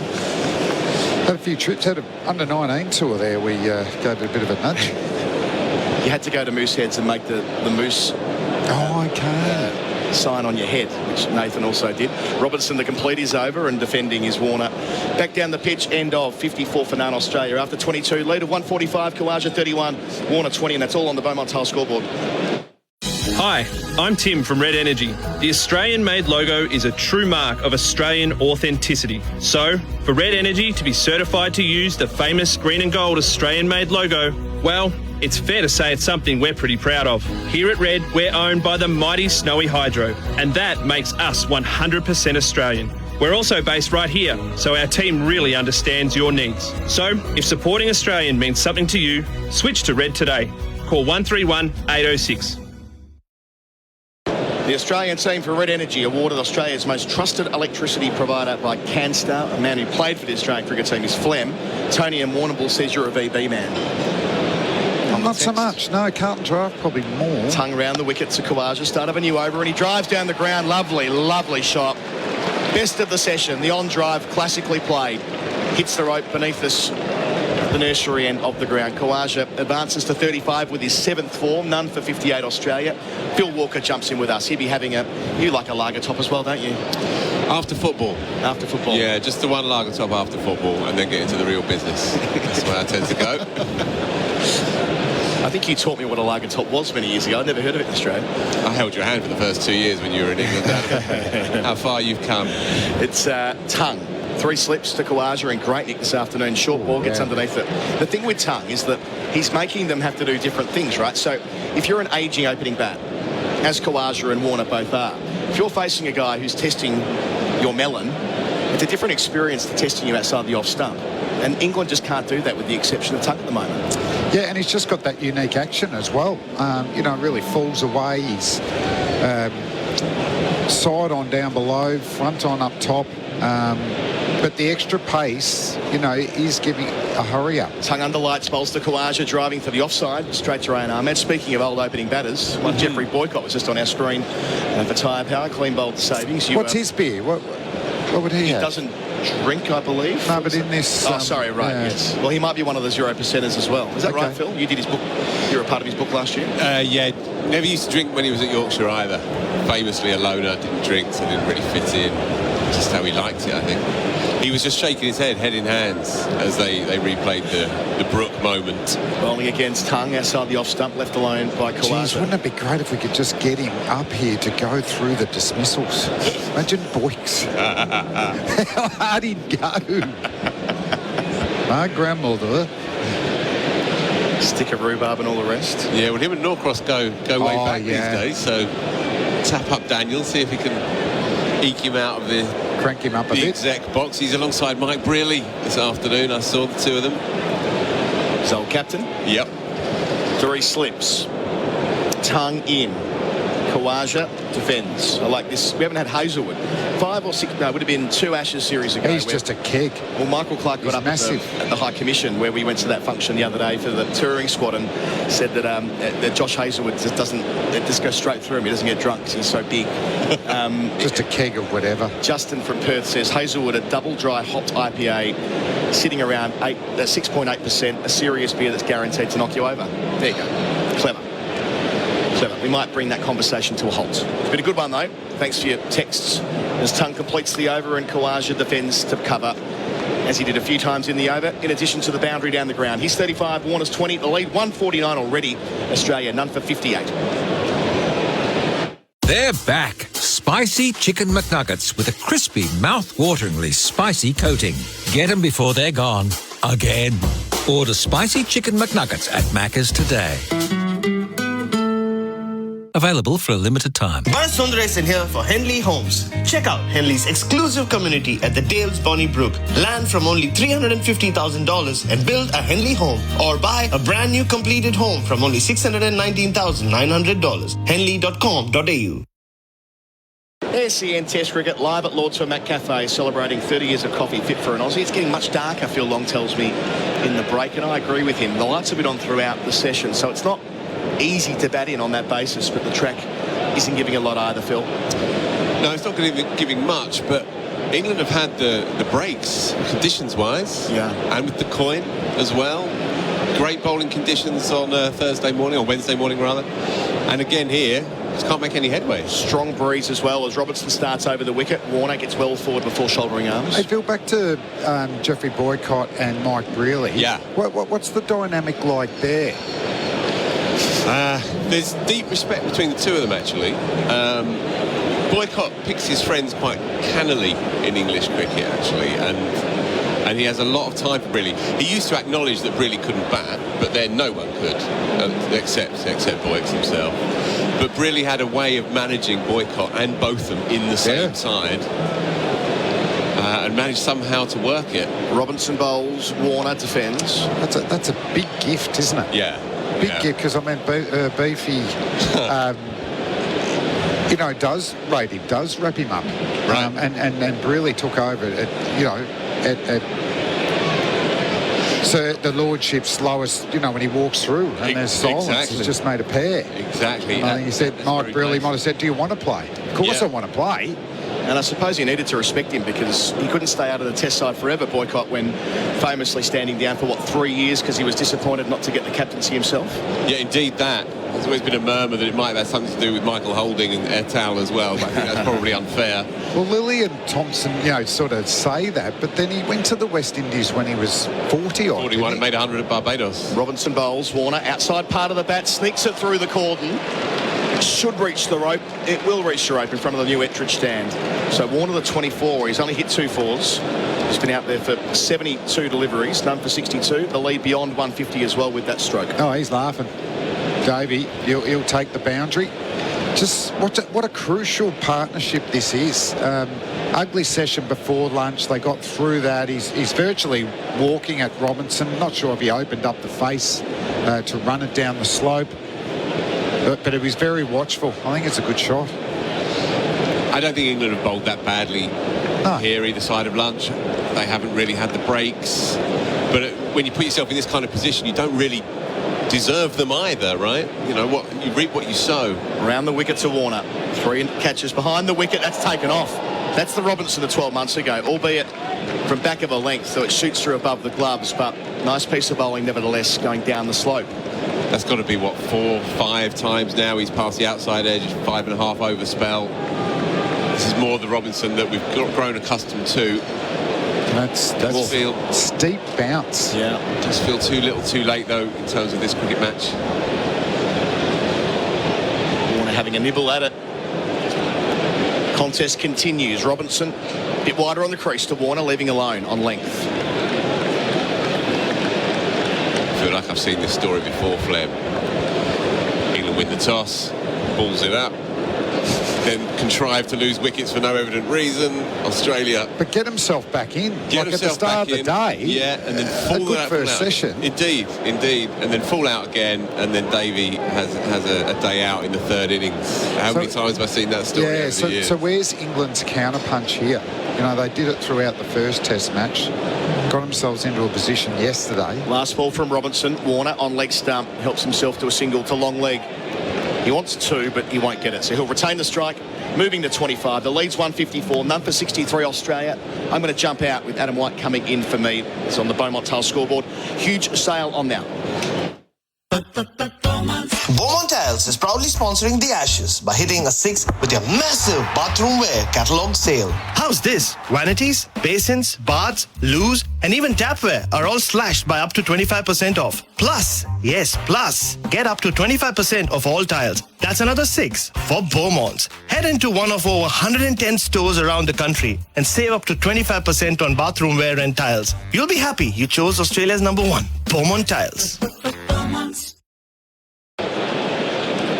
SEN Test cricket, thanks to Maccas. And it feels like we're playing cricket under lights. I mean, we are, but it feels like night cricket. We've got the shadows coming from all sorts of different directions off the players, and it's quite bleary out there. Stuart Broad back on.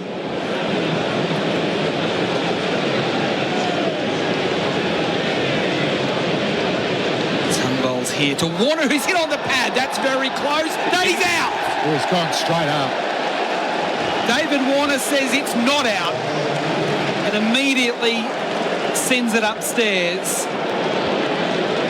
On the naked eye, it looked really close. It's just a question of whether there was an inside edge. David Warner whether he thinks it's going down the slope, but there was no hesitancy from the English, was there? I mean, Tunk straight away. So why is he going upstairs?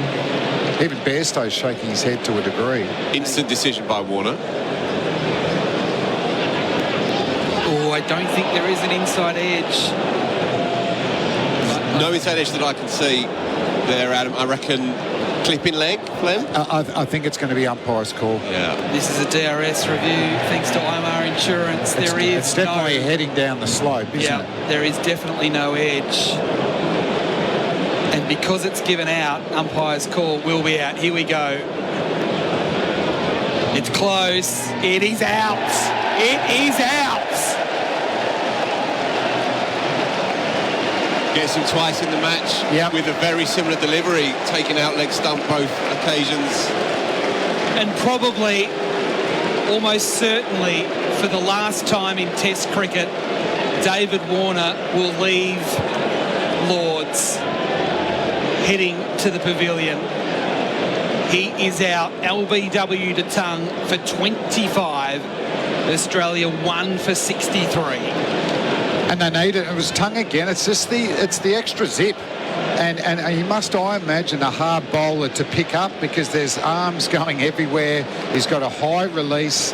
He's been able to angle the ball from around the wicket across the lefties, but then he's also used the slope as well. So he's been the English bowler in this game that looks like bowling, the match-defining deliveries. And he gets the first wicket in the second innings like he did in the first innings. So this is an impressive test match for Tongue. So David Warner walks up the stairs into the pavilion and Marnus Labuschagne crouches over his bat before walking onto the field with Australia losing its first wicket. The only thing we've been talking about the older Australian players last time at Lords. It might be for the Ashes. Is the next Test Championship final back to Lords? It is in 2025. So there is still... I didn't say definitely, I said... Everyone's been talking about it's the last time for Lords, but just as you're saying that there, I went, what about the Test Championship in 2 years' time? So there is a chance. It may be against England, but it won't be for the Ashes. So, Phil, I'll throw this at you now. And we were talking before that dismissal about it getting quite dark. And even when we saw that replay for Tyre Power, the ball was glowing in the light. Right. It's not easy to bat. If England are to get back into the match, it's this next 20 minutes, almost up until tea. They need two more here. Well, wouldn't you want to bowl now? So what do we have? We have an hour and a half till tea. I said at the top of the show as we came out for this afternoon session, it's now or never for the series, let alone this match. They need to go, they need to take 3 or 4 just to keep on the coattails of Australia. 154 for 1 in effect. It's only half an hour till tea, isn't it? Yeah, half an hour. Sorry, my watch is an hour slow, of course. Yeah. Daylight savings. Because they won't mind a break, Australia, I think, in these conditions. Yeah. So Ben Stokes is taking a lot of time to set this precise field. 3 slips, a leg gully and a backward point, so no traditional gully. They like the leg gully against Marnus. They always put him in initially. The noise from the crowd. Tongue bowls and Labuschagne defends from the stumps. Up to mid-on. Well bowled.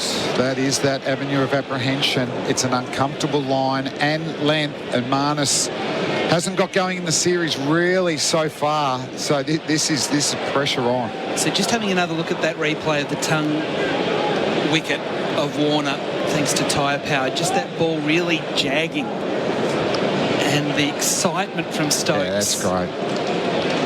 For the youngster. He bowls here to Labuschagne again, who's much more relaxed, defending that one up to mid-on again. Yeah, noticeably so. It's a good call, that, Adam. He's just lent into it, hasn't he? Looks like he's got all the time in the world, and he was a bit skittish, I thought, initially in the first innings. Yes. Coming off the back of the first ball, or I think maybe 13 in the second innings at Birmingham. The test will be, though, when you're bowling at him, he will come to the ball. Yeah. But he's been out chasing wide deliveries he normally leaves. It was interesting, boys, before play, Labuschagne was the first into the nets and was there for quite some time. I'll explain more after this ball as Tongue comes past the umpire, bowls to Labuschagne, who nurses it nicely through mid-wicket. At least 2. And he wants a third, and he'll come. So Labuschagne is away with that 3 out through mid-wicket. The score 1 for 66. Khawaja 35, Labuschagne yet to score. But for a good 10 or 15 minutes, he was just pounded by short balls. And Divenuto was the man that had the dog stick, and he just kept pounding him with short ones. And it was interesting as that he clearly thought that's what he was going to get when he came out to bat at some point today. Now, I've seen someone in the crowd that I'm quite excited about as a Tottenham Hotspur fan. Are you? So am I. Very good, very good. I thought you're a good man, Phil. Tongue around the wicket. He's bowling now to Khawaja, who does get the short ball. He ducks underneath. Ange Postecoglou in the crowd, who is the new Tottenham manager, former Socceroos coach. And as a passionate Tottenham Hotspur fan as I am, it's very exciting times. Oh, no doubt. Would be. What are the locals saying? We're coming round to it, Fleming. Let me just spend some time with you at the back and I'll get you very excited. You need to tell me full top and root and branch story of this Last ball of the over, flicked fine by Khawaja, down towards fine leg. There's a chase, and it's a good chase. So it'll just be a single to end a successful over there for Tung, getting the wicket of David Warner on the Beaumont Tile scoreboard. It is Australia 1 for 67, Khawaja 36, Labuschagne 3. Macca's OG McSpicy. Juicy chicken covered in a crispy, mouth-wateringly spicy coating. It's the McSpicy that started it all. Order at Macca's today.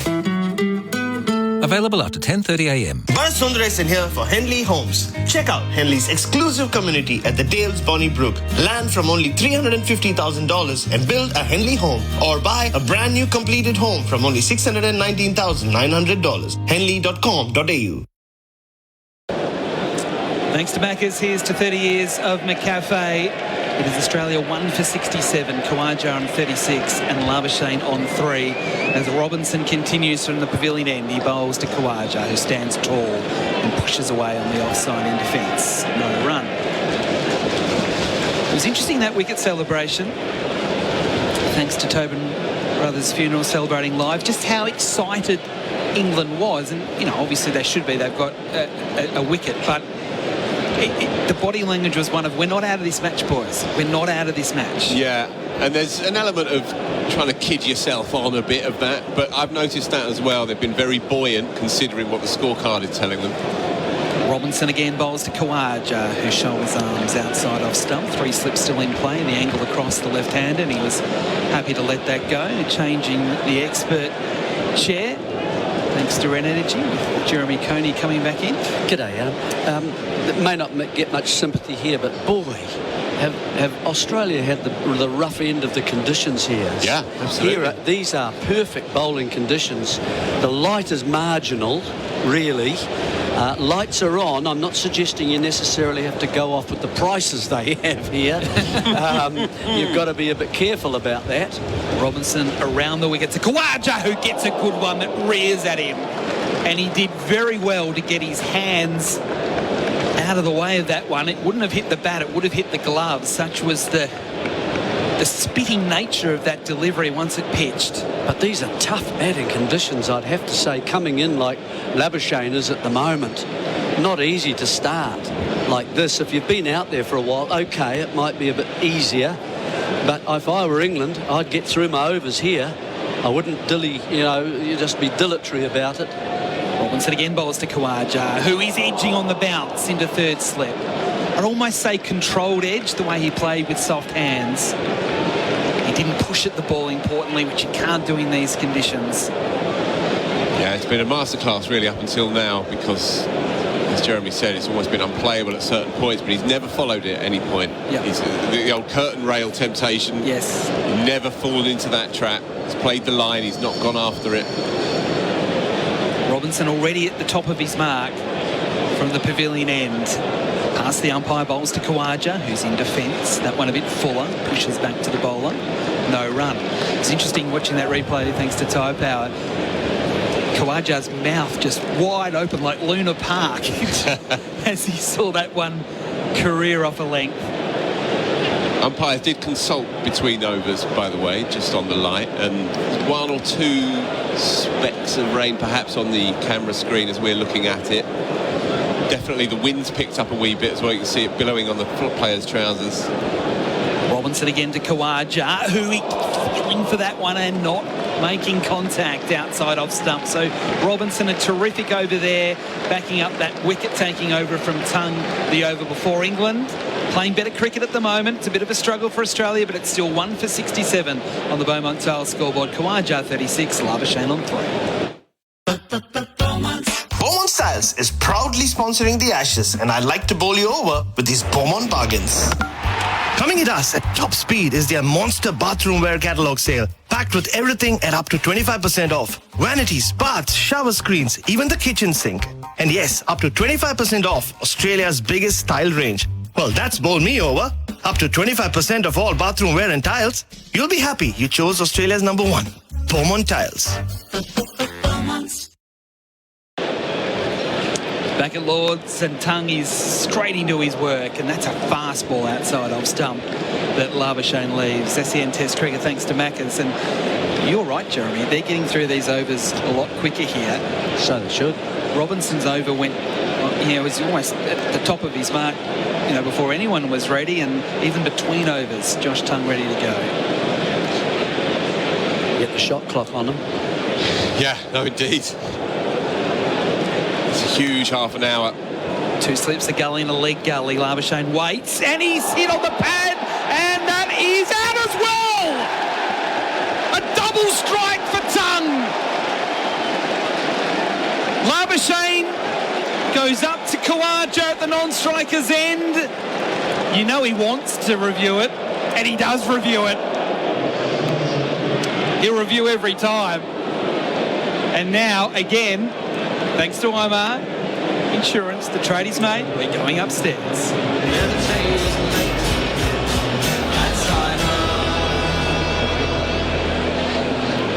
Okay, we get the first replay thanks to Tyre Power.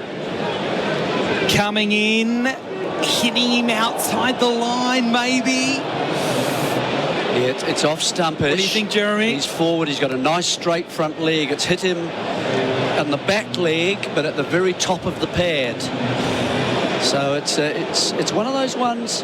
Here we go, the tracking. Hit outside the line, not out. Yeah. And one hell of a fist bump between the two of them as well. He is pumped, is Marnus Labuschagne. And Marnus says, that's why I review. A few words as well, I think, between him and Ollie Robinson. As I said, hard to start. And, I do feel a little bit for them. Not that I often do, I've got to say, against Australians. But yeah, very difficult. If they can get Steve Smith in these conditions when it is difficult. Steve Smith sits back down in the pavilion. Just saw him on the monitor. It's going off out there, I think, Adam. Marnus just pulls out halfway through the run-up, says a word or two to the cordon. This is what we're here for, folks. And he comes past the umpire bowls to Labuschagne. It's a bouncer. And Labuschagne ducks underneath it quickly. It feels just a little bit brighter than it was maybe 10 minutes ago.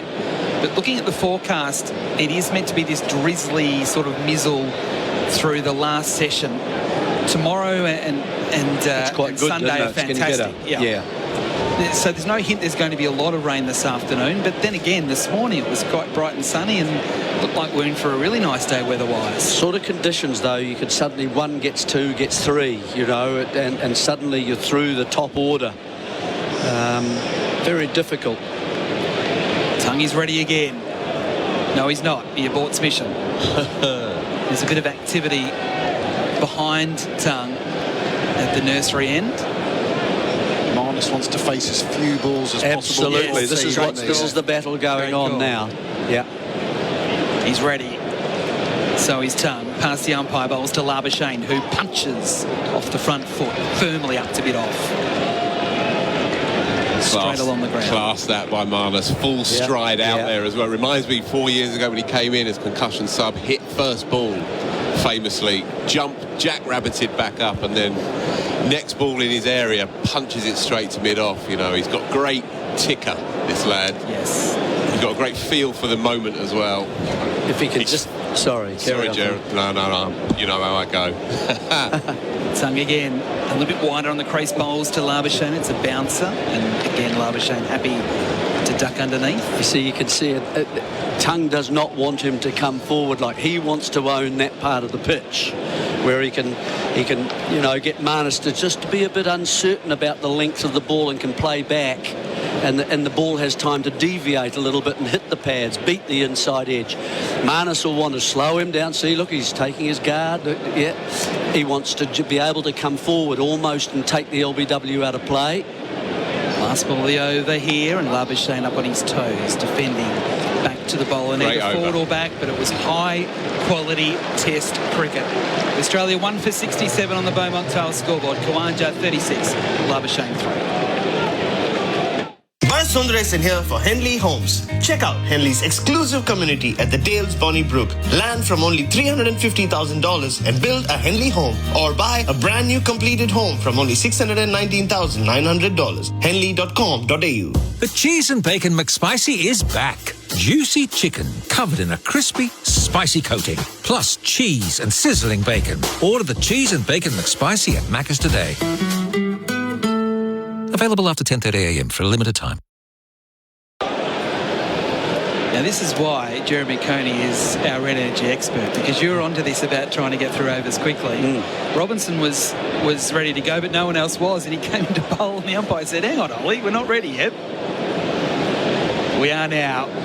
As Robinson from the pavilion end comes into bowl to Khawaja, who strokes the ball nicely off the front foot to point. There's no run. It's almost like a wand, not a cricket bat, the way he strokes the ball into the offside. It's David Gower-esque. Yes, he's all curves, isn't he, really? Yeah. He's not a thruster, and it's not a rapier. It's as if the bat, there's the nervous energy and passing down through the hands into the bat handle. Robinson again. Khawaja uses his feet on the walk, ending up defending the ball back to the bowler, but that was, I wouldn't say audacious, but certainly unorthodox from Khawaja, who usually stays at home. Method in it, though, trying to smother the swing as best he can. Fascinating to watch this knock. 36 from 79 in the context of the conditions and the game. It's a huge hand, really, that he's playing here for Australia. Oh, it is. He wants to go back, really. That's where he likes to be at home, but now he's almost forced to go forward. Robinson again to Khawaja, who covers his stumps and defends up to mid-on with a full face of the bat. It's the way he tends to move back and across and get in line with the ball. It's tense. Yeah. It shouldn't in a way feel tense when Australia leads by 158 with 9 wickets in hand, but it has that atmosphere about it at the moment.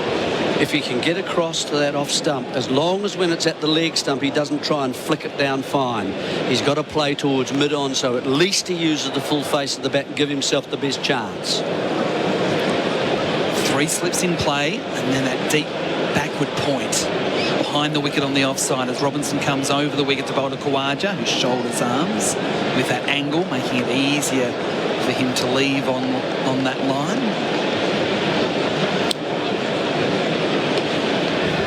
Over and round, changing the angle all the time. Confuse the batsman.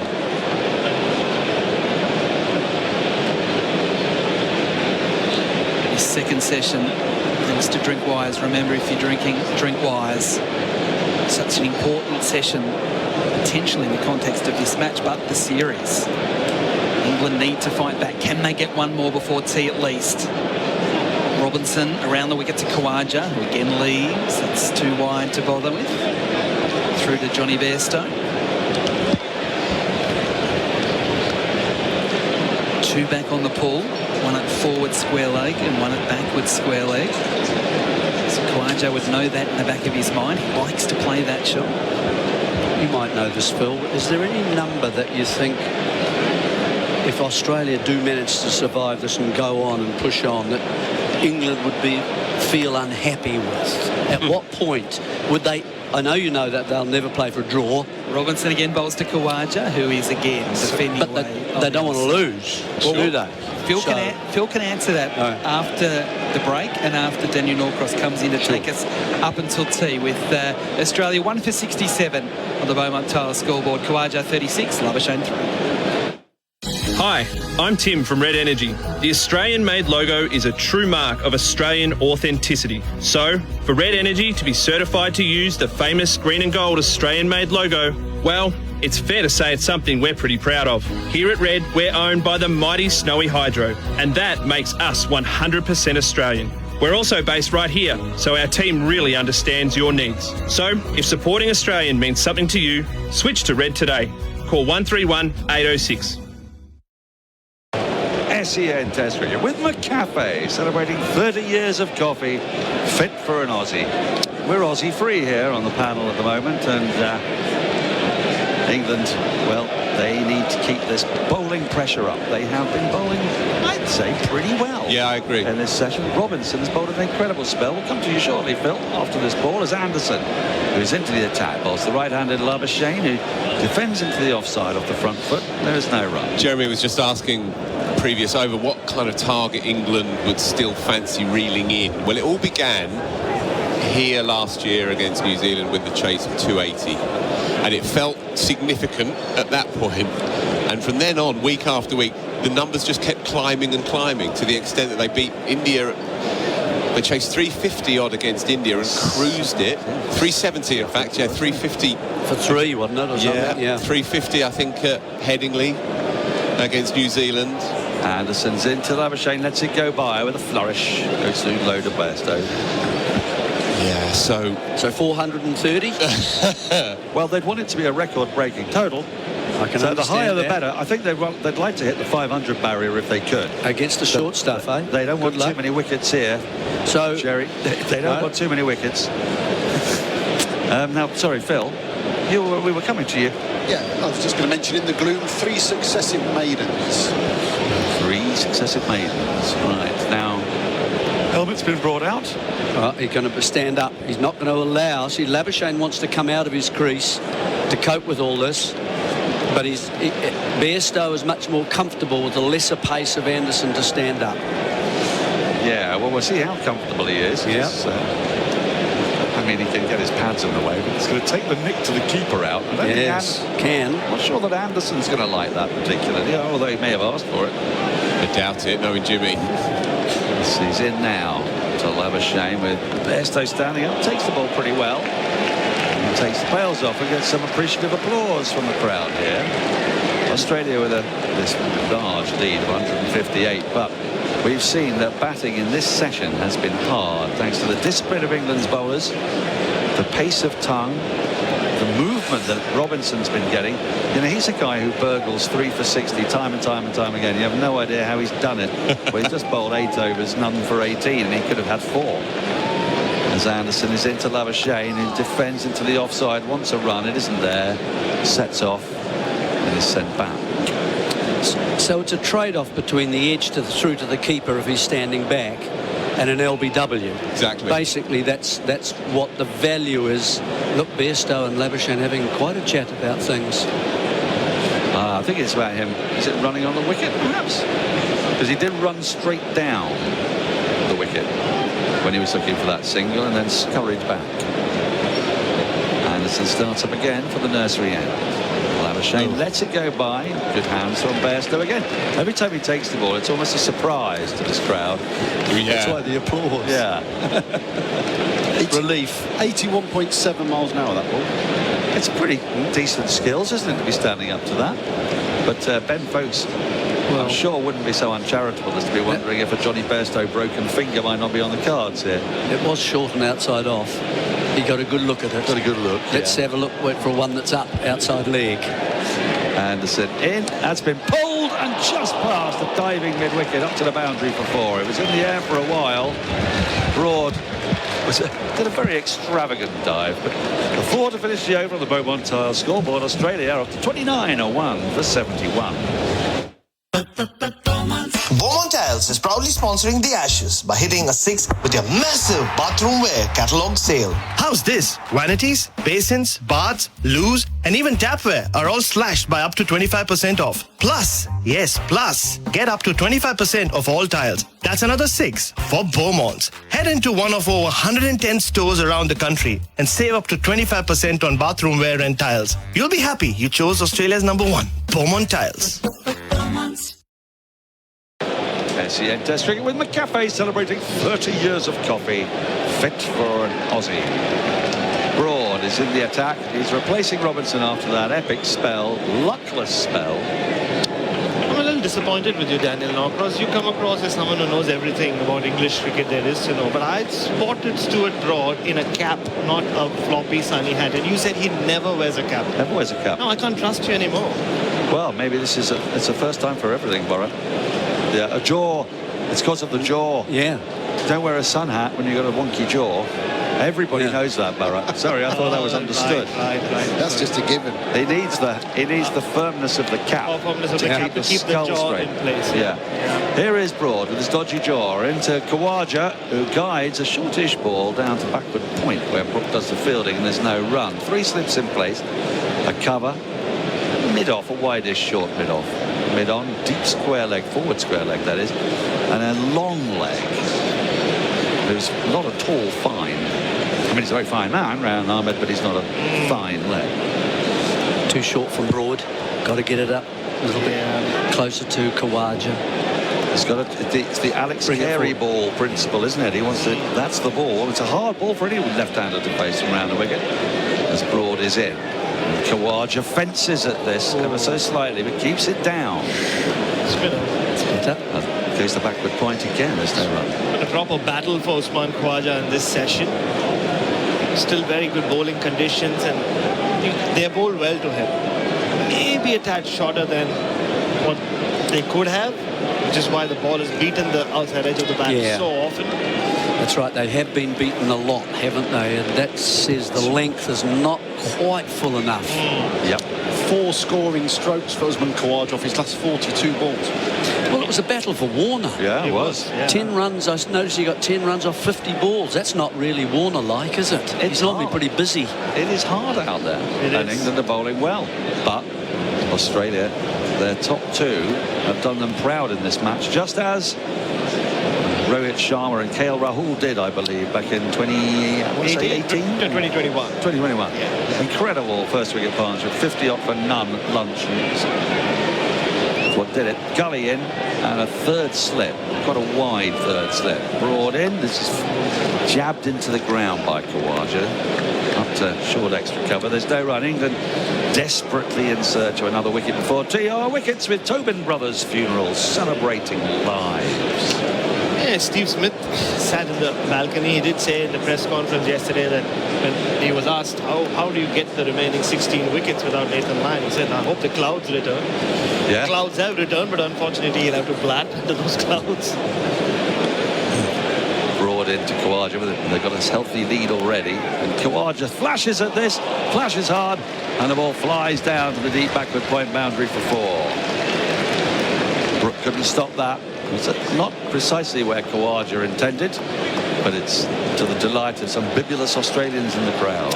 Once again, too short, Jeremy, and Khawaja generally plays so late. He had so much time to adjust. It was almost an afterthought. The ball was just going past his bat. He realized, there's nothing in this. He's going to open the face of the bat and just guide it away.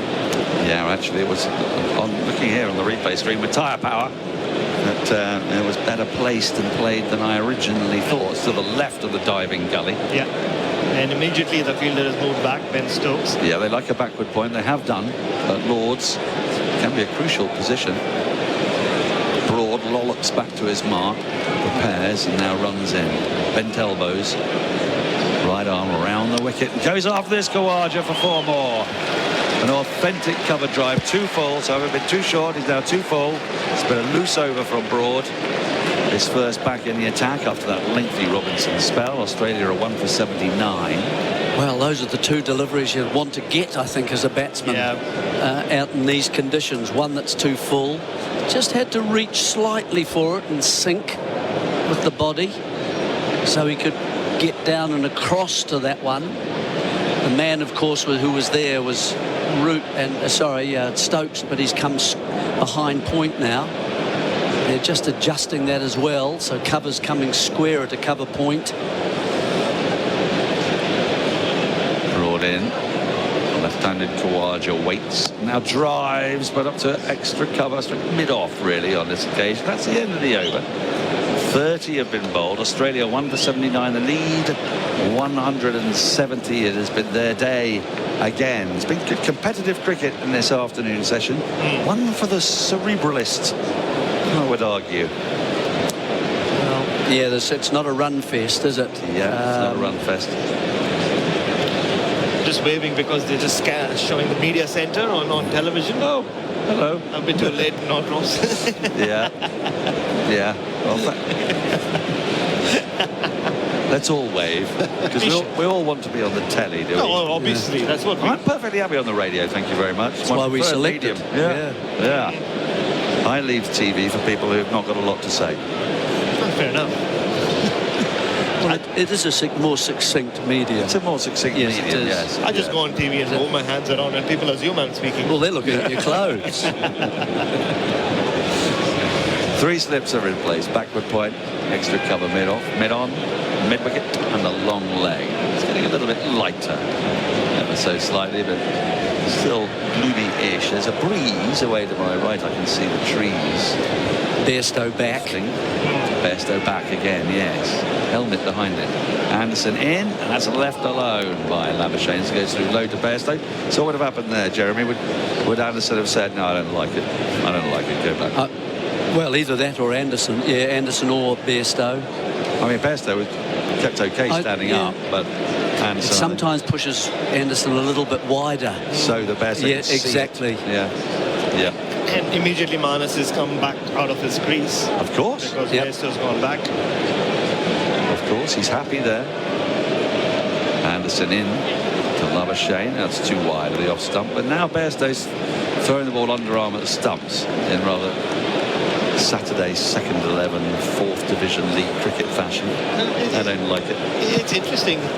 At least when Australia were in India, the Indian slip cordon had decided, let's not speak to Manas Labuschagne. He'll come and speak to us. We'll try to ignore him. It looks like the English are doing the same, because a few times I've noticed in this little innings, and that's how he gets rid of his nervous energy, Manas Labuschagne, by involving himself in some conversation.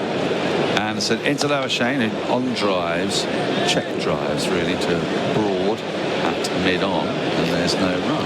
And a couple of times he's turned around. It looks like Johnny Bairstow is coming up. For a chat. For a chat. A couple of times he's turned around and he's got nothing in return. Yeah. Manas will take guard again, will he? No, he's just, well, he's remarking it. There are 3 minutes to go until tea. 3 balls to be bowled in the over. England would be advised to try and get another one in after this, you'd think. As Anderson is in. This is well taken by Bairstow, standing up a little wide of the off stump. Labuschagne letting it go by. Is Anderson swinging it now, guys, or is he just angling it in?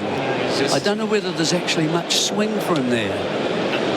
There was a lot of swing for him in his first spell in this innings, but yeah, I haven't seen anything in the air. The last couple of overs he's bowled. Is he trying to swing it though? That's another question. Yeah. Just 2 slips in place. He runs in. Labuschagne drives at this. He had to play at it. It was fuller, straighter. He pushes it up to mid-off. Robinson fields. There's no run. The unfamiliar side, as Bharat and the racers has pointed out, of Stuart Broad in an England cap. I wonder if it'll stay on when he runs after the ball. That's exactly what I'm... That's the thing I'm most excited about finding out. Cap and headband, that's the... And the headband, yeah, with the Christopher Walken. Yeah. Yeah. In comes Anderson. Labuschagne waits and then lets go. Another one that's in the channel outside the off stump. That's the end of the over. England will get another over in before the tea break. Australia 1 for 79 after 31. Khawaja has 44. Labuschagne has 7. Anderson can now contemplate putting his feet up for 20 minutes. So Stuart Broad, who bowled a poor first over back into the attack. He had a spring in his stride. Stuart Broad is marching from mid-on to the top of his mark. He wouldn't have been very happy with the way that first over went. It's a bit too short and a bit too full. Yeah. It's inducing that sneery grimace in you, Bharat. Seen quite a bit of it during this test match, haven't you, Daniel? Yeah, well, throughout Duckett's innings yesterday. I don't think I've ever seen that. And through, you should have seen my face during his press conference. Broad starts a new over. Around the wicket to Khawaja, who fences at a ball that's a little short. It's pushed into the covers of the back foot. Yeah, when Duckett mentioned never leaving it, I bet you... I can't imagine your face. Yeah, he was... Did you just make a noise? Yeah, he actually said, yeah, I'm gutted that I left 2 balls, and everybody in the room went, and I was like, what? Can I say something? Yes, you can. Should I? Well, I mean, in fairness, the 2 that he left, he ducked one. Yeah. And then he forgot not to leave the other, as much as anything else. He's very upset about it. I bet. Broad is in. And Khawaja ducks. Quite a hostile bouncer. Nodded his head to get it out of the way, but it wasn't too far away from the badge. Through to the keeper, Bairstow. It's been a battle for Australia, hasn't it? They were 12 without loss, weren't they, at the start of this session? It's been a session where they've had to battle because of the conditions and the light, the movement. They've survived it, only one down, cost of 1 wicket, I think, because, as we've said, England have bowled just a tad short, maybe 2 or 3 feet. Broad in, and he thinks about the back of the bouncer there, but then thinks wisely against it. And it's the sort of session that you don't take much notice of because of the lack of runs. But there can be a real bonus further down the test match with so much time left that if Australia do get in very good conditions, which is apparently the arrival of which is tomorrow, if that happens, they can push on a little bit more in nicer weather. Yep. That's cricketing logic, right, Jeremy? Yeah. We haven't seen a lot of it in the last 3 sessions. No, we haven't.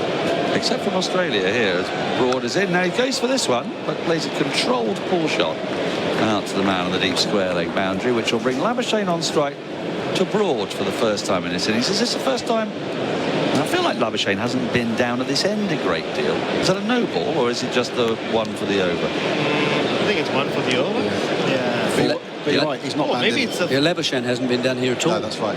Yeah. Was that a first warning for him? Maybe not. Is that Broad? Yeah. Or the batsman? Or the batter? He did. Miss Gaffney did walk down the pitch and kind of... He can want the batter as well, of course. Yeah. Concede penalty runs to the fielding side. I've seen it done in a women's T20 World Cup. Sent our fellow commentator Charles Dagnall into a furious rage because the batter was batting down the wicket, which they're perfectly entitled to do, but the umpire decided that this was encroaching on the playing surface. What, in an attempt to play a shot or the run? Attempt to play the shot. Oh, no, you can't. No, it's not. It's in the logbooks, yeah. Right. He always carries it with him. It does, doesn't he? Yeah. I thought he would have memorised it by now. Slight change in the field for Labuschagne. A third slip comes in, and there is a leg slip in the form of Duckett. They'll have to go very, very close to Duckett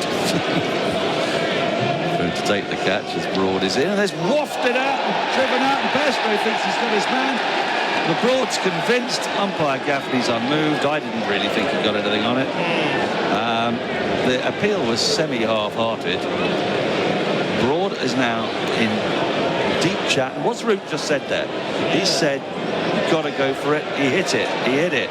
No. Oh, wow. And Root can't believe it. Root really thinks that was out. I think... Did we just see breakdown of relationship between... I think we did. Joe Root and Ben Stokes. He said, you have to go for it. You have to go for it. Taking a look now on the replay screen, and I don't think he did it. There was a puff of dust. Yes, he's hit the ground. Yes, I think he's hit the ground. Yeah, he hit the ground. We could do with a little bit of the old snicko here. Well, I don't know if his bat's hit the ground, actually. Ultra Edge shows well done, Ben Stokes. Nothing on it. But it's hit the pad, is it? Yeah, back pad. But the back pad's a long way from there, isn't it? There is a little bit of a flibber on it, but it's after the ball's passed the bat. So it would never have been given out. No. So Stokes has saved himself there from losing a review as Broad is in. And that's wrapped on the pad. He really likes that one. They've gone up hugely for this. Now then, this might be a different matter. Bairstow is pointing perhaps to the leg side. Oh, wow. The ball dribbled away for a leg by. This is the last action of this session. Chattage going on once more. Stokes says no. No.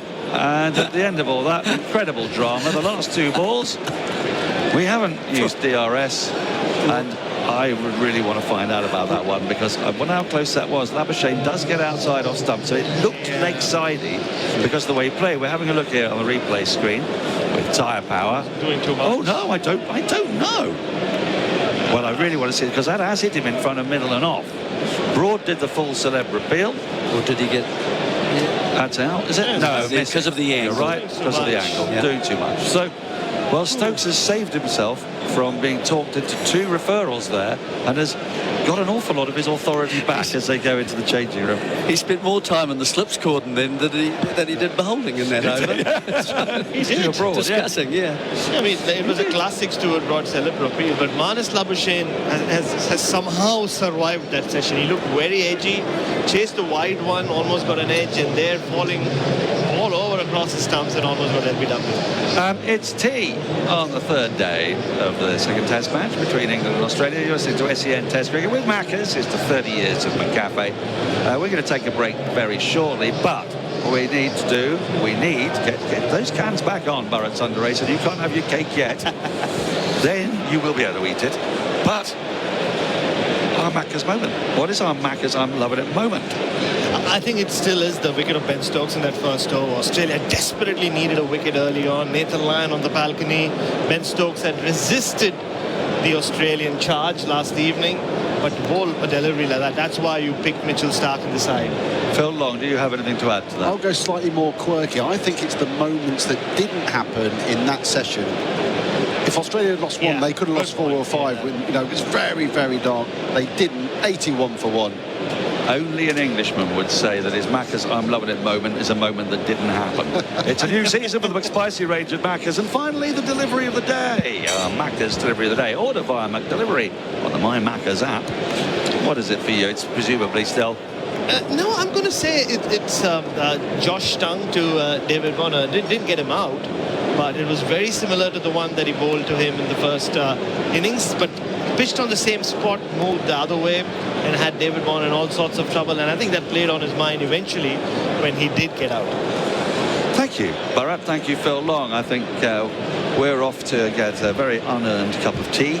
I'll tell you who has earned some tea, though. It's Warner, Khawaja and Labuschagne, who have survived in very difficult testing conditions against an England bowling attack that has pretty much bashed out the right areas. We'll be back with live coverage, obviously, of the evening session. But for the next 15 minutes or so, it's back to Paul Sebastiani, who's going to take you through the tea break.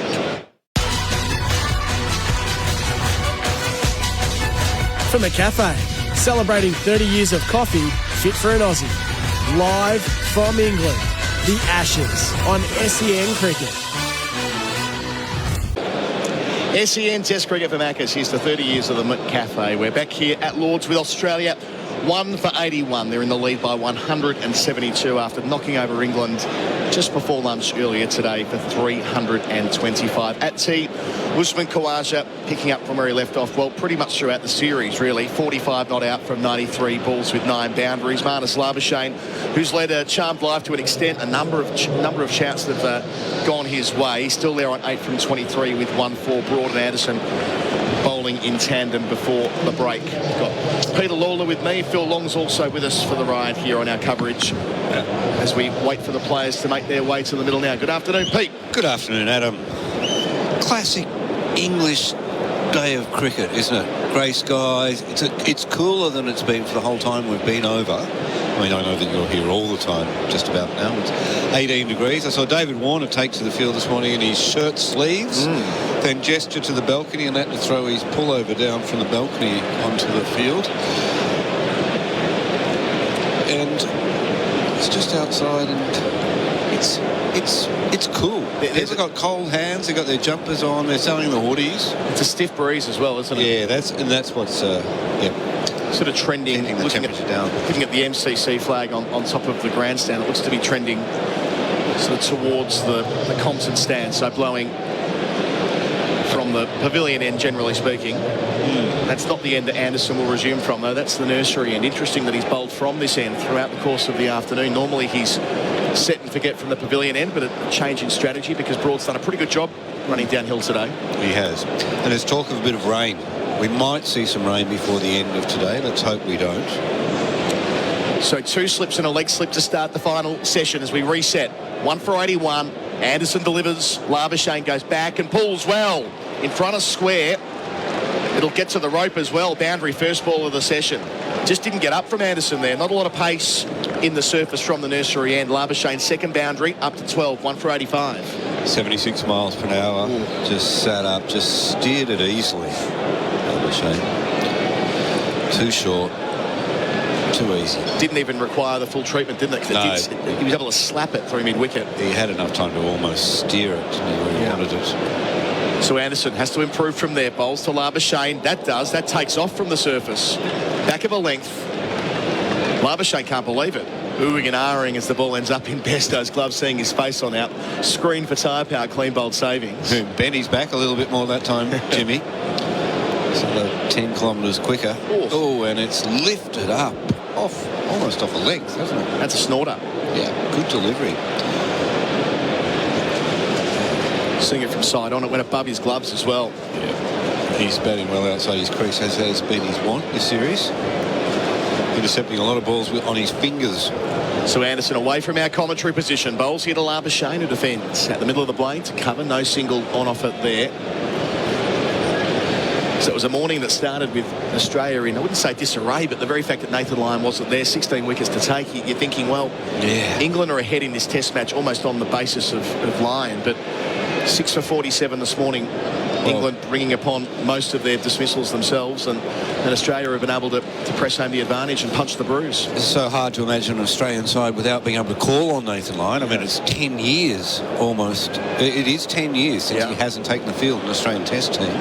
Anderson up, bowls here. Labuschagne off the back foot, tries to sneak it past point, but won't. Yeah, but he was missing for the first and second test of the 2013 Ashes. That was at Trent Bridge and Lords, and in the side thereafter. And across that 10-year period, the significance of his contribution has increased year by year to the point where last year's highest leading wicket taker in world cricket, equal with Kagiso Rabada. Phil Long will clarify this, but in the World Test Championship cycle, he led the wicket takers there by a mile. Long way up. Anderson bowls again, and Labuschagne defends again, this time to mid-on, where Broad does the fielding, wearing the baggy blue cap with the headband underneath it. Interesting fashion choice. But all positives for Australia. Mitchell Starc runs its second delivery, gets Ben Stokes with a ripper. Yeah, very good ball, squared the English captain up. And it was a convincing little effort from Starc in that first 90 minutes of play. He picked up 3 wickets, calmed the nerves a little bit because he'd bled early, hadn't he? Bairstow's up to the stumps for Anderson. Last ball here to Labuschagne, back in his crease, defending again, out to cover. End of the over, just a boundary coming from it. So Labuschagne 12, Khawaja 45. The lead 176 on the Beaumont Tile scoreboard. Huge sail on now at 1 for 85. Bairstow was up to Anderson just before tea as well. I like to see that, but I don't reckon Jimmy would be all that happy. 40 years old, the last thing you want to see is the keeper coming up, but sort of won't see him here. I wonder if we'll see him here next year. You'll be here next year, I won't. So. Well, it's a funny summer. They're playing Sri Lanka and the Windies, England, next year here. It's a bit of a little bit like the summer Australia had last year when they played the Windies and South Africa. South Africa largely uncompetitive and the Windies completely uncompetitive, and there wasn't as much sting in the Test summer. Well, England are reaching that part of the cycle with the Windies, who have been battling for years, and Sri Lanka, who over here have been seldom any good, with the exception of one Test all the way back in 1998. So it's an interesting question about Anderson and how far he might try and push it. He's going to have Broad for company after tea at the pavilion end. He bowled with some real venom before the break, getting Labuschagne on the pads a couple of times. He'll start here to Khawaja with 3 slips. Round the wicket, bowls, and helps himself a 4. Just down the leg side and dabs it round the corner. That's a boundary to start. No leg buys, so it was off the pad, but nevertheless 4 for Australia. 1 for 89 becomes the score. The lead up to 180. To think where they were this morning compared to where they are now. Every little bit hurts from here on. Oh, yeah. And see a lot of balls run down leg side to the boundary on this ground because of the angle. And they've got this fielder at sort of a long leg in the corner of the ground beneath us, but a lot of balls have gone finer than that. Broad again, 3 in the cordon, bouncer in response, way over the head of Khawaja, who's ducked nice and early. Well, he keeps running in, Stuart Broad, doesn't he? He keeps having a crack. I like that about him. The thing with Broad is that when this all started last year, those New Zealand Test matches, the first was here, England chased down 270-odd. The second was at Trent Bridge on a flat track. There were more boundaries in that test than any ever played. Right. And it was becoming word was spreading that Broad was going to pull the pin there and then at Trent Bridge on his home ground. He's in here. In his 9th over, bowls to Khawaja, leaves alone outside the off stump. Indeed, the big whisper was that Broad's name was already inked into the TV schedule for the 3rd Test match at Leeds, that he was going to... I recall that, yeah. That he was going to retire at Trent Bridge. Well, you can understand that, right? Like, he would have been 36 then. He made it back in the Test side, having been left out in the Caribbean, remembering that Anderson and Broad were both jettisoned after the Australian tour. Yep. And you would have thought, well, that sounds about right. Broad leaving there, they'd had won the series and so on. But then there was a twist in the tail as he turns and runs in again to Khawaja. Bowls here wide of the crease. Block hole dug out towards mid-on where there will not be a single. The lead remains 180. Khawaja's faced 97 deliveries. The twist was that after that win, he's like, I don't want to go anywhere. This is the most fun I've ever had playing cricket. I'm going to stay. I want to be in this dressing room with Brendan McCullum and Ben Stokes, and so it proved. He played throughout, not the whole summer. He missed, I think, a couple of tests on the way, but dominated against South Africa at the Oval. Ended on a high note. Didn't go to Pakistan. Khawaja facing Broad in the headband, bowls again, down towards long leg, off the blade this time. He moves to 46 with it. Lead 181, 1 for 90 the score. Smart move not to go to Pakistan when you're an old bowler. It was one of those where circumstances conspired because he was awaiting the birth of his first child. Oh, yeah. So I don't know whether they would have picked Broad anyway for that job, given that they were already taking Anderson, and Robinson did a great job with Anderson bowling a lot of reverse swing over there. I wonder if he would have looked ahead too and seen that he might not necessarily have been in their plans for this series. You know, in an ideal world, the England pace attack is quite different than the one that we're witnessing, isn't it? And even indeed where he sat in the pecking order a couple of weeks ago, I think the consensus was that Broad was just sitting outside the top 3. Right. Finishes the over here, bowls to Labuschagne on 12, and he leaves alone outside the off stump. So 1 for 90 Australia's score, the lead 181 with Khawaja 46, Labuschagne 12 on the Beaumont Tile scoreboard. Beaumont Tile's huge sale on now.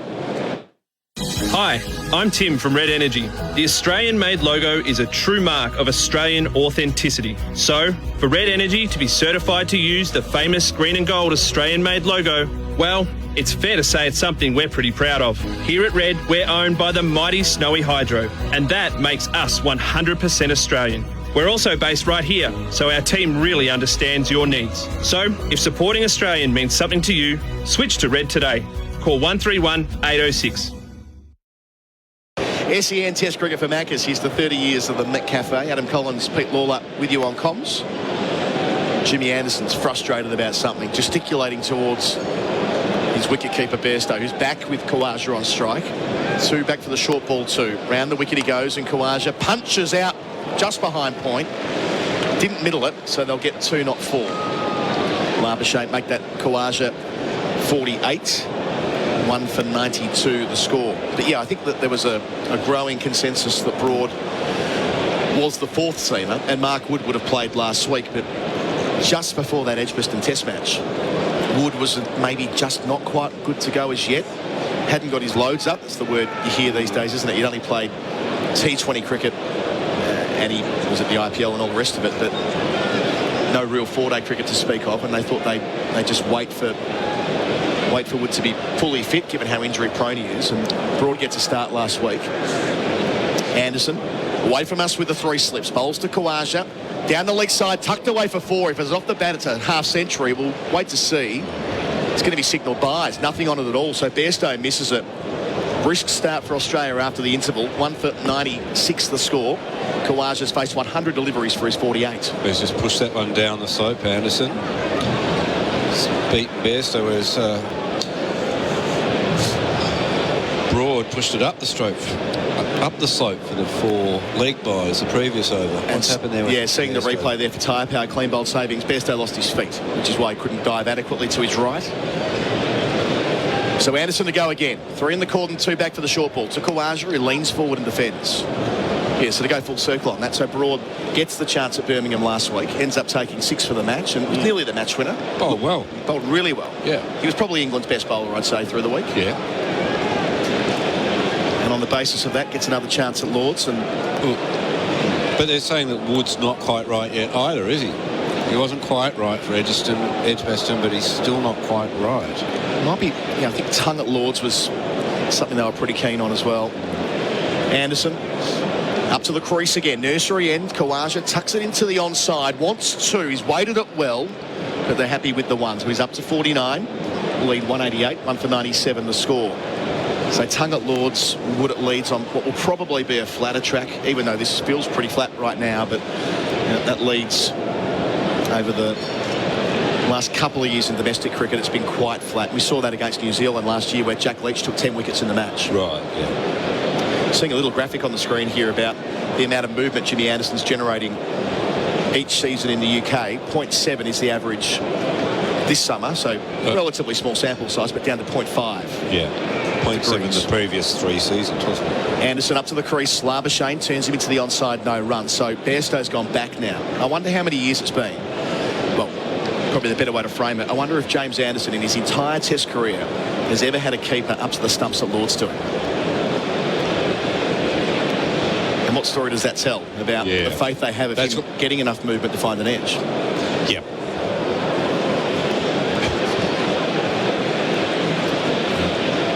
Crowd's been very quiet today, haven't they? Seems to be at Lords. Anderson to finish his 10th over. Labuschagne defends from the crease. End of the over. Kawaja's 49. Labuschagne's 12. The lead 188 with Australia. 1 for 97 on the Beaumont Tiles scoreboard. Beaumont Tiles, huge sale on now. They're back. Spicy Chicken McNuggets with a crispy, mouth-wateringly spicy coating. Get them before they're gone. Again. Order Spicy Chicken McNuggets at Macca's today. Available for a limited time. Bharat Sundaresan here for Henley Homes. Check out Henley's exclusive community at the Dales Bonnybrook. Land from only $350,000 and build a Henley home, or buy a brand new completed home from only $619,900. Henley.com.au. SEN Test cricket for McCafe. Here's to 30 years of the McCafe.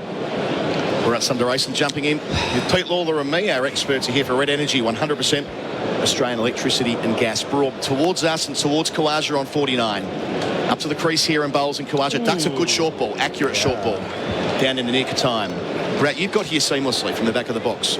Our friends that have joined from downstairs, clients who have been supporting SEN's broadcast, have had the quintessential Lords experience, getting stuck in the lift of the press box. Oh, really? It happens all the time. We think of this as being a relatively new structure. It's been here since 1999. Which is why I always make sure I get into the lift with the best company possible.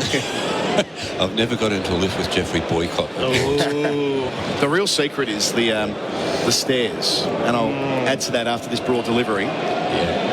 2 slips and a 4th slip. Bowls here to Kawaja, who leaves the line outside the line of the off stump. If you go down the stairs 2 levels, you can walk back up 1 and stand on the camera gantry. It's and that is the best spot to watch at Lords. Weren't you there during the... no, one of us was there during the 2019 World Cup final. Jeff Fleming was. We were commentating at Brett. You might remember. Yes. We were on air together. What a day that was. We were on the other side. If you imagine looking at if you're watching on telly and you're seeing the spaceship, we're on the bottom left as you're watching on TV, and for the World Cup final we were bottom right. Broad up, bowls to Kawaja on 49, full toss, and he strikes it down the ground for 4.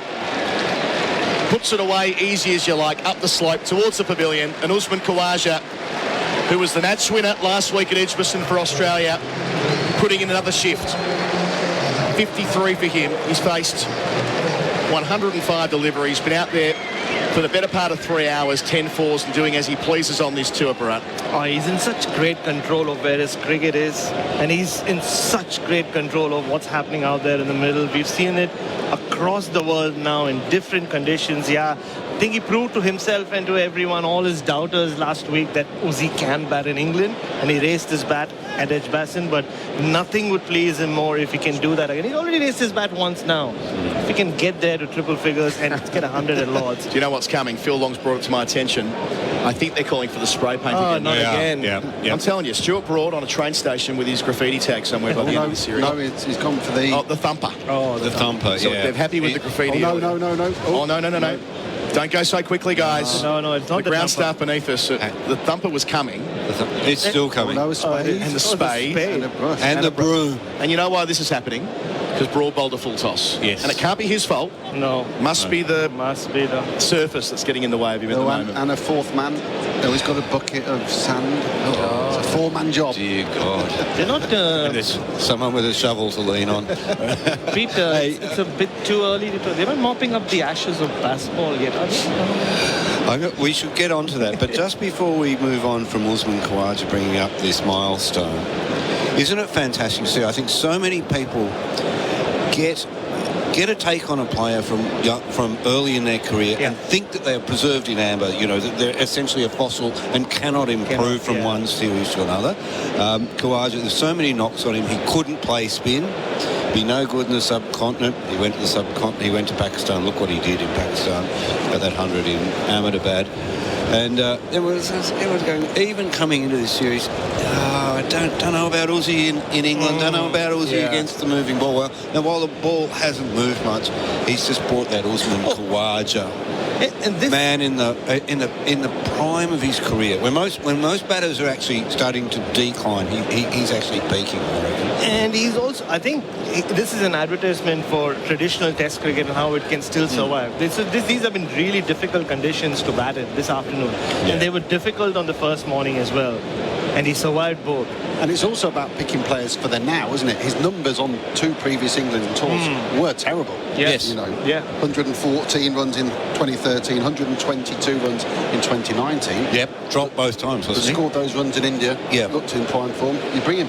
Same with David Warner. After the World Test Championship final, his average in England was 18, and he's backed that up by batting for 518 balls last week. 100 in the first innings, 50 in the second, and another half century here in his stellar return to the Test side. That was an unexpected one, remembering that he wouldn't be here if Travis Head didn't get COVID before the Sydney Test of 2022. It's a staggering Australian cricketing story, and it's only getting better. Yeah, when Ben Stokes played that innings in Leeds, it also sort of, for a lot of people, thought it was the end of Usman Khawaja's career because he didn't play in Manchester. I think it's also a great life lesson, what Usman Khawaja has done in the last few years, even before he got into the Test side. The moment you become comfortable in your own skin and start living in there, good things happen. So after all of that with Broad getting the foot marks changed, he's changed angle to go over the wicket. Stuart, please. Here it is to Khawaja. Turns him into the onside for 1, maybe 2. Maybe 2, just 1. So Khawaja 54, 1 for 102 Australia with a couple left in over number 36. And I think Khawaja's well suited by the fact that England's quicks, genuine quicks, haven't been fit for this series. Remembering that any batter who's the age of 36, their reflexes and their eye will start to fade or decline, and he's not having to deal with Jofra Archer bowling 95 mile an hour as he did at Lord's 4 years ago. He's not having to deal with Mark Wood this week. Ollie Stone's torn a hamstring. He's perfectly suited from a technical perspective to play against Anderson and Broad in this kind of form.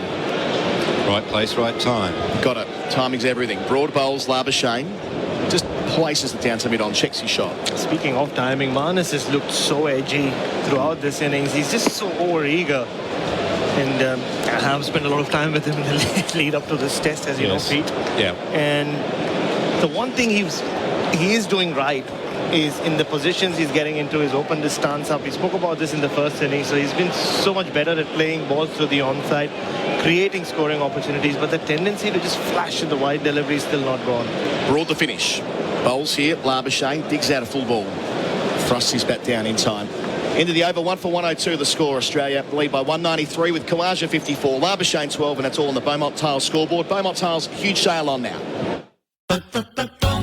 Beaumont Tiles is proudly sponsoring the Ashes by hitting a 6 with your massive bathroom wear catalogue sale. How's this? Vanities, basins, baths, loos, and even tapware are all slashed by up to 25% off. Plus, yes, plus, get up to 25% off all tiles. That's another 6 for Beaumont. Head into one of over 110 stores around the country and save up to 25% on bathroom wear and tiles. You'll be happy you chose Australia's #1, Beaumont Tiles. SEN Test cricket for the McCafe, celebrating 30 years of coffee fit for an Aussie. James Anderson. He's got 687 Test wickets. Bowling to Khawaja, back of a length, turned into the onside. So the square of the 2 men out for the short ball. Gets 1. He's 55, 1 for 103. Pete, while we've still got you, there was some news that was on the Australian website, your website, a couple of hours ago about Alan Border. Yeah, there was some news, and it's quite sobering, actually, that Alan Border has revealed to the world that he's got Parkinson's. Private man.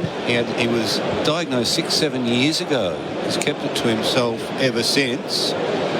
But he's done a brave thing that people in public eyes do, and sort of talked about their medical conditions to Steve Crawley. I think it's in the Weekend Australian magazine.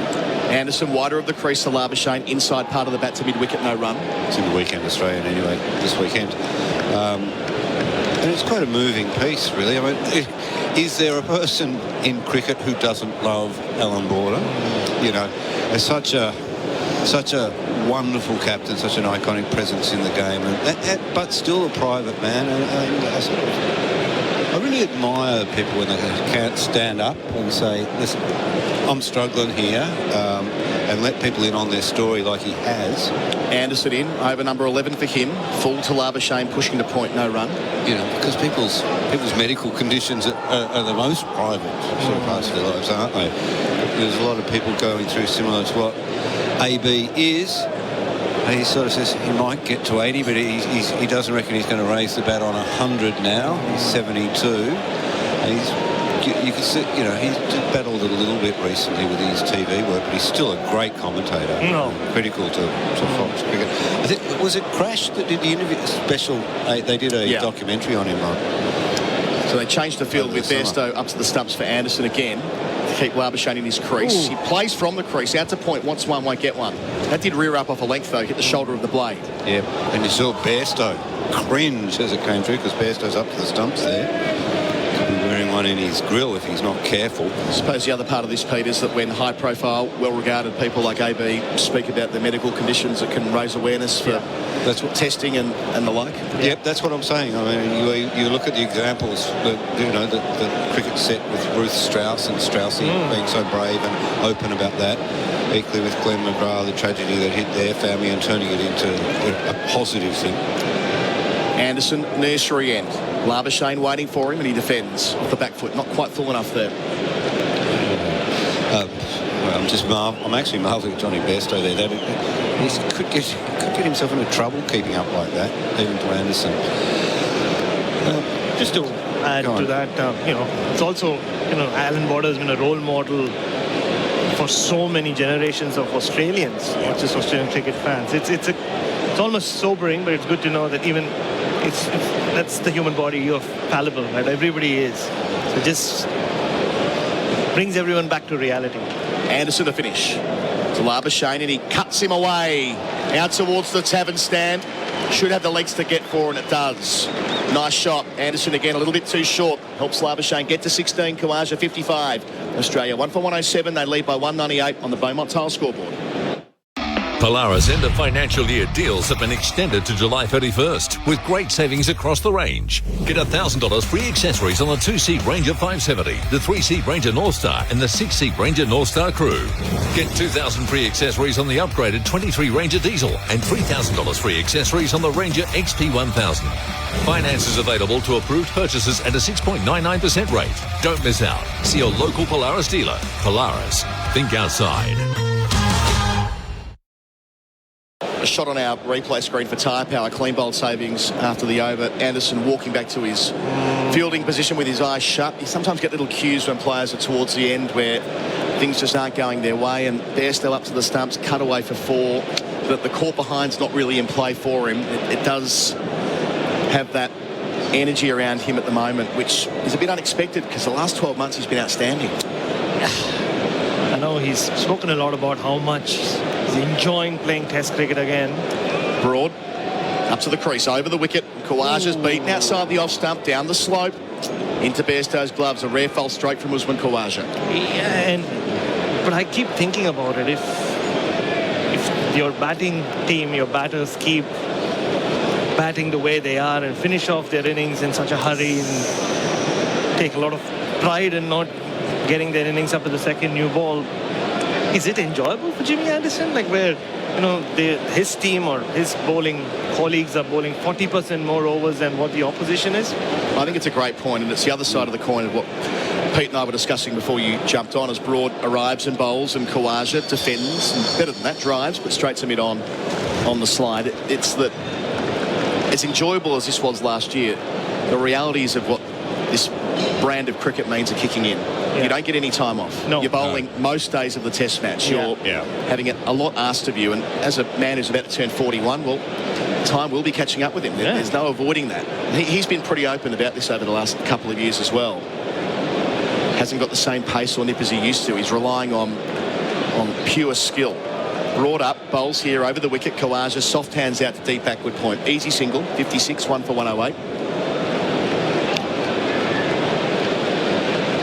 The lead's up to 199. No, we're all still here. We're here. At the end of the over. We're Broad. These wickets killing Broad, aren't they? Very, very loud in his condemnation of that wicket at Edgbaston. The bats of balls this year aren't swinging that much. The conditions, the last couple of days aside, haven't really suited the seam bowlers. There's just nothing there for me. If it doesn't swing, doesn't seam, doesn't bounce, I've got nothing. What Broad is doing, he is moving the ball through the air, but the wobble seam's not for Anderson. on the pitch. For either of them. It's just not working. The surface has got nothing in it. Shout for leg before. Broad likes it. Labuschagne strolls over to the leg side. Broad didn't even turn around. Another Celebra appeal. I don't like those. Yeah, I don't like those at all. We'll come back to this in a sec. So Stokes says height. They're not going to get a review out of this. Broad, in the playing conditions or in the laws of the game, you have to appeal. Or someone has to appeal. So the fact that the wicket-keeper's up meets that criteria. I reckon they should make an adjustment because Stuart Broad has not turned around at all. It shows no respect to umpire Gaffney. It's not on. I mean, it can be a great Twitter meme and you can laugh about it and, like, giggle about it in the press box. But it's terrible if you're the umpire. I mean, he or she is in there for a reason. And it's in the law book. You have to appeal while facing the umpire. Twice before the tea break. The last two deliveries. He did the celeb appeal. He was basically down there celebrating with the slips. When he didn't get the decision, they didn't go up for the DRS. Just turned it on. What is it? Is it a confidence trick? Bring in a fine. I mean, it is disrespectful. My problem with it, and as Broad gets up and bowls again, and Labuschagne defends into the onside. My problem with it is that we always see behaviour at the elite level filter down to the recreational level. Exactly. And you umpire recreationally, Bharat. You don't want bowlers putting undue pressure. It's hard enough to recruit umpires. Yeah. And we know that from footy as well, that the more abuse there is of umpires, the fewer you get. By the way, that was a very good shout. That actually was out. and I think that actually counts against him. Exactly. Yeah. Boy cries wolf. Yeah, exactly. Yeah. So, yes, they should have reviewed, but I think that's on Broad. And he's made it a part of his game, and umpires are equal to it, and they don't believe him. Yeah. So Broad to finish here. Should have been a successful over. Leg slip still there, wide of the crease. Labuschagne defends out to cover. So that is the end of the 38th over. The lead's up to 199. Australia 1 for 108. Khawaja 56. Labuschagne 16 on the Beaumont Tile scoreboard. Norcross in for me. It's City Mazda's Big 5 sale. Grab 5 big offers and unbeatable drive-away deals on BT50 and CX-9. Take your pick from over 55 BT50s or run-out CX-9s. In stock now, ready for immediate delivery. So I get 5 big offers with every new BT50 or CX-9? Yes, plus an unbeatable drive-away deal. Hurry, stock won't last. Head to City Mazda to view all 5 big offers today. Love my city, love my City Mazda. Conditions apply, LMCT 11621. SEN Test Cricket for McCafe, celebrating 30 years of coffee, fit for an Aussie, and I find myself surrounded by some of the most po-faced people in the world. Phil, it's a weird one, isn't it? As English cricket struggles with the fact that it's all a little bit up its own rear. Is Anderson in outside the Austin through the keeper, no run. We discover that the Australians of all people want this to be a gentleman's game. You must turn and appeal properly. You must say everything in the right fashion. Well, do you know, it's pantomime, it's theatre, and it's nonsense. The sincerity with which you guys have drawn your lines. This rule book says MCC on it. I don't trust them for 1 minute. Aussies have become very nice. They're lovely people. It's a bad Cummins either. They're deeply polite, aren't they? Ever since I moved there. Just injecting a bit of fun. He's just charging down the wicket. As Anderson is in, has crashed away down the backward point for a single. 1 for 109. The gravest error there wasn't the way he appealed. It was the failure to actually send it upstairs. That serves him right. And karma now, yeah.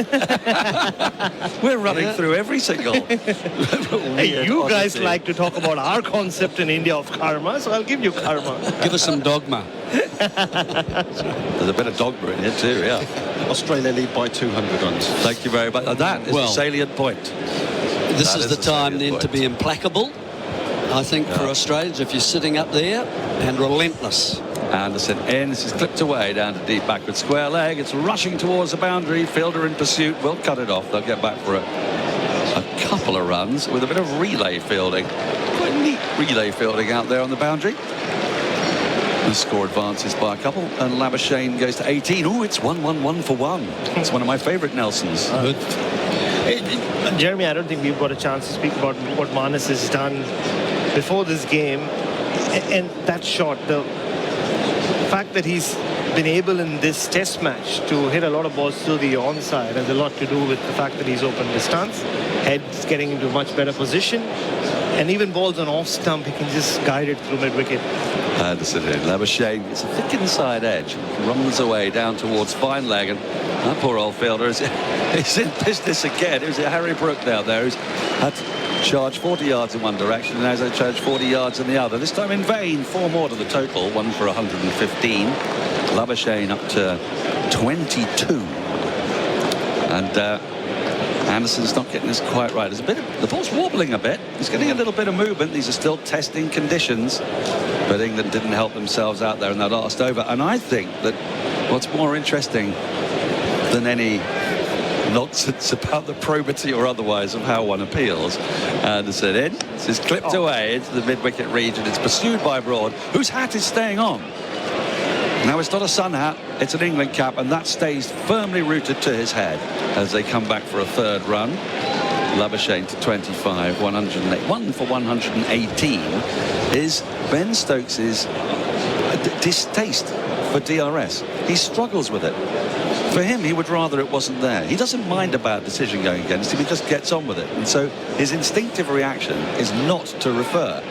No wonder Chennai Super Kings think he's the best captain to have once MS Dhoni goes. MS Dhoni was the man who stayed against DRS for so many years. Yeah, well, they're similar in that way. I mean, I don't think Stokes is actively against it. He just doesn't really care for it. As Anderson comes around the wicket to Khawaja, gets wrapped on the pad. Ball rolls out on the offside and on the Beaumont Tiles scoreboard. Beaumont Tiles, huge sale. Australia are 1 for 118. Macca's OG McSpicy. Juicy chicken covered in a crispy, mouth-wateringly spicy coating. It's the McSpicy that started it all. Order at Macca's today. Available after 10:30 a.m. Want more of SEN's expert analysis? Then subscribe to SEN League on YouTube for all the best NRL analysis from experts like Matty Johns, Cameron Smith, Greg Alexander, Andrew Voss, Matt White, and more. Visit youtube.com, search for SEN League and subscribe today. SEN Test cricket with Macca's. Here's to 30 years of McGaffey. So Broad, fresh from his disappointment in the last over. I'm not quite sure how he managed to fail to get that one looked at, because I suppose he might have thought it was going down the slope, the LBW in the previous over. That was the danger, because there was one that Stokes stopped him from doing, which was shown to be going down leg side. Just before tee. As well as the edge that wasn't. Yeah, that's right. Broad in. Labuschagne outside the off stump through the keeper, no run. But you know, sure as eggs is eggs. So the next time that it's on the pad, he'll be going, you didn't let me have the last one. And then they'll go upstairs and it'll be high and down leg. Like an errant child, really. Well, he got him twice in Edgbaston, didn't he? Labuschagne is not lining Broad up. Not at all. Very well. And that's the issue, really, at the moment. He's got that outswinger in his mind, Jeremy. A few times in the nets, I observed, he wanted someone in the Australian lineup to try and reenact what Broad was doing. Broad in, 2 slips, leg slip. Labuschagne drives away from his body, and fortunately for him, the ball just rolls up to mid-on. I remember at one point Scott Boland was bowling to him, maybe 2 days out from the test, and he kept talking to Scott Boland about, can you try to come slightly wide of the crease and get it to angle away from me from there, just like Broady does. But, you know, it's a skill that Stuart Broad has developed. It with his action, even though he comes slightly wide of the crease, not many can recreate it. keep saying this over and over again. I'll come back to it in a moment. Broad is into Labuschagne, who comes forward in good, firm defence and plays out to the offside and no run. And our replay stream with tyre power, clean bold savings. Seen the three that we've been talking about.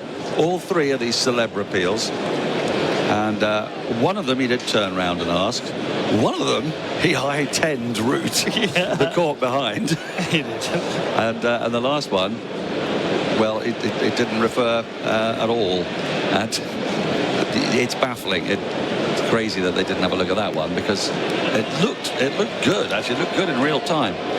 As Broad rushes in, and Labuschagne flicks a lakeside ball away, fine out towards the boundary. And Josh Tongue, who's a little weary out there, didn't put in the dive or chase too hard. 4 more to the total. Labuschagne moves to 29. The lead 213. The score 101 for 122. Just a little fuller than Anderson has been from the nursery end, and he's able to get that leg side. As soon as Anderson comes in from this end, it's a little shorter. He's been able to work him leg side a lot. He's got a lot of runs down there. Broad a bit more difficult because he's further wider of off stump. You do get the chance of being hit outside line, which he was just before tee, but it's harder to get to that leg side, and he's kind of just playing across it slightly. Broad runs in, Labuschagne clips away again. Then it's gone straight to Tongue. A Mosley lookalike down at long leg. 1 more to the total, 1 for 1, 2, 3. I really want to know what Josh Tongue's political views are now. You put it in my head. I'm sorry. But again, Jeremy, you're right. He's so keen on accessing the onside, but trying to keep sure that his head is straight, and also trying to make sure he doesn't chase the wide one. I think that's where he's getting into trouble with Broad. Well, Broad is striving to recreate the delivery that he thought he'd got him out with. The danger with that is you've got a very small margin for error. Will be turned away on the leg side easily enough. Khawaja's back on strike for the last ball of the over. Broad in, and Khawaja lets it go by. On the Beaumont Tars scoreboard, Beaumont Tars, huge sail.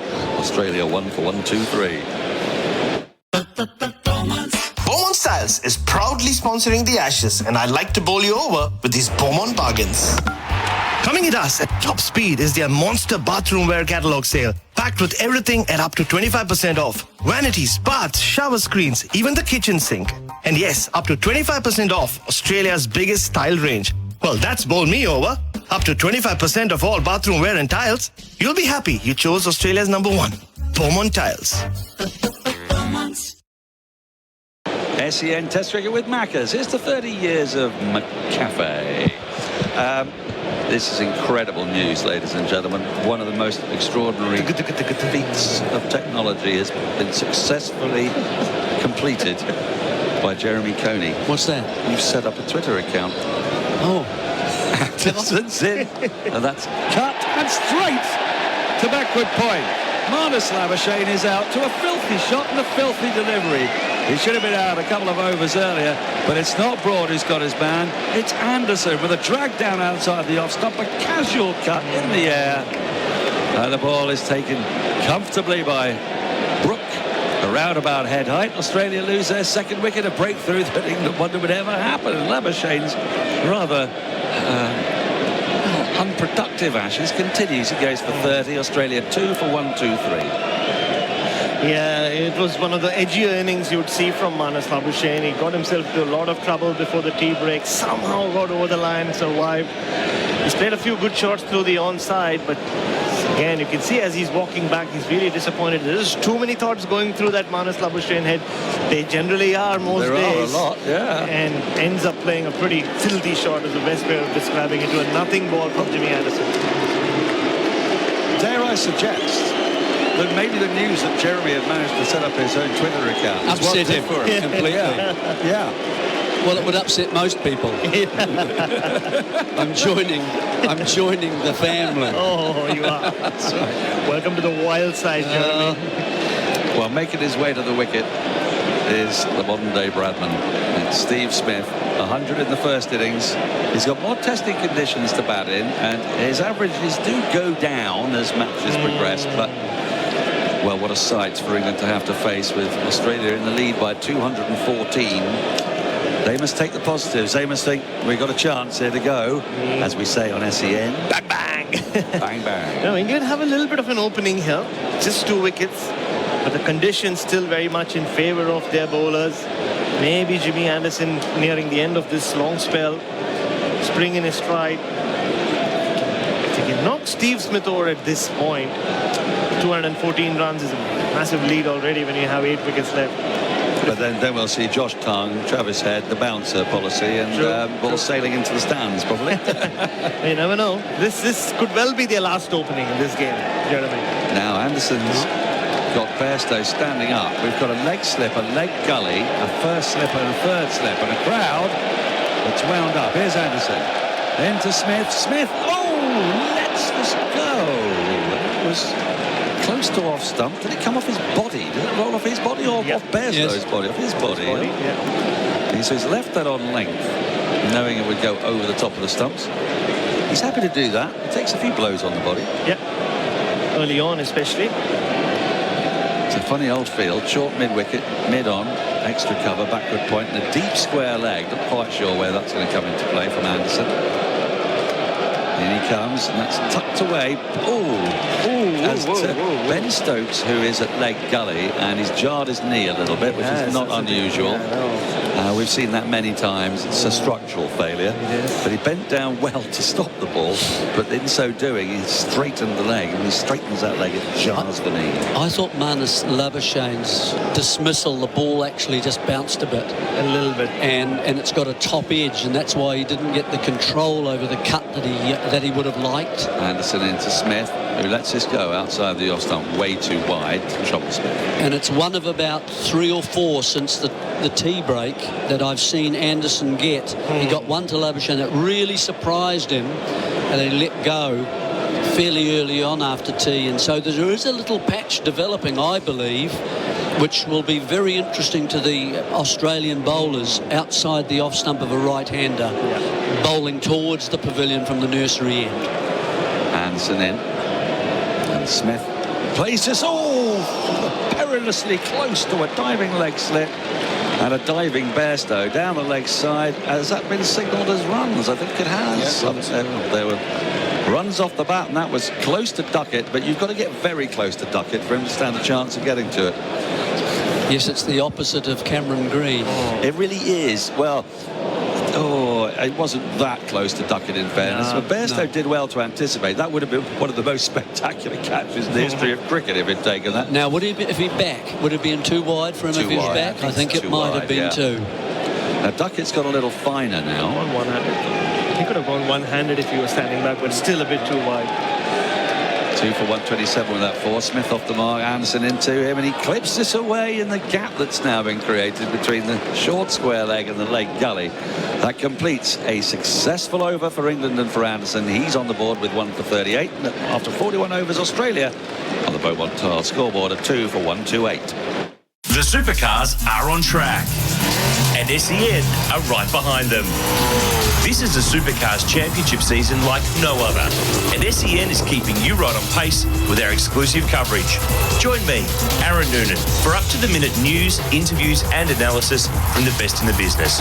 It's a huge season ahead with racing right through the year, so make sure you're up to speed by downloading the SEN app today. SEN Supercars, right here on SEN, your home of sport. SEN Test Cricket with Maccas. Here's the 30 years of McCafe, and good morning to our New Zealand listeners on SENZ. They're here thanks to Resine, New Zealand's most trusted paint brand. If you're listening in New Zealand, you can get involved and send us a text, Jeremy, on 888833. Don't let me confuse you. 88. It's not 48. 8833. Gee, I mucked that up. Didn't I? I'm sorry, mate. Oh, sorry, New Zealand. Yeah, it's because I said that we're going to make this the best one we've ever done. Yeah. It was my fault. Worked me up to a frazzle. I did. At least it's not live. Yeah.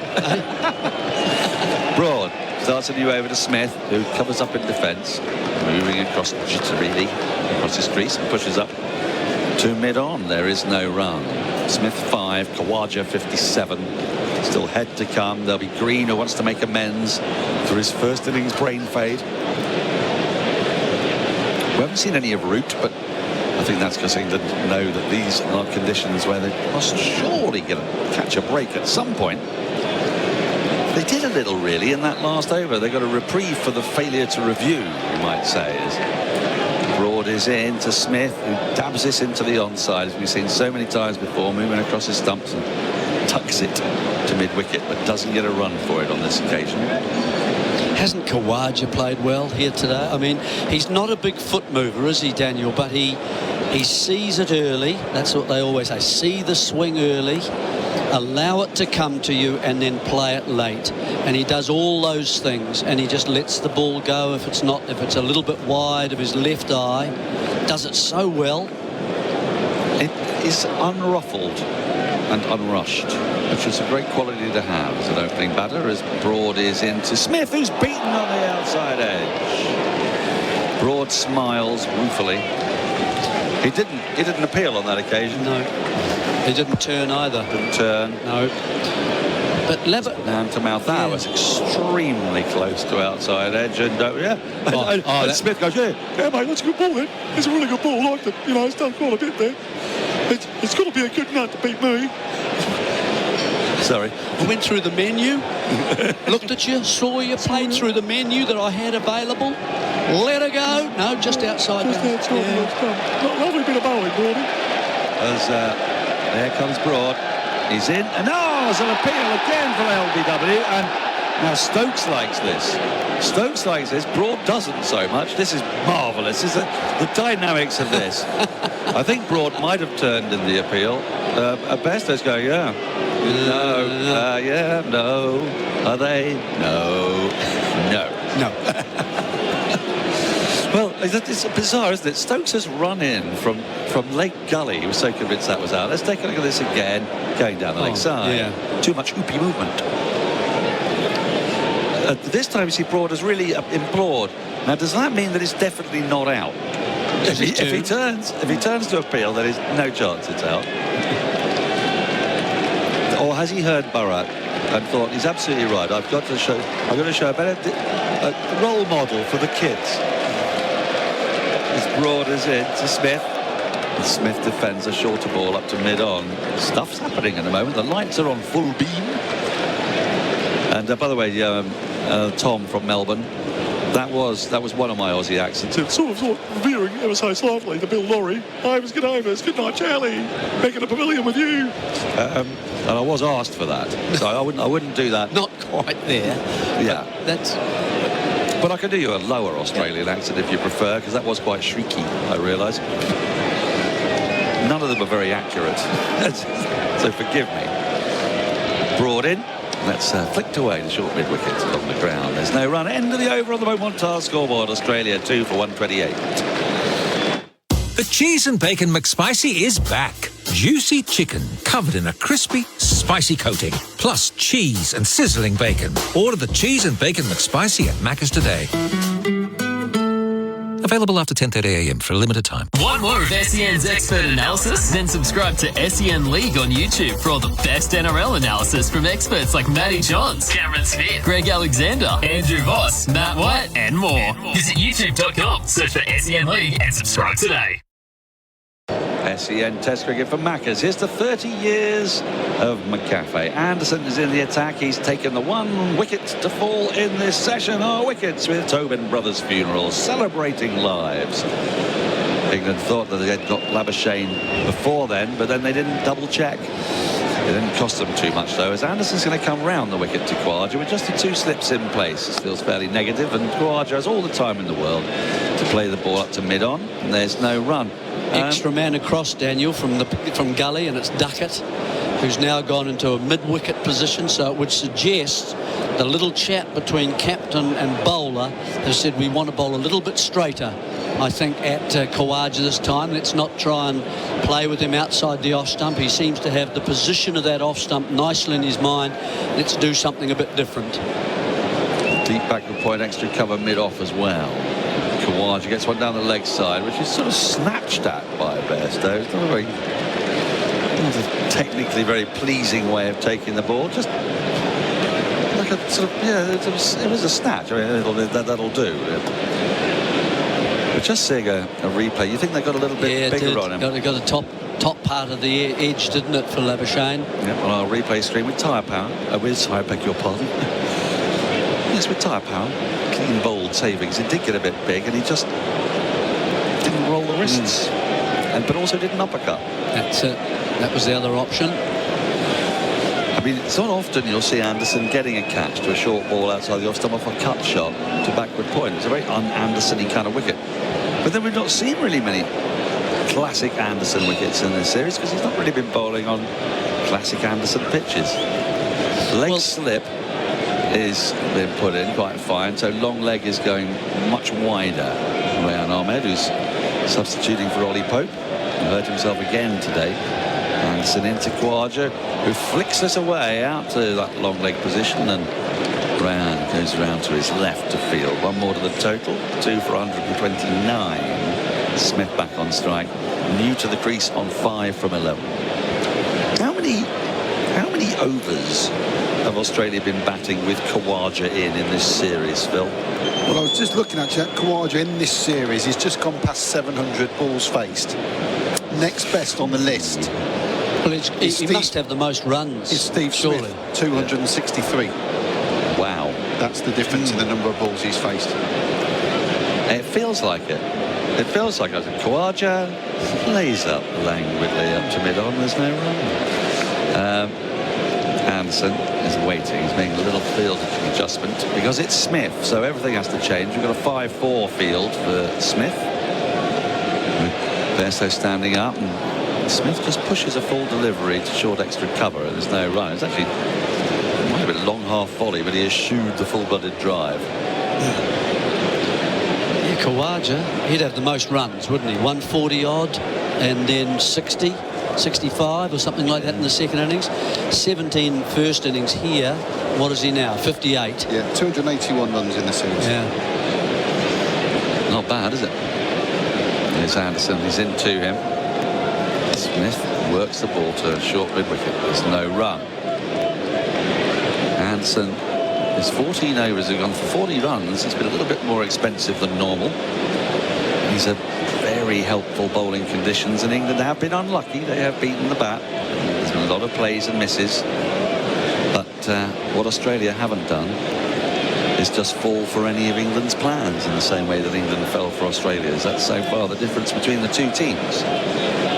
Fine leg slip, a leg gully in place. Ball went very close to that leg slip in Anderson's last over from Smith, who waits and he tucks this away perfectly down to deep backward square leg for a single, well to the left of the leg gully. I don't believe it'll be long before we see Josh Tongue, but at the end of the over on the Beaumont Tiles scoreboard, it's 2 for 130 Australia.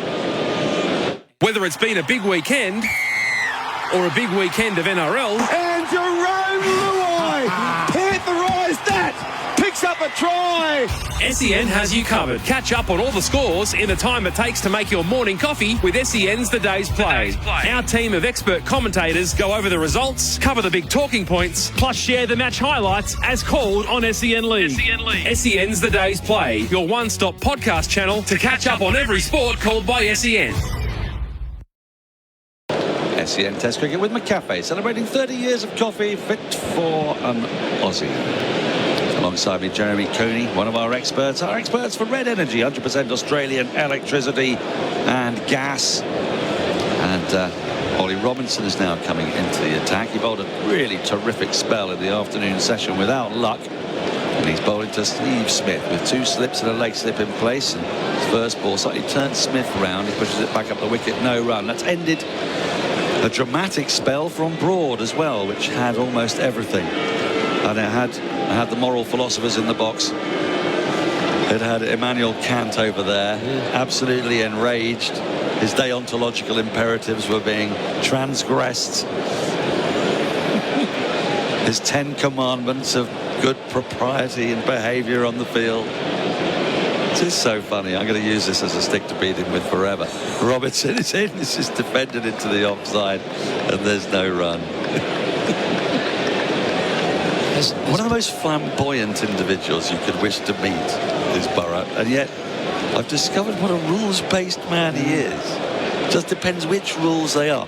He won't obey any sartorial rules. There's only one Bible for Bharat. Laws. It's the MCC Laws of Cricket 2017 code, which he leaves in front of us, or it is in front of his seat as he departs. Robinson into Smith. Smith guides his ball to backward point. A little bit of width. Rayan Ahmed does the fielding. There's no run. So even when he's not here, the laws remain. The laws. Well, no one is above the law. No. And we must all be reminded of the laws. They should be chiselled into our commentary box. What's your favourite law, Bharat? Can you have favourites? Are they all like children to you? You know, they're all equally lovable. Robinson is into Smith. Smith pulls at this into Bairstow's gloves. It goes, and it wasn't far from his own gloves. That was quite a risky shot. That was almost a shot of a rather foolish Englishman. But because the trap is sort of set, they got a little big on him. Take a look on the replay screen with tyre power, clean bold savings, and he was very close to that. What's happened there? How's it? I mean, that's actually got up armpity height, isn't it? And what's it? It was pointing to the sky at that point. Yes. Imploring somebody to make him not do that, I guess. Robinson in. And this is worked into the onside, and now he goes for a little hop. A little jump down the wicket. I had no idea what it means. The Smith whisperers will all know, but I'm trying to interpret the language of Smith. And it's a very charming thing to watch. He's so engaged in the game. It's almost as if there's some... He might be a model and he's on the catwalk, you know, and he's just showing you the left hip. Oh. Yeah. Notice just a little bustle there. End of the over. In comes Robinson, and that's down the leg side, and a brilliant take by Bairstow, one-handed. It was necessary because he didn't move his feet, but he certainly dived very well at the end of the over on the Beaumont Tires scoreboard. There will be a change in the commentary box after it. Australia 2 for 130. Damien, Fleming and Whitey, are you in? You are. 2 for 130. Hey, it's Candy here. As a presenter in the world of sport, I see many powerful performances. Now, thanks to Azito, we're helping power your next DIY project. Did you know Azito's 18-volt range is powered by Einhell? German-designed quality, driving, innovation and performance. So you can power over 85 cordless tool and garden products with the same battery. Azito, powering DIYers all day, every day. Exclusively available at Bunnings Warehouse. Australia 2 for 130. Khawaja on 58 and Smith on 6 on the Beaumont Tile scoreboard. Damien Fleming back into the box. Flem, have you ever seen cricket played when it's this dark? Now, I know the lights are on, which make it less dark, but I don't think we would have been playing 10 years ago in these sorts of conditions, would we? But it's good. It's absolutely Let's good. use the lights. They play a lot of night cricket in the white ball cricket, but bring it on. Everyone's paid their money. Yeah. Usman's just consuming runs as he does. Smithy's fidgety. Tongue into the attack, around the wicket bowling to Khawaja, and lets that one go down leg side at about rib height. It's dipped inside the ball. But with the lights, Whitey, you know, it looks okay down there. You know, sometimes, I mean, it's always the bane at the Gabba when it's the first Test match, isn't it? Yeah, that's right. And they go off once, and then that's their measure that's for the rest exactly of the. right. That's and the just reference going, why aren't we playing? The lead sits at 221. Tongue past the umpire bowls to Khawaja, who ducks underneath a short one. Now, Usman, don't be a blueprint for the English batsmen in the second innings, showing that you can duck bounces and then wait till they bowl in your scoring area and make them pay. But there is a discipline in it for Khawaja too, because he does like to play that shot. Oh, yeah, exactly. But it's not necessarily the appropriate time to play it, or the appropriate conditions to play it. 2 out on the hook. Tongue bowls another short one, and that hits Khawaja, who actually backed away and tried to play it, I reckon, over point. He's okay. We'll have to look at the tyre power replay to work out exactly where it hit him. We're getting shots now. That was a premeditated Went too move early. away. He went early and hit his Tongue glove. adjusted, yeah. And it fell, dropped down almost at his feet, but he took his eye off the ball. I think it's got darker since you mentioned it. Just feels as if it's just slightly... No, it does, I agree. Yeah. Tongue around the wicket, very wide on the crease, and another bouncer that Khawaja But ducks really, underneath. the conditions, every time Usman's decided to duck and not premeditate, he's played it pretty easy. Yes. The only uncomfortable one would be when he actually premeditated, gave himself room, tongue adjusted and cramped him. He had nowhere to go.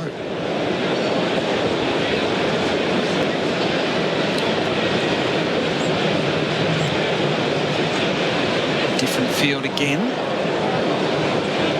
As Tongue comes in and bowls another bouncer that Khawaja ignores. And that man almost behind the wicketkeeper in junior cricket days, you'd almost call that the backstop. Yep. But it's for that rampy type shot that Khawaja can play. We see him play And a they've lot just in put, the big they've bash. put point out to deep backward point too, just in case he gets a lot of it. Got a question from Chris off Twitter, which we'll get to in the next over. They're going to get a bat pad in. Well, while they are, we can ask the question. Chris says, is there a limit to how often bowlers go off after spells? Seems like England always seem to have one off the field. Not sure if the Aussies are doing the same as well. Well, the umpires are supposed to manage that, aren't they? Yeah. I kind of feel sometimes the England bowlers go off and have a shower, maybe a cup of tea, and come back Put the feet up. New pair of socks. Tongue bowls again to Khawaja, who drives a foolish ball, no timing in the stroke, up to mid-off. And the fielding done by Robinson over bowled. At the end of the over, it's 2 for 130 with Khawaja 58 and Smith's 6 on the Beaumont tile score. McCafe is turning 30 this year.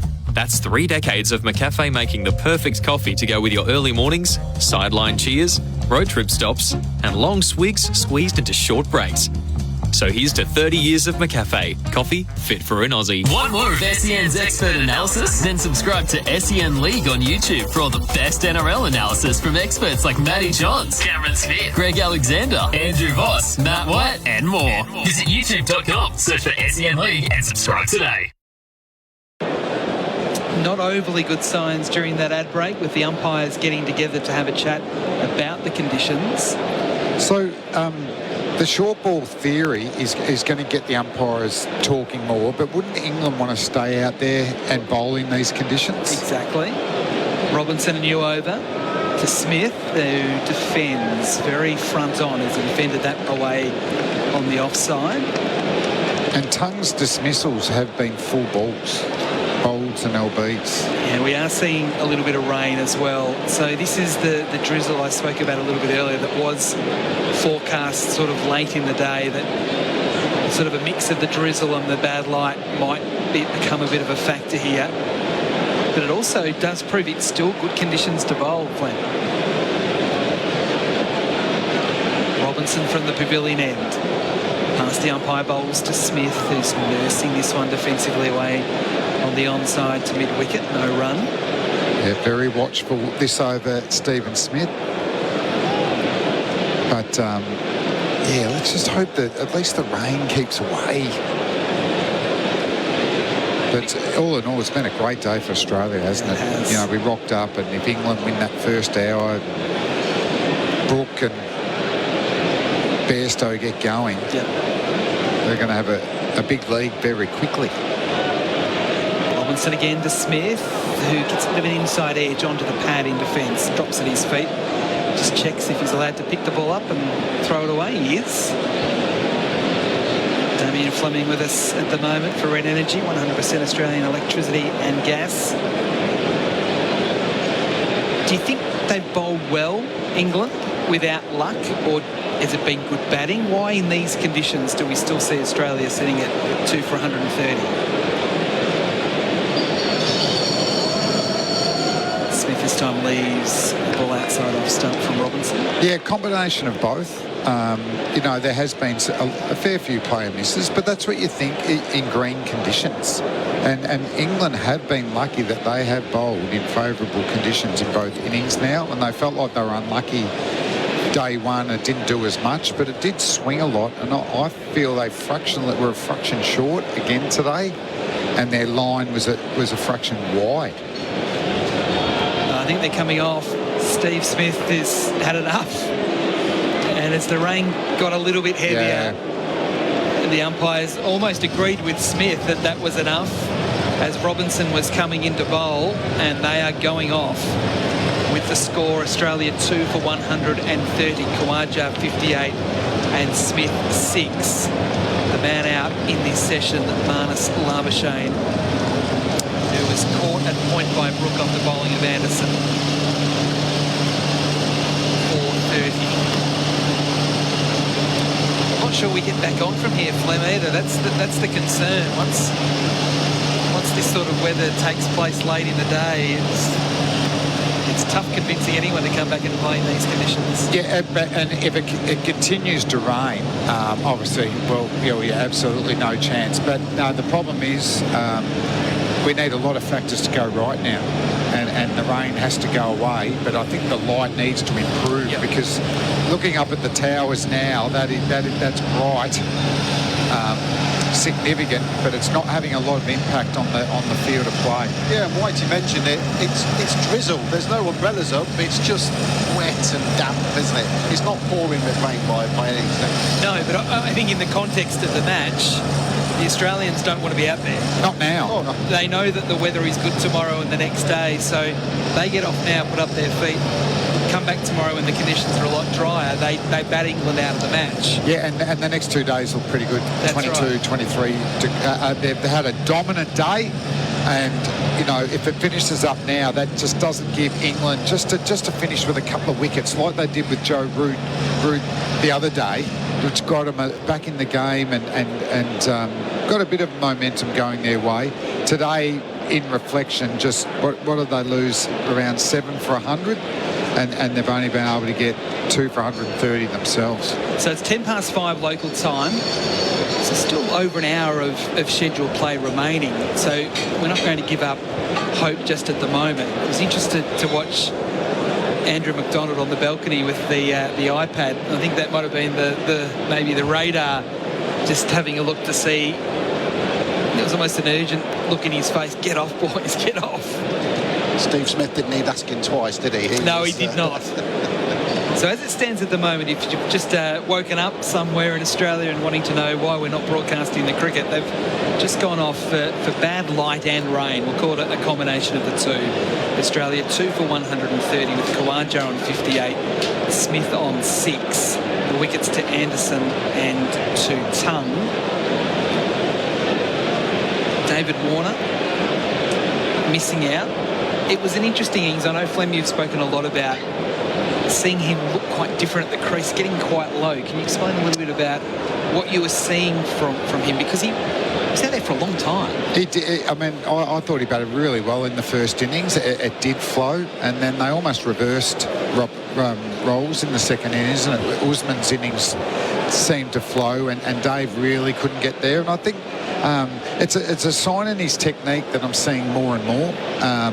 I actually saw Travis Head at stages when he was trying to establish himself in the Australian team. It's that drop of the back knee, and you tend to uppercut a lot.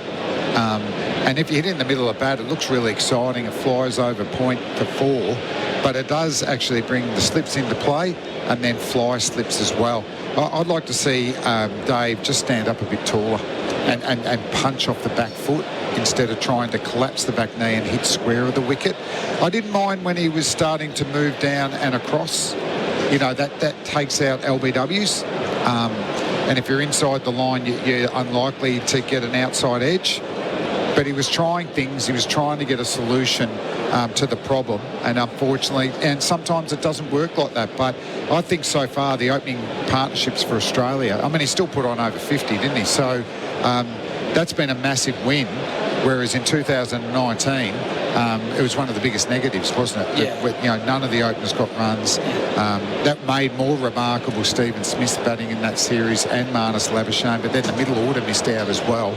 A big tick to the opening partnership so far in this series.